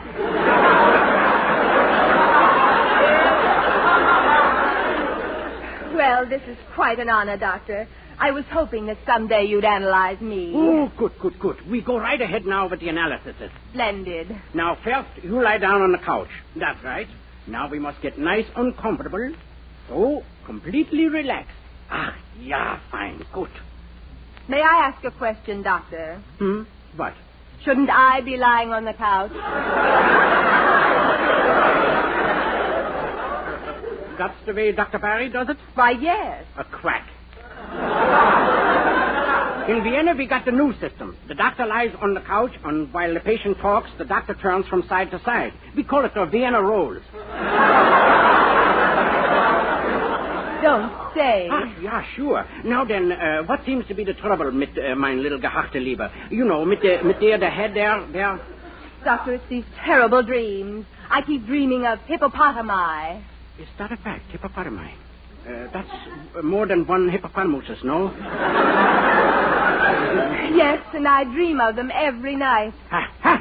Tell me, mein Herr, do you only have these dreams when you're asleep? Why, yes. I thought so. Nothing to it. You got what is known to us psychos as a Swedish complex. A Swedish complex? Yeah. Subconsciously, you hate someone with a Swedish name. Maybe like Larsson or Olsen or maybe Anderson. Why, Doctor, how do you know? Simple. Ever been to Sweden? Not a hippopotamus in the whole place. This is amazing. As a matter of fact, I do know an Anderson, a Clara Anderson. I'm going to a party at her house tonight. Don't go near her. No? No, you see, subconsciously, you hate the woman. The thought of her gives you these very bad dreams. Well, who would ever have thought of that? Me. Well, now that you mention it, she is sort of a loudmouth. Oh, yeah. Come to think of it, I never did like her. Oh, I feel better already. I'll call her and say I won't be there tonight.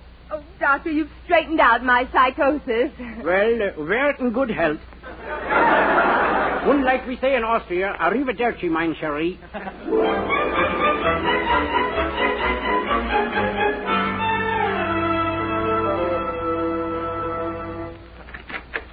Oh, hello, Dennis. Hi, Mr. Anderson. Well, I'm back. Well, don't take your hat off. You're going out again.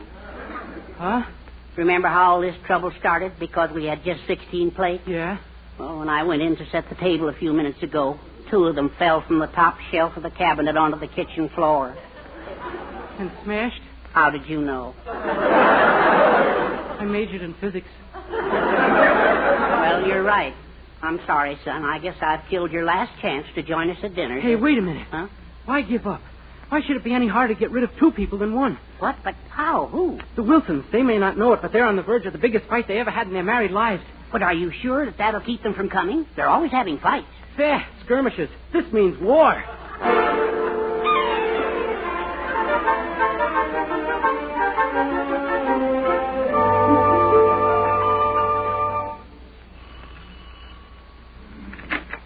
Hello, Mr. Wilson. Oh, hello, Dennis. What are you doing here? Didn't you hear that doorbell? Answer the door. I did answer the door, you dope. Well, who is it, my mother? No, why would your mother be at the door when she can fly right in through the window? I didn't hear you. Oh, hello, Dennis. We were just dressing for the party over at your place. Yeah, you sure look sharp, Mrs. Wilson. I'll take you over the redhead any day. Redhead? What redhead? Oh, you know, the one your husband was having lunch with the other... Uh-oh. Did I say something I shouldn't have? What redhead was my husband having lunch with? He's crazy. I want to know what redhead. Oh, let's not be hasty, Mrs. Wilson. I didn't get a very close look, and maybe he wasn't having lunch with a girl at all. Maybe it was a red-headed man in a strapless gown. Now, you listen here, Terry. Even if it was a girl, Mrs. Wilson, she was very young. She kept calling him Daddy. Oh, she did? Honey, are you going to believe him or me? Him. But you can't believe him, Florence. He's making it up. He didn't see me with any redhead. Oh, yes, he did. How could he? Why, we were in Hooperstown, 50 miles from here. Oh! Hey, what do you know? I struck oil. So it's true, Sam Wilson. I thought now, so. Florence, wait. Florence, put down that chair. I certainly will. Oh! Gee, what a place to put it.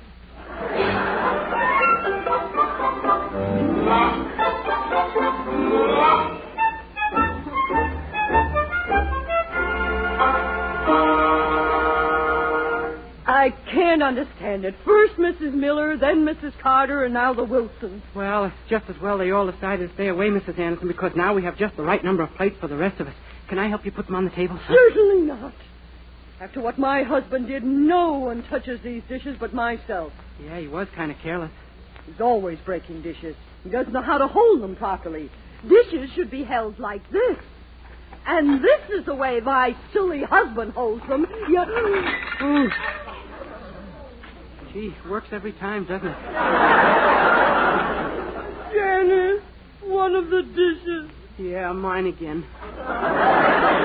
Okay, I give up. Have a nice party, Mrs. Anderson. Dennis, did I just hear... Yeah, another dish, Mr. Anderson. I guess I just wasn't meant to go to that dinner tonight. Oh, and it's really my fault, too. By George, I don't know why you're so anxious to be at that dinner, but you're going to be. I'm going to see to it personally. Really? Oh, bless you, Mr. Anderson. You're the nicest, grandest, finest, sweetest, most wonderful man in the world. Oh, nonsense. I'm just somewhere in between that opinion and Poopsie's.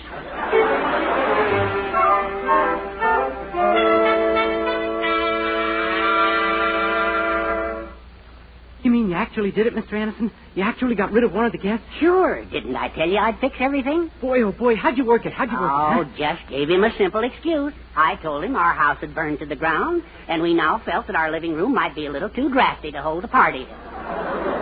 Wow. Now I'm going to be there after all. You sure are. But say, you've never told me why you're so anxious to be at this dinner in the first place. To meet John Van Rensselaer. This party's going to mean my whole future. John Van Rensselaer? Sure, he's the one I've been... Mr. Anderson, why are you looking like that? What's the... Oh, no. No. Yes, he's the guy I just got rid of.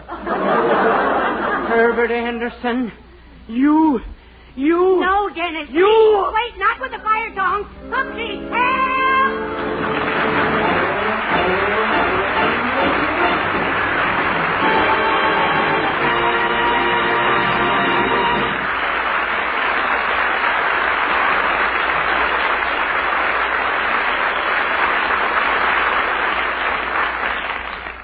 Ladies, regardless of age, skin type, or previous beauty care, doctors prove you too may win a lovelier complexion with Palmolive soap. But to win this lovelier complexion, the kind men admire and women envy, you must stop improper cleansing. Instead, use Palmolive soap the way doctors advise. Remember, 36 doctors, leading skin specialists, advised 1,285 women, many with complexion problems, to use Palmolive this way. Some have dry skin, some oily, some coarse-looking. Using Palmolive soap alone, 2 out of 3 won lovelier complexions. Now, here's what the doctors advise. Wash your face with Palmolive soap, massaging for 1 minute with Palmolive's soft lather. This cleansing massage brings your skin Palmolive's full beautifying effect. Rinse. Do this 3 times a day for 14 days. It's that simple. But doctors have proved this way, using nothing but Palmolive, really works.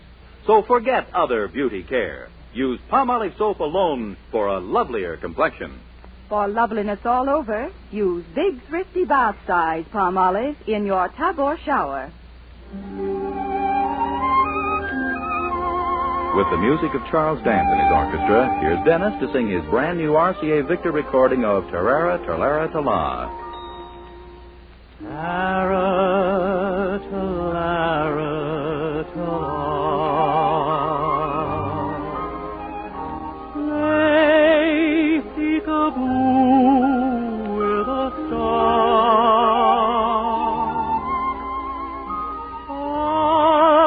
Hush-a-bye, baby, when shadows creep.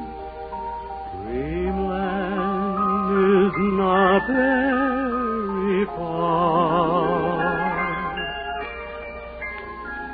Tara, talara, tala.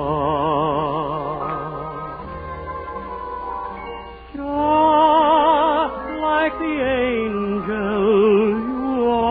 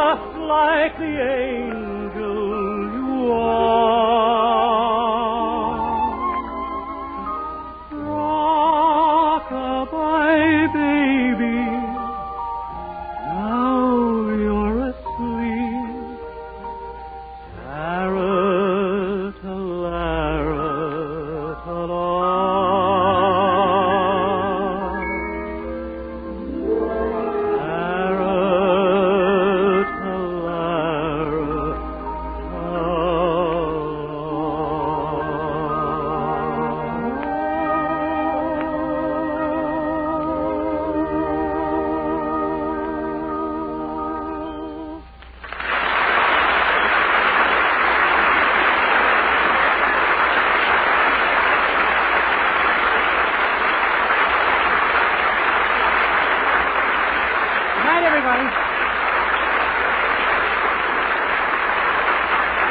Next week, tune in to another Dennis Day Show brought to you by Palmolive Soap, your beauty hope, and Palmolive Shave Creams for a smoother, more comfortable way to shave.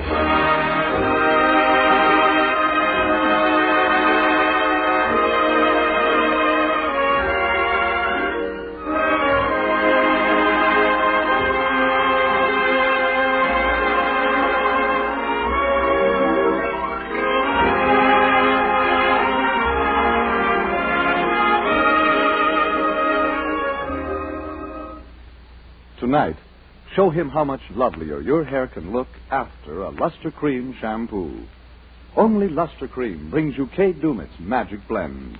Glamorizes your hair as you wash it. Yes, tonight, you can be a dream girl,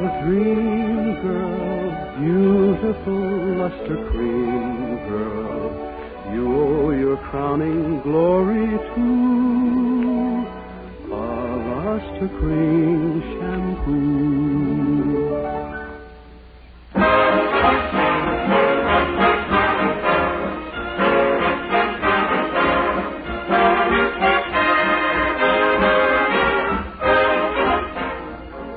Listen again next week for Colgate's Hour of Fun, Judy Canova, followed by Dennis Day.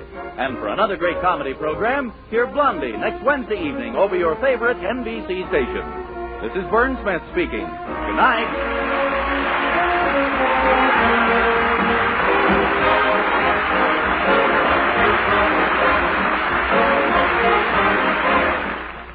This is NBC, the national broadcasting company.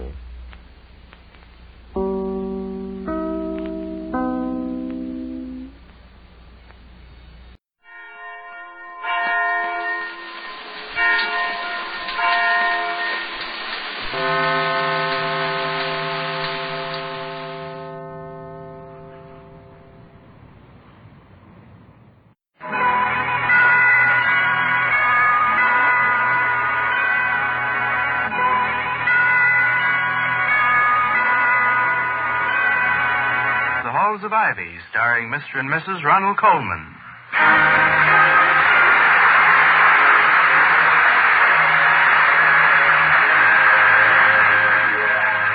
Good evening, this is Ronald Colman. Benita Colman. Inviting you to join us again on the campus of Ivy College. And now, the Halls of Ivy.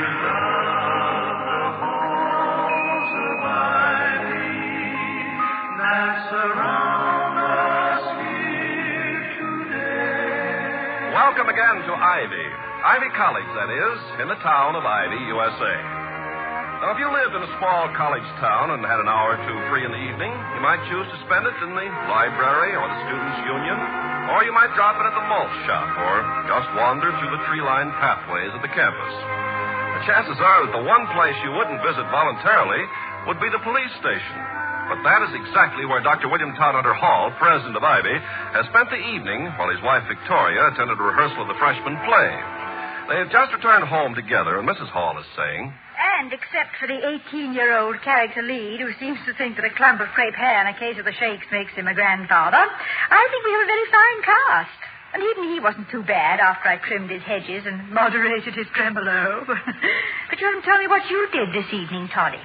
Oh, I went to jail. Really? I didn't even know they'd caught you. How'd you get out? Who sprang you, or is it sprung?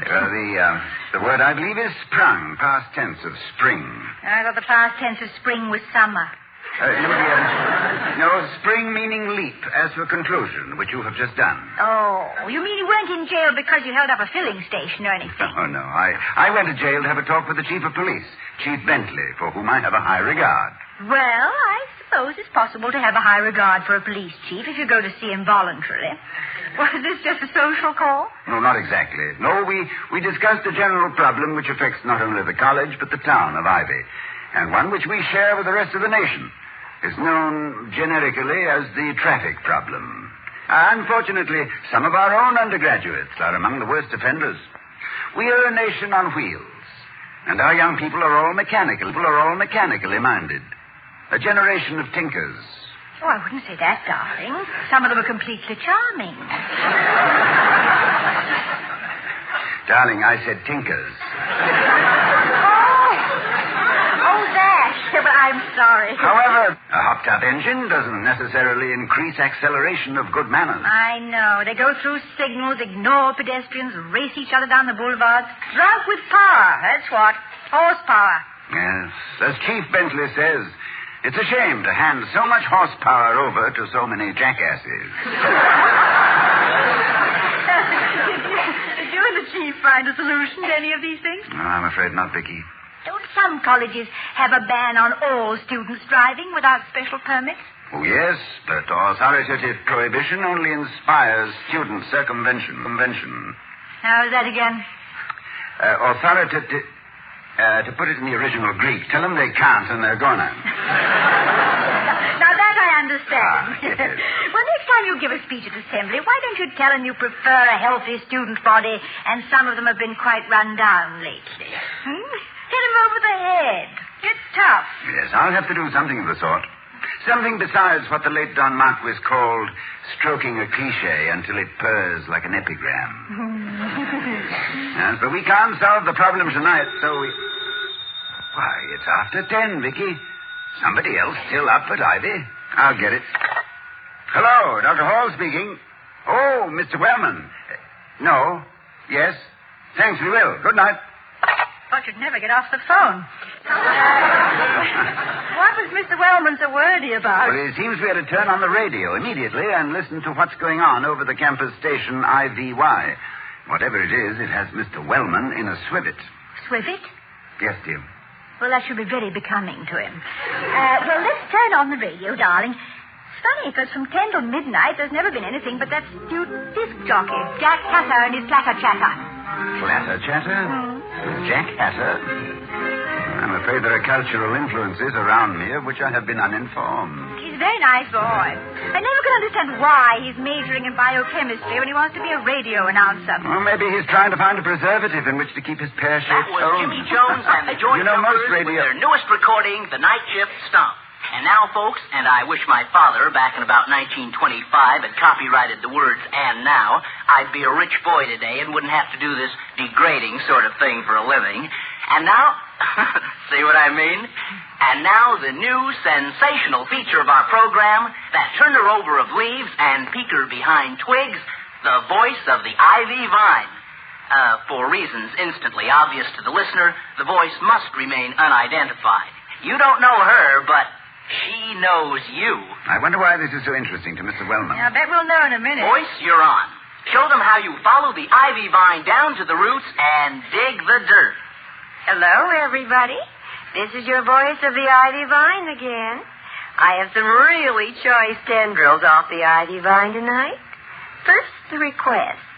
Will the young couple who've just set up housekeeping please return the mahogany coffee table accidentally taken from the student lounge one night last week?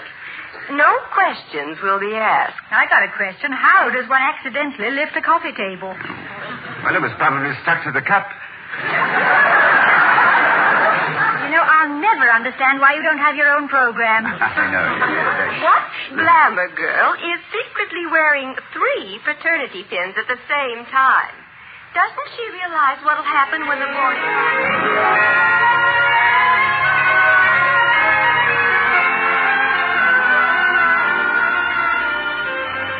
And now from our suggestion box. Couldn't our dearly beloved Prexy, Dr. William T for terrific, Hall, who speaks so eloquently, have shortened his speech at Assembly last Tuesday? Didn't he realize that by running overtime, he ruined 3 sorority pink teas and made the Ivy debating team miss the bus for Bradford? Why, Vicky, I didn't realize We that love you, Dr. Hall, and everything you say makes sense. But couldn't you be a little more pithy and succinct? And how about a stopwatch? Stopwatch. Very good. Oh, our time. And now, finally, our weekly sprig of poison ivy. A certain chairman of a certain board of governors of a certain college named Ivy... Wellman. was caught crossing 3rd and Elm against the signal light last week. Oh, no. The fine, as many students have found out to their sorrow, is $1. But the esteemed gentleman refuses to pay it and is demanding a jury trial.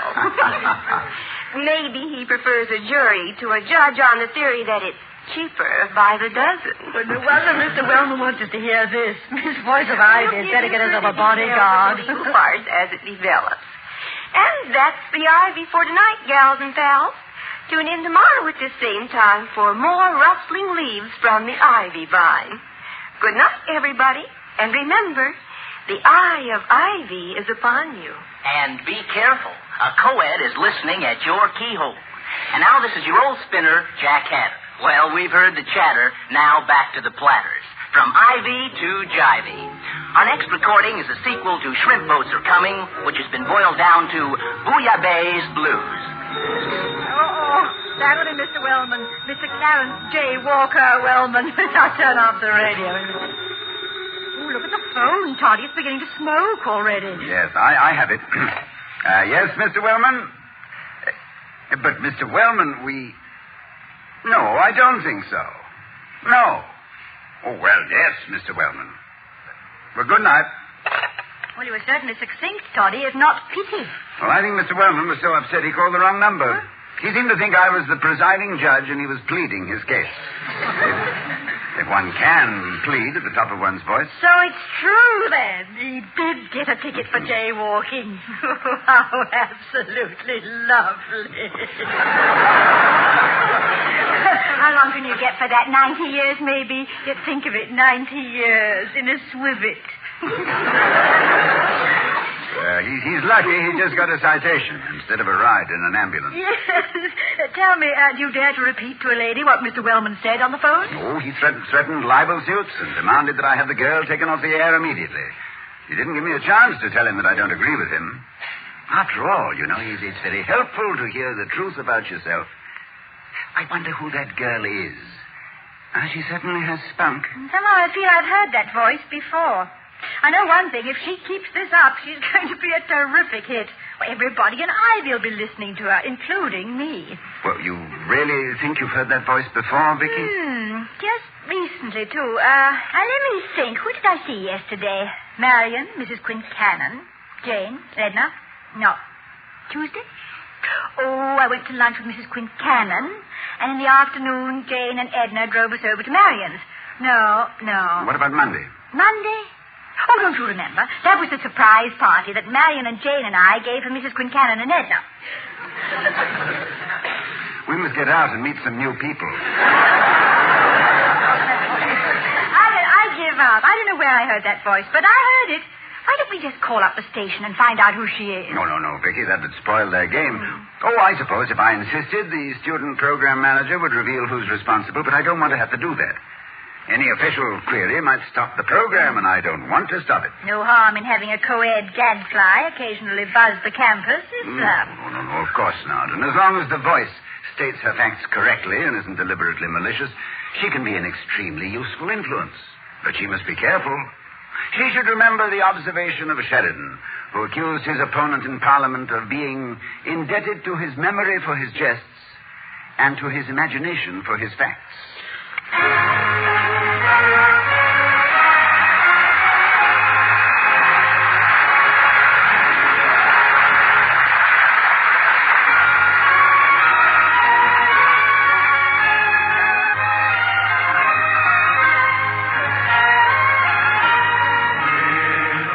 Of America is bringing you this presentation of The Halls of Ivy, starring Mr. and Mrs. Ronald Coleman.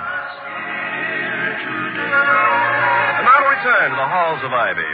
It's the next afternoon, and Charles Merriweather, the amiable member of Ivy's governing board, has just dropped in to visit with the Halls. Oh, sit down, Charles. It's good to see you. Always good to see you, Bill. But I must confess it's even better when I see two of you. I mean, of course, that I like I know what you mean, Charles, and there's no need to look so forlorn. She's here. Victoria, our friend is here to see you. Oh, very discreetly put. Oh, Mr. Merriweather. Merriweather. Hello. Hello, ma'am. Well, you're looking very gleeful today. Did your golf score go down, or did the stock market go up? No, you just came in, darling.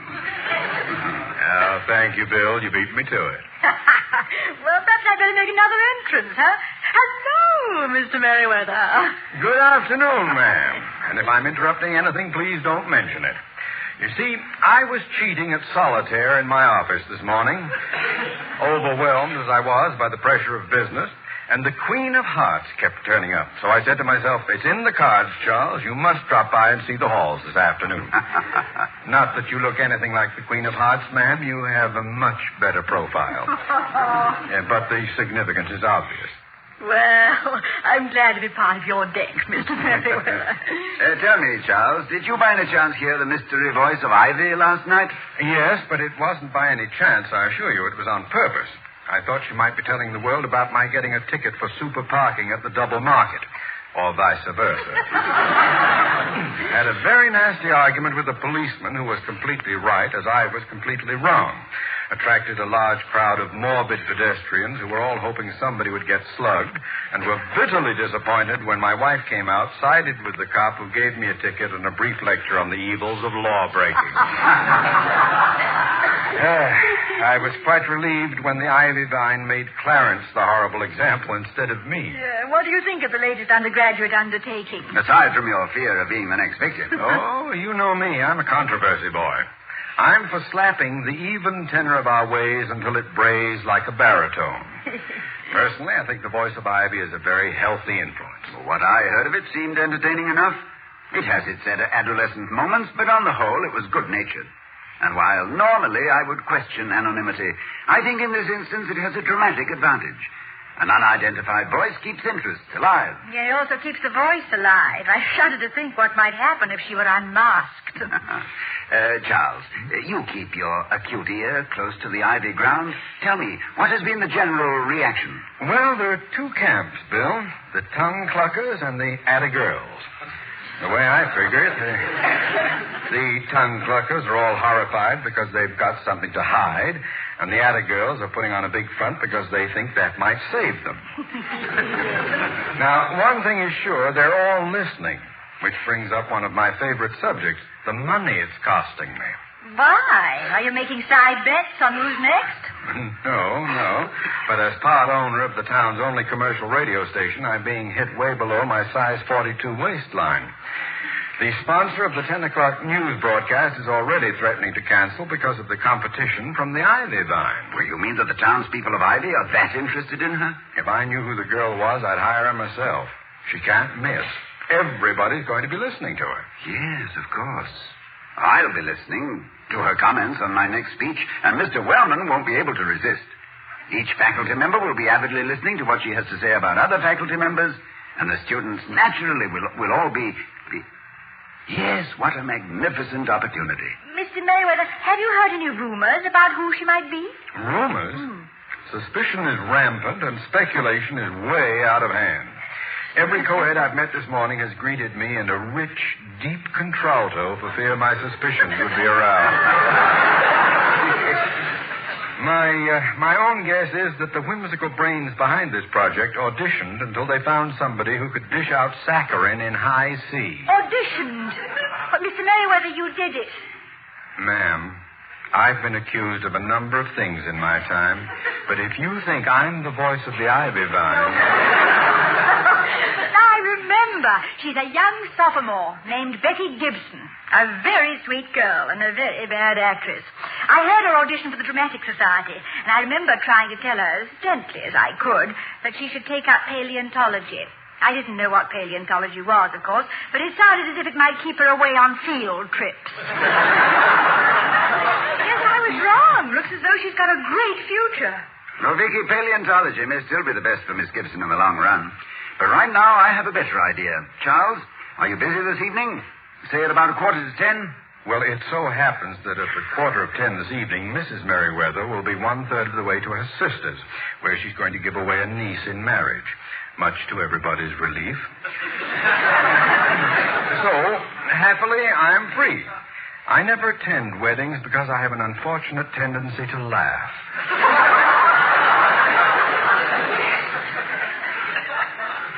heaven knows why.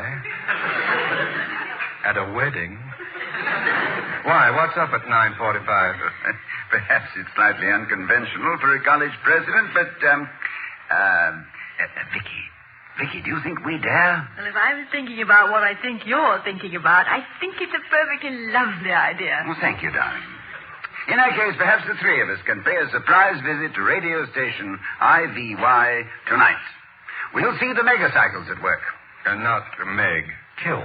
I will, if necessary.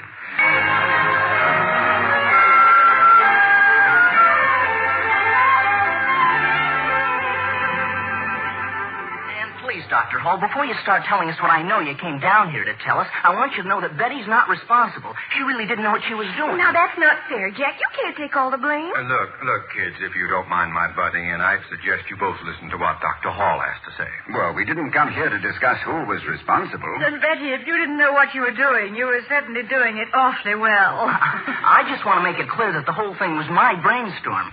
You see, Dr. Hall, it started as just a gag, but the response has been so terrific that I've begun to think it might work into something, well, really big. Up to now, that is. Well, I see no reason why it can't develop into something important for Ivy.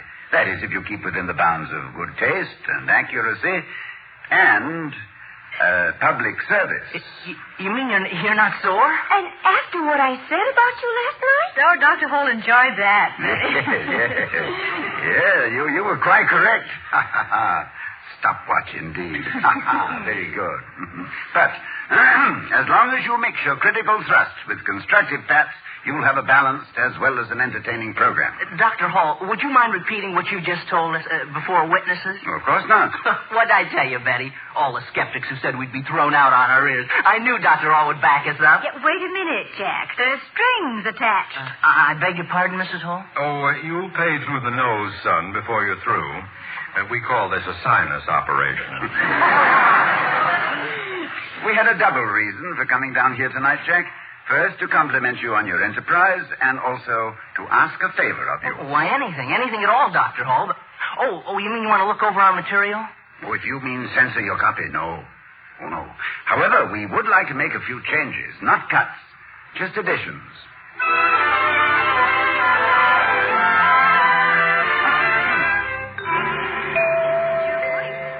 Of the Ivy Vine again.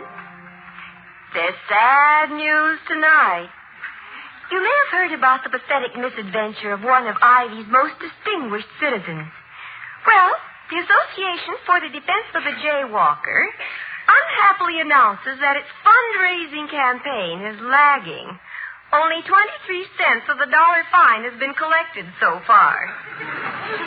Remember, friends, if you're a jaywalker, this could happen to you. So if you don't want to leave the jury at the mercy of this man, drop a plugged nickel into the nearest man. End of the secret code. And now a surprise feature. I give you Ivy's #1 voice. Thank you. My text for this evening is, "He who taketh the law unto himself, let him ride by himself. Let us have compassion for the transgressions of our fellow man, but let us first look at his transmission. And let us not forget that he who parketh in a forbidden zone may find himself parked in a forbidding cell. That he who giveth not the right of way may be left contemplating the ticket he receiveth. Let him who would wreak havoc with the wreck he driveth be the loneliest man in town. Or, as the woman hath it... This is half it. Girls, he may be a 2-year letter man. He may be handsome and dance divinely. But before you date him, find out whether he's a fender scratcher, a bumper crasher, a 2-wheel turner, or left lane passer. Remember, your big man on the campus may know how to hand out a smooth line, but does he know how to drive a straight one? If he doesn't, you and your crush may end up in a crash. Meet him under the lamppost if you like, but not wrapped around it. And let us prove to each other that we are masters of our machines and that we deserve the freedom of our highways. Remember this. lest further restrictions be levied by that certain executive who sometimes maketh lengthy speeches, but who, when he maketh them in the future, will use a stoppeth watch. And now again, the voice of the ivy vine. Thank you. Tonight we're planting a new branch of the ivy vine to be called the heel at the wheel. Each week we will name the student with the worst driving manners as reported by members of Ivy's Safety Council. So take it easy unless you want to be the heel at the wheel. Tonight's heel is a sophomore who ran through a stop signal.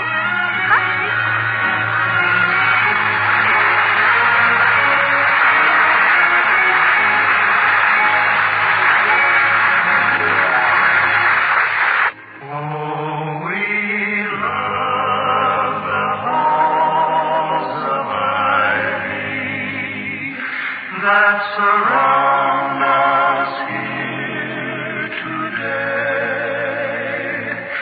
and we will not forget, though we be far, far away, to the hallowed halls of every voice will bid farewell and shimmer off in twilight like the old vesper bell.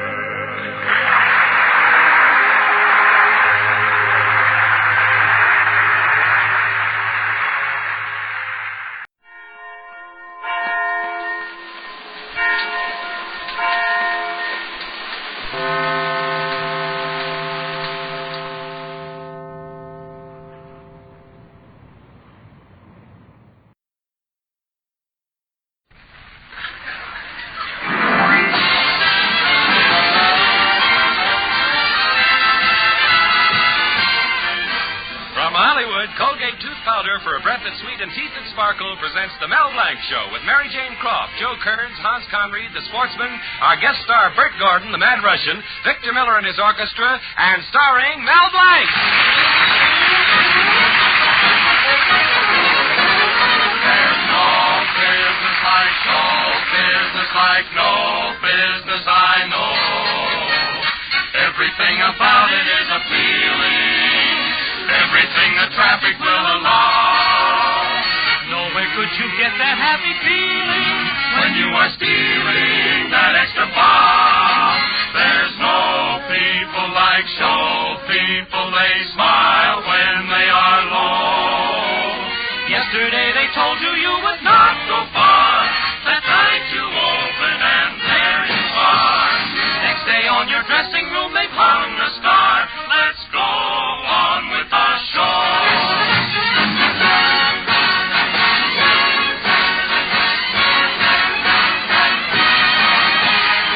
Even with a turkey that you know will fold, you may be stranded out in the cold. Still you wouldn't change it for a sack of gold. Let's go. Hello, Joe. What do you know? I just got back from a vaudeville show. Let's go on with the show.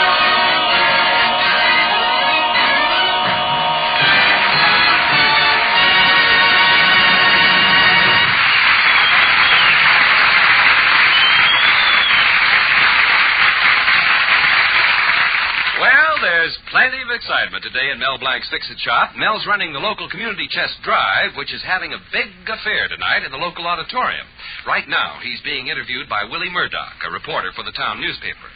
Gee, Willie, it sure is nice of you to write a story about me. Well, that's all right, Mel. Now, let me take some notes. Tell me something about yourself, Mel. Oh, nothing ever happens to me. Mm-hmm. Led a very interesting life. Then what happened to you, Mel? Well, when I was 16, I went to work in a candy factory. I was in the chocolate-covered nougats department. I put in the news. You see, somebody poured the chocolate, I put in the nugs. Somebody poured the chocolate, I put in the nugs. Then I was promoted. Oh, yeah? Somebody else put in the nugs, and I poured the chocolate. Well, 1 year of that, and I developed a sweet tooth. Mm-hmm. Her name was Sadie, and I almost married her. You almost married her? Yes. Had narrow escape from disaster. And then became a big executive in an oil company. Hey, look, Willie, you're not taking down anything I say. Mel, if I put the story in your way, who would buy the paper? I would. You would. Mel, who else is helping you on the community chest affair? Well, there's my helper, Zuki. Zuki? Yeah, he's at Mr. Colby's house right now trying to round up some refreshment. Well,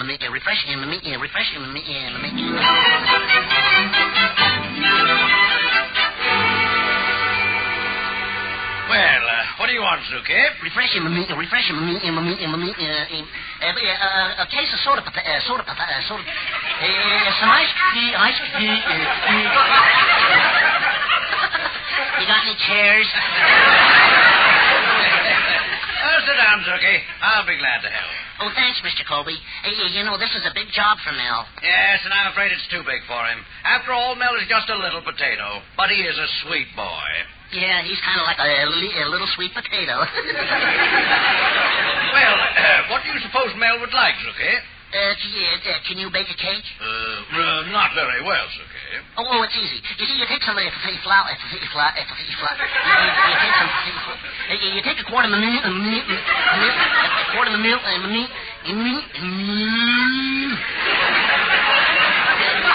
take it to two eggs. You buy one in the bakery. How would you like it if I brought some assorted pies? I could go for that. Oh, wait, here comes my daughter Betty. I could go for that. I like pies. Hello, Zuki.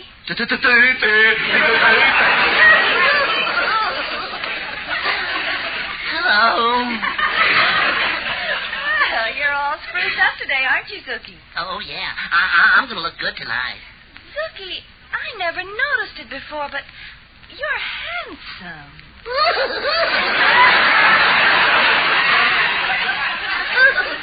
Hey, you know, Betty, you have a nice... well, I love you. You got a very cute little... I love your...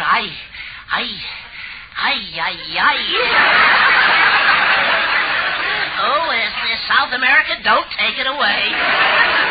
Betty, Mel sent Zuki over for some refreshments for the community chest affair tonight. Oh, gosh, Father, I have a whole box full of stuff I prepared. I meant to tell you about it. Oh, gee, Betty, you're sweet.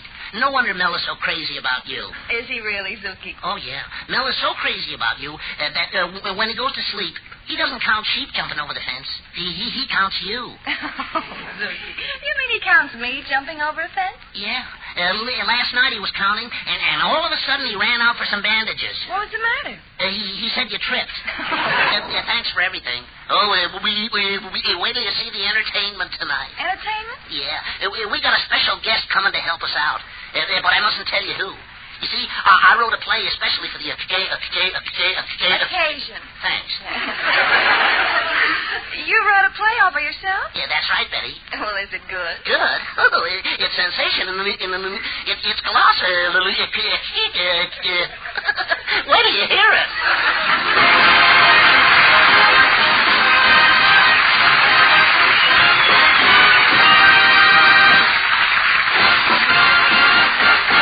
Colgate tooth powder, keep smiling just right.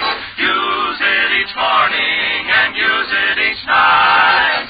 Don't take a chance with your romance. Use Colgate tooth powder. Your romance will be a bursted bubble if you have that breath of trouble. Do you think you could be a victim of this breath of trouble? I mean, unpleasing breath? Why not be on your guard? Just do this. Brush your teeth night and morning and before every date with Colgate tooth powder. For Colgate tooth powder cleans your breath as it cleans your teeth. Yes, scientific tests have definitely proved that in 7 cases out of 10, Colgate tooth powder instantly stops unpleasing breath that originates in the mouth.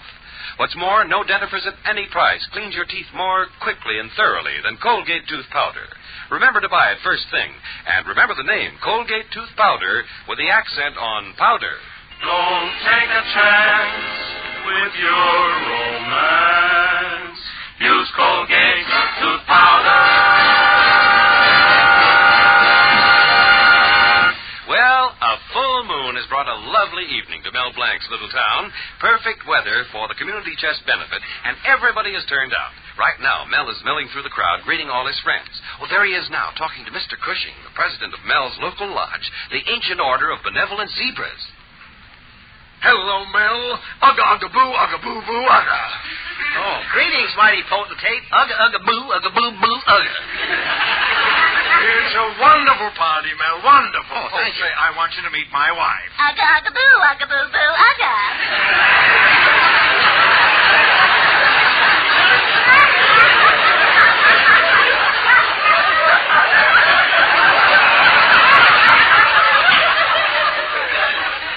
Likewise, I'm sure.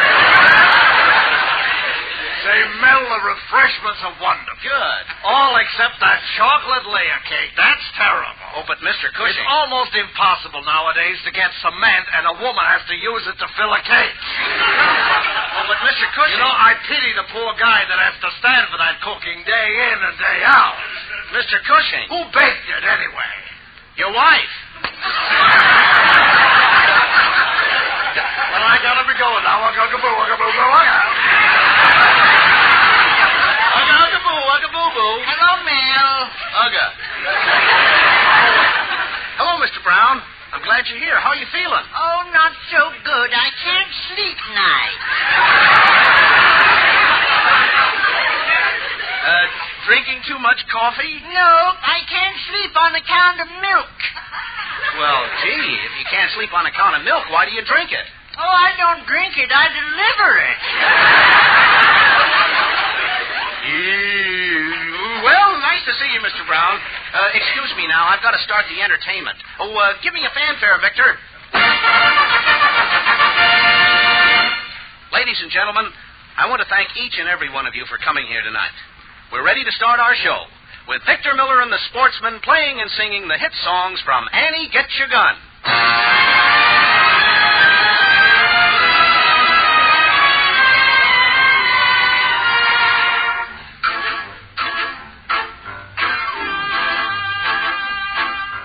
Folks are dumb where we come from. They ain't had any learning. Still they're happy as can be, doing what comes naturally. Folks like us could never fuss with schools and books and learning. Still we fun from A to Z, doing what comes naturally. You don't have to know how to read all right When you're out with the honey in the pale moonlight. You don't have to come from a great big town Not to go picking berries in an evening gown. That comes naturally. My uncle out in Texas can't even write his name. He signs his checks with excess, but they cash him just the same. They're canceled. Grandpa Dick was always sick, but never saw a doctor. He just died at 93, doing what comes naturally.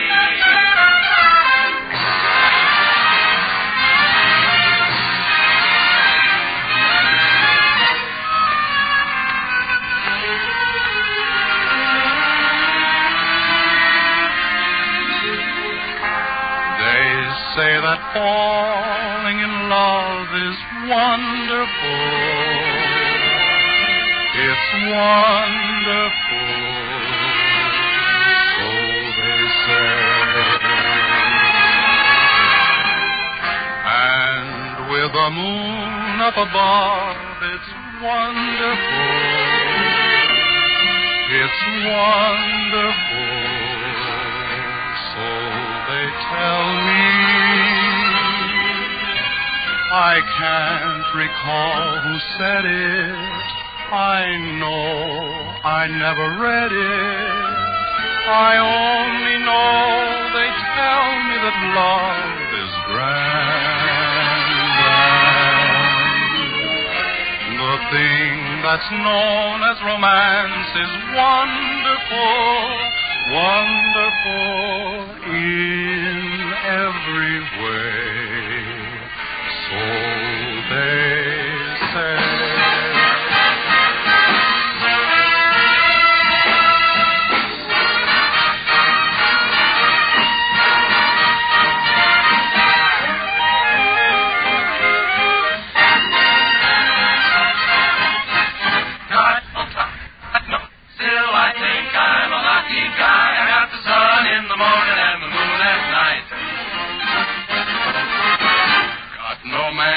Got no yacht, still I'm happy with what I got. I got the sun in the morning and the moon at night. Got the sun in the morning and the moon at night. Sunshine gives me a lovely day. Furthermore, a mess of moonlight gives me the Milky Way. I got the sun, I got the moon, I got the sun in the morning and the moon at night. Yeah, with the sun in the morning and the moon in the evening, I'm quite all right.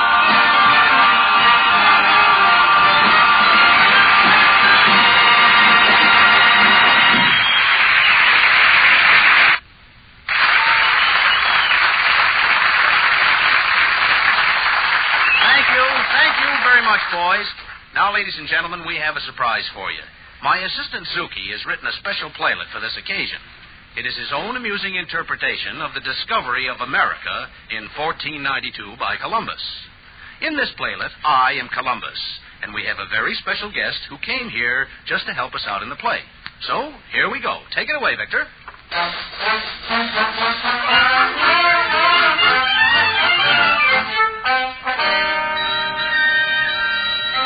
It is the year 1492. Our hero Columbus and his weary men are approaching the shores of America. History is in the making. Columbus, look. It's land.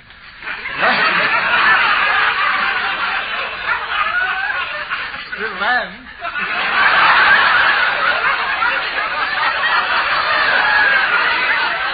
Pardon me, I thought you said ham.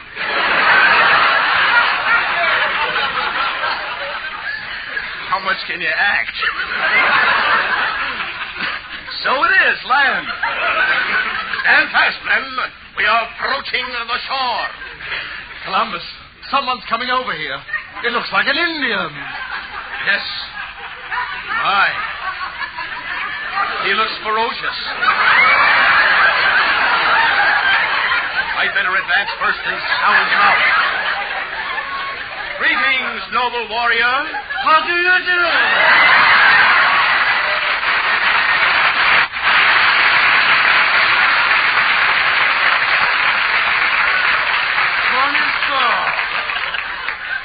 You are an Indian?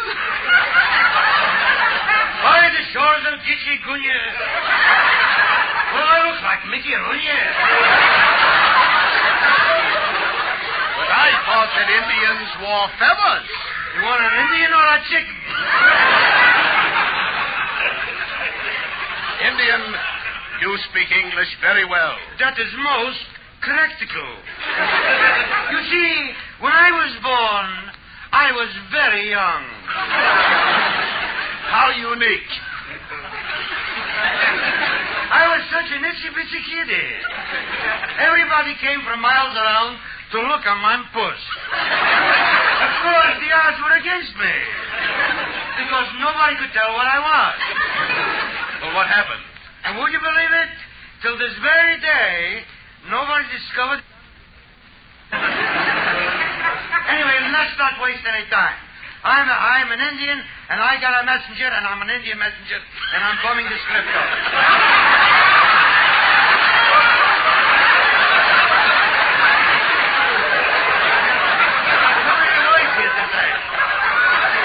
I have a very big letter for you, sir. A letter, huh? Say, what's that papoose on your back? He handles the postcard. What's your name, Indian? Me? Ugh. And what's your name, little papoose? Me, God Jr. Little beaver. Redskin, can you find us a place to rest? Are you kidding? It's impossible to find a wigwam these days. Are you a veteran? A veteran? What's that? That's a man who's looking for a place to live. Well, anyway, Indian, can you tell where north is? Most of course. It's very simple. You see, we Indians have a system. First you put your finger up like this. Just like this. Then you wet the point like this. And as the wind is blowing from the east, you got to be careful you don't catch pneumonia. Because if you are catching pneumonia, you are going west, young man. And this means the north and the south will have nothing to do with you. Of course, this every Indian knows. You see what I mean? Oh, sure. Now explain it to me. Well, anyway, you brought me a letter. What does it say? White man must stop stealing Indians' land. Yours very truly, Iroquois Real Estate Company. Well, Indian, go back to your chief and tell him we are here to stay. Okay. But I warn you, if you are still here at 9 o'clock, we will make big war. Remember, the battle begins at 9 sharp. If I'm not back, go by yourself. Vespuccio. Yes, Columbus. I'm afraid this is going to throw a terrible fear into the men. They're all worried. Worried? Tell them not to lose their heads. That's what they're worried about. Hey, there, Bush. Hey, wait a minute, Indy. You're not due back here until 9 o'clock. I just came back to remind you we're on daylight saving time.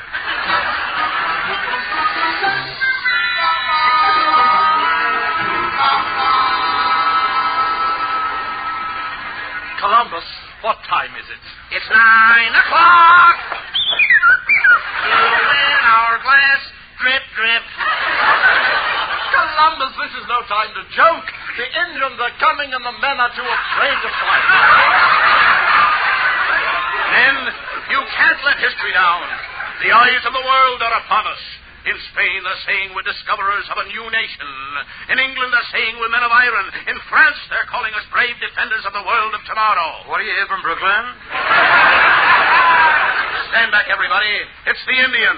Who's an Indian? I'm Jesse James. You want to know something? You sound just like the Indian. I feel like him, too. Well, what do you want, Jesse James? I came here to help you build a railroad. Why are you so interested in building a railroad? I got the hold-up concession. Look out, the Indians are shooting. That's very funny. That's very funny. What's very funny? There were no guns in 1492, were there? Say, you're right. They used a bow and arrow. That's better. Up! They got me. They got me. Gosh, one tip and it hit you in 5 places. It's something new. An atomic arrow. Oh, I'm dying. Partner, I'm dying. You're dying? I'm dying. I'm going to join Cleopatra. I'm going to join Salome. I'm going to join Madame Pompadour. But you're dying. What are you so happy about? Silly boy.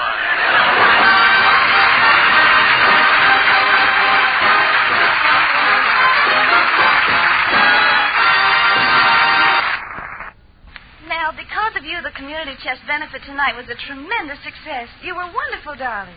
Well, Zuki had a lot to do with this. His play was really fun. And, Betty, you were swell to help, too. Oh, I was glad to help, Mel, and so was everybody else. Gosh, I'm awfully glad. It's wonderful when people help each other out. That's what the community chest is for. Remember, folks, don't give till it hurts. Give till you feel good. Good night, folks.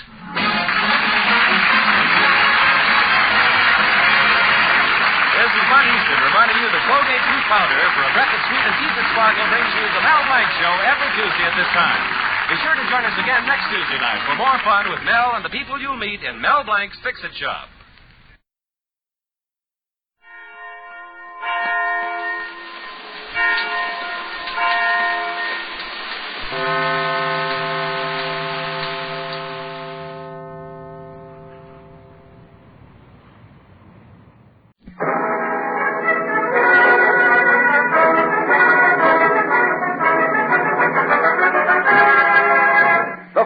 Of America presents The Fred Allen Show.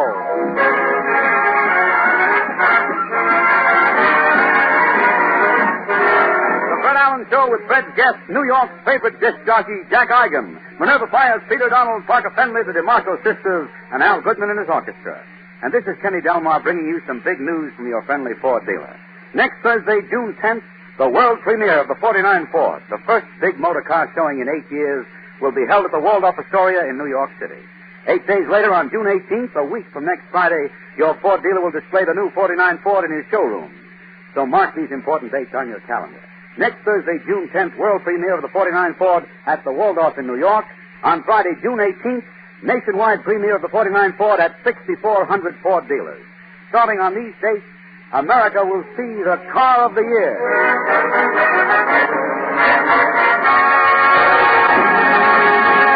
Ladies and gentlemen, at this time each year, most of the leading comedians leave radio for their annual summer vacation. One hardy Punchinello still carries on, however, and here he is, Fred Allen.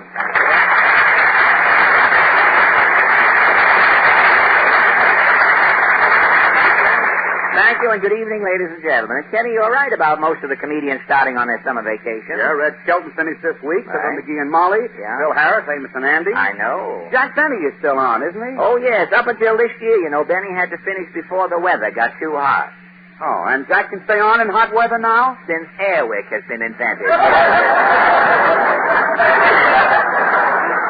Well, I read that Edgar Bergen is going to spend his vacation in Sweden and Norway. Yes, sure. That's right, Kenny. Edgar is taking his fjord back home for service.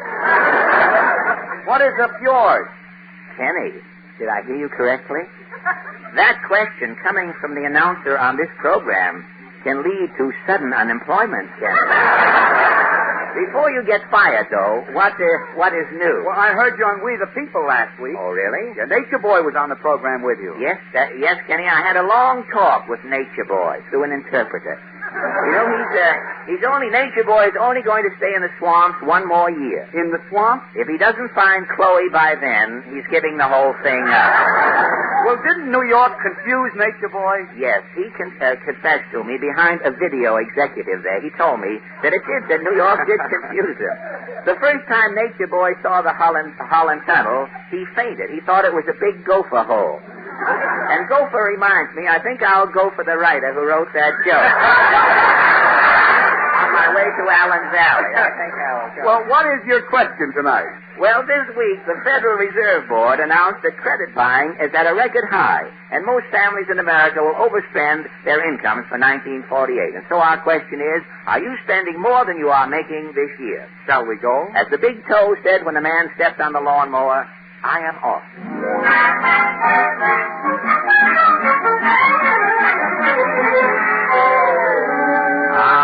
What a night in Allen's Alley, Kenny. There must be a benefit in the sky. All the stars are out. Well, let's see if Senator Claghorn is around.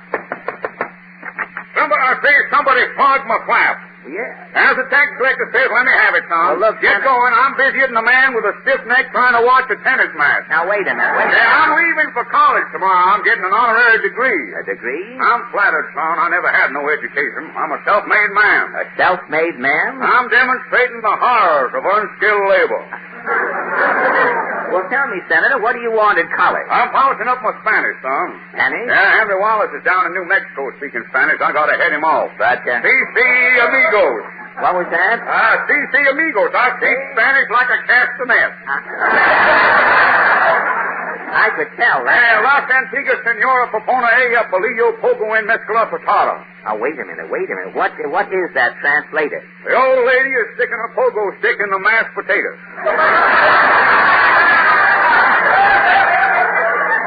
Well, isn't that an unusual sentence? Not in Spain. You can't trust an old lady in Spain, son. The minute your back is turned, she'll pull an enchilada on you. Oh. Well, look, Senator, our question tonight is about families overspending this year. The Democrats started that trend, son. Democrats is in favor of spending. Spending what? The next 4 years in the White House. So long, son. So long, Eddie.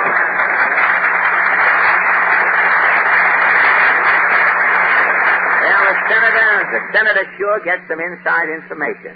But let's see what Mr. Moody thinks about it. Howdy, Bob. Well, Mr. Moody, how do you feel about this overspending? Why, the trouble is, people are buying too many things on the installment plan. What causes that? It's them smooth-talking sales fellas. Yeah? They're slick as slush. Slick as slush, eh? You've had an experience? I'm still laughing. Laughing? What happened? Well, sir, one day, I was sitting in the kitchen, catching some flies from a pet spider. Catching flies? Yeah, my spider's got a stomach disorder. Oh, I see. He can't spin a web. Uh-huh. He grunts and spins, but nothing comes out. And without a web, the spider can't catch nothing. Oh, and you? I catch flies and mosquitoes to feed my spider. Well, that's very nice of you. Well, this day I was cupping my hand and catching flies. I heard somebody knocking. Knocking, hey? I went to the door. Yeah? It's a feller in a checkered suit. He's a fast-talking Weisenheimer. A Weisenheimer, huh? Yeah. He says, Rube, can you write? I says, yes. Yeah. Easy words. Yeah. He says, sign here on the dotted line. Well, sign for what? He says, for knocking down and 400 easy monthly payments, you are now the sole owner of a little dandy electric toaster, electric refrigerator, electric iron, and electric stove. You bought all of these things? Yeah. As I'm signing, I'm laughing to myself. You're laughing, eh? For the last 10 years, every month when I'm paying the $84 installment, as I'm handing him the money, I laugh right in his face. Your house is full of electrical gadgets, isn't it? Yes. Then why are you laughing? Because my house ain't wired for electricity. So long, Mom.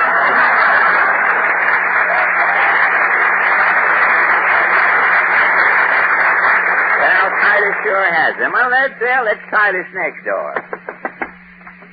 Howdy, Chappie. Ah, Mrs. Nussbaum. Is that a new book you're reading? This is to Moby Dick, a sequel. Oh, Moby Dick?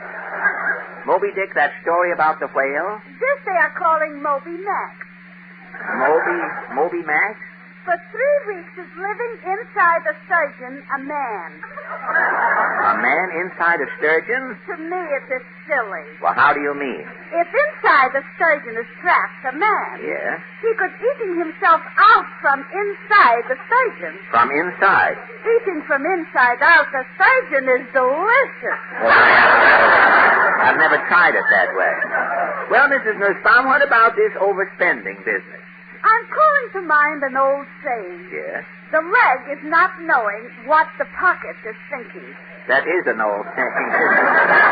Why, but that doesn't make sense. Overspending also is not making sense. Oh. I'm bringing it in cleverly so you will catch the point. I see. Well, never mind the cleverness right now. Tell me, what about people spending more than their income? A neighbor, Taboo Rappaport, is constantly overspending.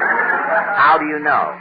Although she is not working, always Taboo is buying fur coats, jewelry, also nicks with knacks. Well, if Taboo Rappaport doesn't work, how can she afford to keep buying things? From Europe, a sister is sending cash. Well, where does a sister in Europe get the money? From a plan. The Morris plan? The Marshall plan. Oh,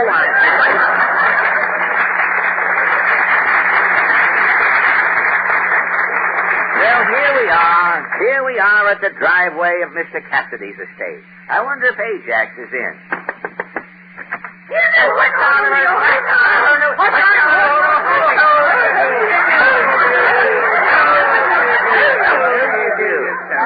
Well,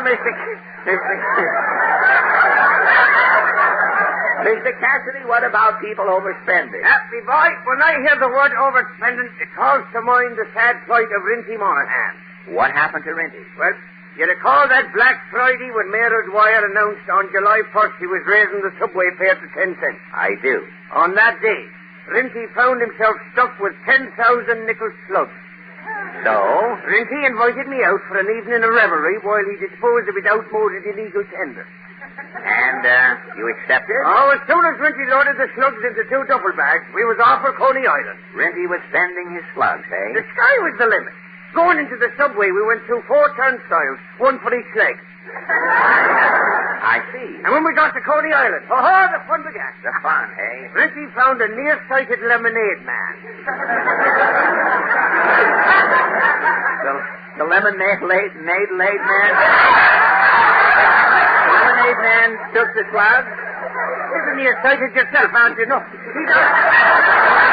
The lemonade man not only took the slugs, me boy, he was giving us change. Giving you change? Fine. Then with the slugs, we started taking free rides. Oh, fine. On the Flying Atom.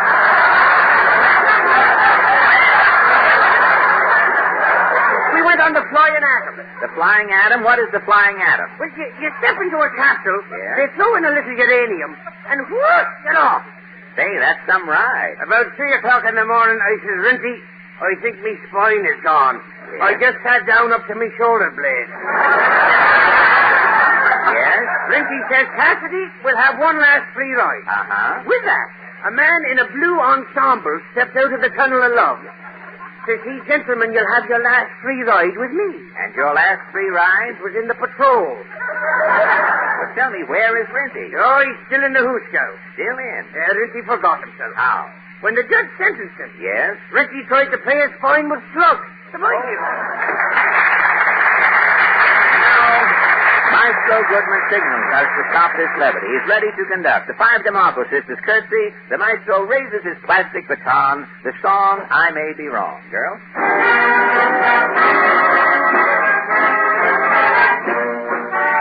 I may be wrong, but I think you're wonderful.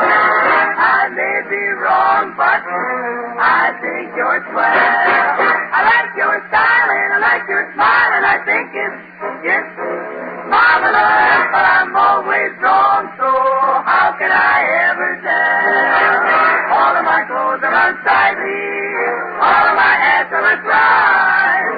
If they knew what they cried me, it's the very first time you came along, Jane. I think you're wonderful. I think you're grand, but I may be wrong.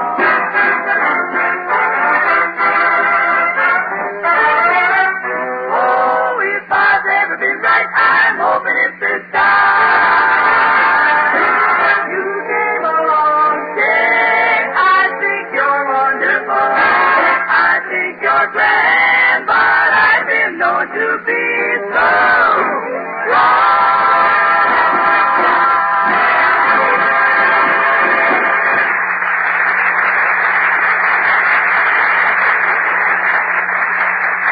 Now, ladies and gentlemen. Hey, wait a minute. Hey, wait, Kenny, wait a minute. Kenny, what is this? We're not supposed to have music now. Oh, Al Goodman's helping me out with a problem. Yeah, what problem? The 49 Ford will be here soon, and it's so wonderful, Fred. I can't find words to describe it, so I asked Al to try and describe it with music. Well, how can you describe the new Ford with music? Show him, Al.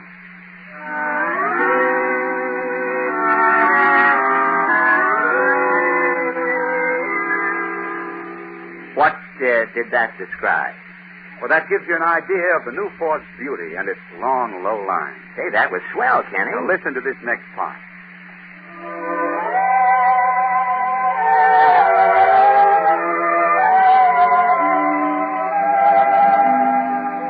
What was that? That was silky and smooth, like the new Ford's midship ride.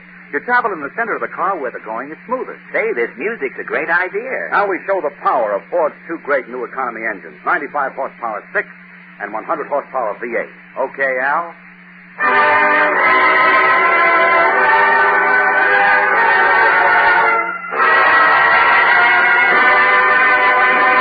Great, Kenny. The music of the year for the car of the year. Is that the finish? No, we still haven't covered the new Ford's roominess, and there's picture window visibility, magic action brakes, hydrocoil front springs, and Paraflex rear springs. Now, wait a minute.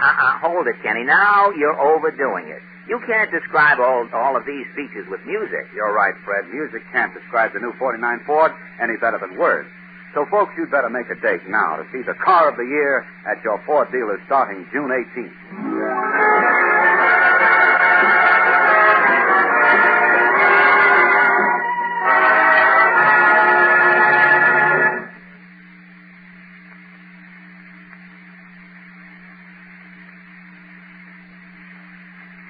That was the end of Maestro Goodman's Ford Sonata, played by the maestro and 25 men who, unlike the new 1494s, are not going places.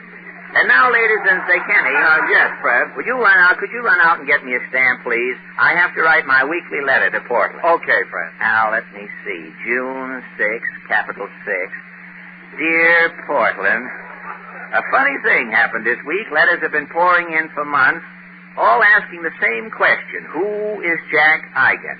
Well, I couldn't very well answer every letter, so I thought the best thing to do would be to ask Jack Eigin to be a guest on our program. Jack is a disc jockey at the Copacabana nightclub, so last Thursday after midnight, I went over to the Copa. The Eigin program was just going on the air. As I came in, I heard Jack say, "Meet me at the Copa."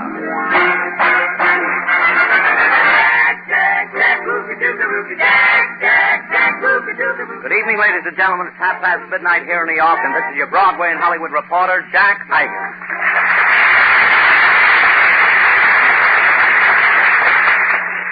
This is a big night at the Copacabana. The lounge is packed with celebrities. Sitting over there is Ma Perkins with Nick Kenny. And at the next table, Georgie Jessel is giving a big party with a magnum of celery tonic and 4 straws. What a night. I'm at the Copa. Where are you? Say, here's a celebrity sneaking by the check room with his hat on. Why, it's Fred Allen. I'm going to ask Fred to say a few words. Right this way, Fred. Thank you, Jack. Say, Jack, what's new? Well, I was just going to play a record, Fred. I had a request for Cohen on the telephone. Who requested Cohen on the telephone? Cohen. Jack, before you play any records, you're always interviewing guests on your program. Say, how about changing it around tonight? Let me interview you. Okay, Fred, go ahead. Well, Jack, you're not the only guy sitting up all night playing phonograph records and chewing the fat. Please, Fred, not fat. At the Copa, I chew the caviar. Oh, at the Copa. Well, I mean, you're not the only disc jockey here in New York. No, there's the Midnight Milkman. Yes. And Delancey Street Dave. Delancey Street Dave? Yes, he has a phonograph on a pushcart. Oh, on a pushcart. I've heard him. His theme song is Wagon Wheel. And down in Chinatown, there's a disc jockey, Fred. His name is Hot Wax Wong. He broadcasts from a chop suey restaurant. A chop suey restaurant? Yes, and it's very hard to hear his records. Why? Well, instead of a needle, he uses a noodle. Oh, I see. He does it the hard way, I see. Say, I know a disc jockey at Cousin Ben's Diner over in Nutley, New Jersey. He broadcasts from a lunch wagon. Well, one morning about 5 o'clock, the disc jockey was a little groggy, and instead of a record, he put on a buckwheat cake. Well, he was off the air for 2 hours until he scraped the batter off his needle. But, Jack, working all night, you must lead a very irregular life. Yes, Fred, I live just the opposite from most people. Well, what is your average day like? Well, every day I get up at the crack of dusk. The crack of dusk, eh? Yes, and after I eat breakfast, if it's a nice day, I go to a night baseball game. I see. And after the game, it's almost midnight. Well, I'm ready for lunch. Where do you eat? At the automat. Well, at midnight, isn't the automat closed? I have my own key, Fred. Oh, they give you... Very nice of you. Yes, they leave me some food in a special compartment. Well, how do you find one of those little compartments in the dark? They keep a light burning in the window just for me. Oh. And when you finish your midnight lunch... I blow out the light and come here to the Copa. Well, Jack, sitting here playing records all night, you must have a lot of time on your hands. Yes, Fred, but I don't mind. It gives me a chance to do some thinking. Really? What do you think about? Well, mostly about radio and all the things that are wrong with radio. Really? What things? Well, take some of those dopey contestants on quiz programs. Dopey contestants? Yeah, how can the quiz masters be so considerate of morons? You mean one of those quiz shows that starts something like this? Take it or we'll sue. The quiz program that makes every contestant a capitalist. And here is your quiz master, Ready Money Ralph. Good evening, ladies and gentlemen. Here's our first contestant. What is your name, please, sir? Never mind. Here it is on your card. Your name is Gabriel Gunselfinger. That's me. I know it's you. I just told you. What did I win? $50. Now you want to try for $100? Good. Here's your next question. Now, who was the first president of the United States? His first name was George. There is a bridge named after him. George Bridge. Oh, I'm terribly sorry, Mr. Gundelfinger. I think you'll find the first president was not George Bridge. No? He was George Washington. Oh. But you were certainly close. You made a grand try. Here's $500. Or we'll sue. Is that what you mean, Jack? Yes, the guy's a jerk. He doesn't even know his own name. They treat him as though he's Einstein. I know.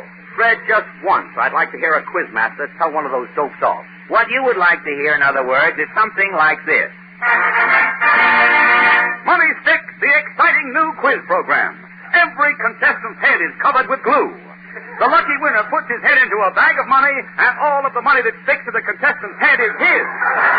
For Money Stick. And here's our quizmaster, Art Finkletter. Well, sir, we're ready to play Money Six. Our first contestant is here with his head covered with glue. What is your name, sir? You don't know your own name, do you? Still, you have the audacity to come up here on the stage and try to answer questions. Radio is full of you crumbs, cluttering up quiz programs, wasting everybody's time. Do you know what you ought to do? Give me a hint.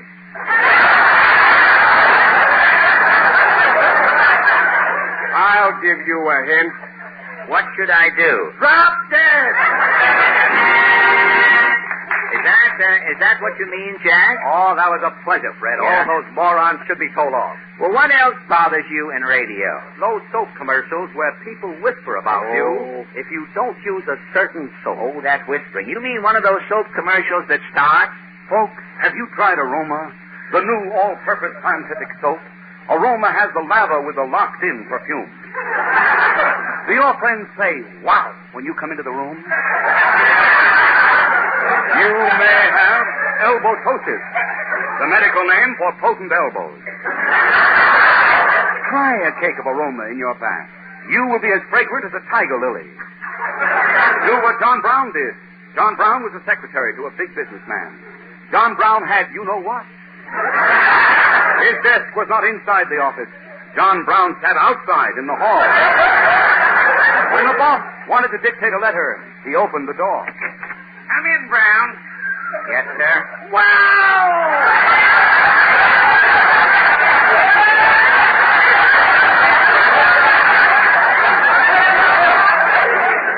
Brown, don't come near me. I want to dictate a letter. Get in that closet.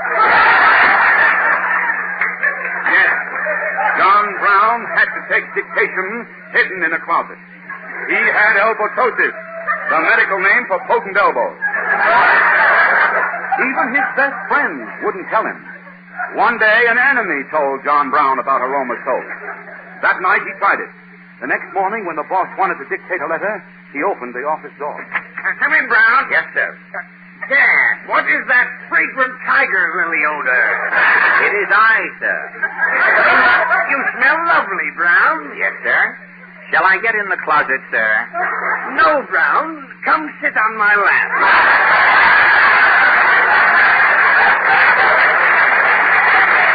Yes, today John Brown takes dictation sitting on his boss's lap. Someday he will be a vice president. Do you want to sit on the boss's lap? Do you want to smell like a tiger lily? Try a cake of Aroma tonight. Is that what gets on your nerves, Jack? Yes, the guy takes one bath and he's a member of the firm already. Why doesn't somebody invent a soap that will just leave you alone? You'd like to hear something? You'd like to hear a soap commercial something like this. Friends, have you tried Lumpo, the new won't-do-nothing soap? Lumpo won't lather, Lumpo won't clean. But if you get lonesome bathing, Lumpo is good company in the tub. If you want to keep those dishpan hands you've got, if you want to keep that rough, scaly complexion, if you want to take a bath and be the same getting out of the tub as you were getting in, try a lump of Lumpo. Lumpo leaves you alone, spelled A-L-O-N-E. Well, how was that? Great, great. Well, what else in radio gets on your nerves? Those daytime serials, Fred. Jack, you with your schedule, you heard a daytime serial? Well, I woke up in the middle of the night after I heard it. I was so worried about the family I couldn't go back to sleep. What you heard, I gather, was something like this. Presenting Life Can Be Lived. Another chapter in the life of John Doe and his typical family living in the typical Quonset hut halfway up the next block.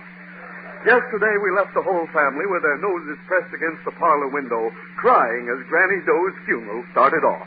As the scene opens today, John Doe enters the room. Mary. John, you've come. Yes, Mary. Something is wrong. It's Grandpa. He needs another operation. Another operation? Grandpa just came back from the hospital this morning. I know. He fell through the bottom of the ambulance. There was a loose crack. Another operation. Mary, we have no money.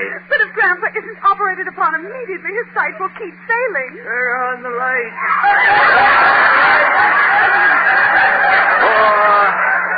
Poor Grandpa. John, have you seen Junior? No, I haven't. I hope he hasn't been run over again. Wheel me to the window, John. Mary, you are in a wheelchair. Oh, John, I hope you wouldn't notice.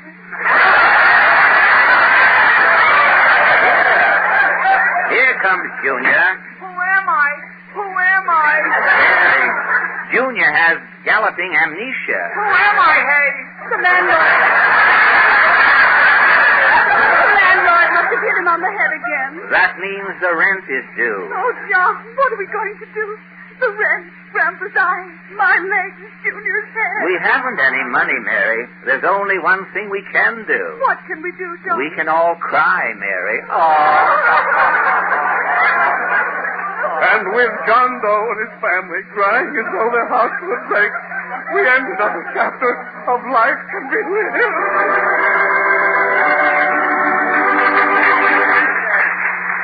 Is that what you heard, Jack? Yes, Fred, and it made me sore. Sore? John Doe sounds like an intelligent guy. What does he put up with all that stuff for? You mean you'd rather hear a serial that sounded like this? Mary. John, you've come. You're always calling me at the filling station. What's wrong now? It's Grandpa. His eyes are failing. Turn on the light. Get up, you old schmo. John, here comes Junior. Who am I? Who am I? What's wrong with him? Junior doesn't know who he is. That's the last straw, Mary. Trouble, trouble, trouble. 15 minutes every day, 5 days a week. Trouble. I've had enough. John, put down that gun. Get back in that wheelchair, Mary. Who am I? You too. Oh. Turn on the light. Okay, Grandpa. Never mind. One more bullet. One more bullet. Here goes. Folks, you have just heard the final episode in Life Can Be Dead. Tune in tomorrow when we will bring you a whole new family. Well, Jack, have you any more complaints about radio? No, Fred, I guess that takes care of everything. Well, thanks a lot for this visit at the Copa with you tonight. Say, we've been talking a long time. I'd better put a record on. Yeah, what record have you got there? This is Al Goodman playing Doing What Comes Natural. Oh, swell.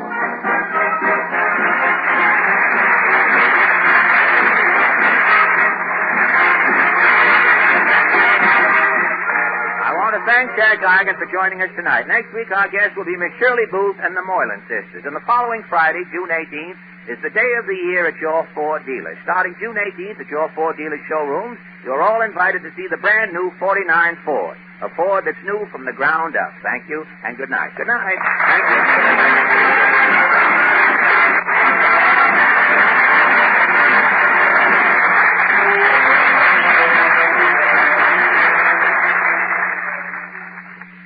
This program came to you from New York. This is NBC, the national broadcasting company.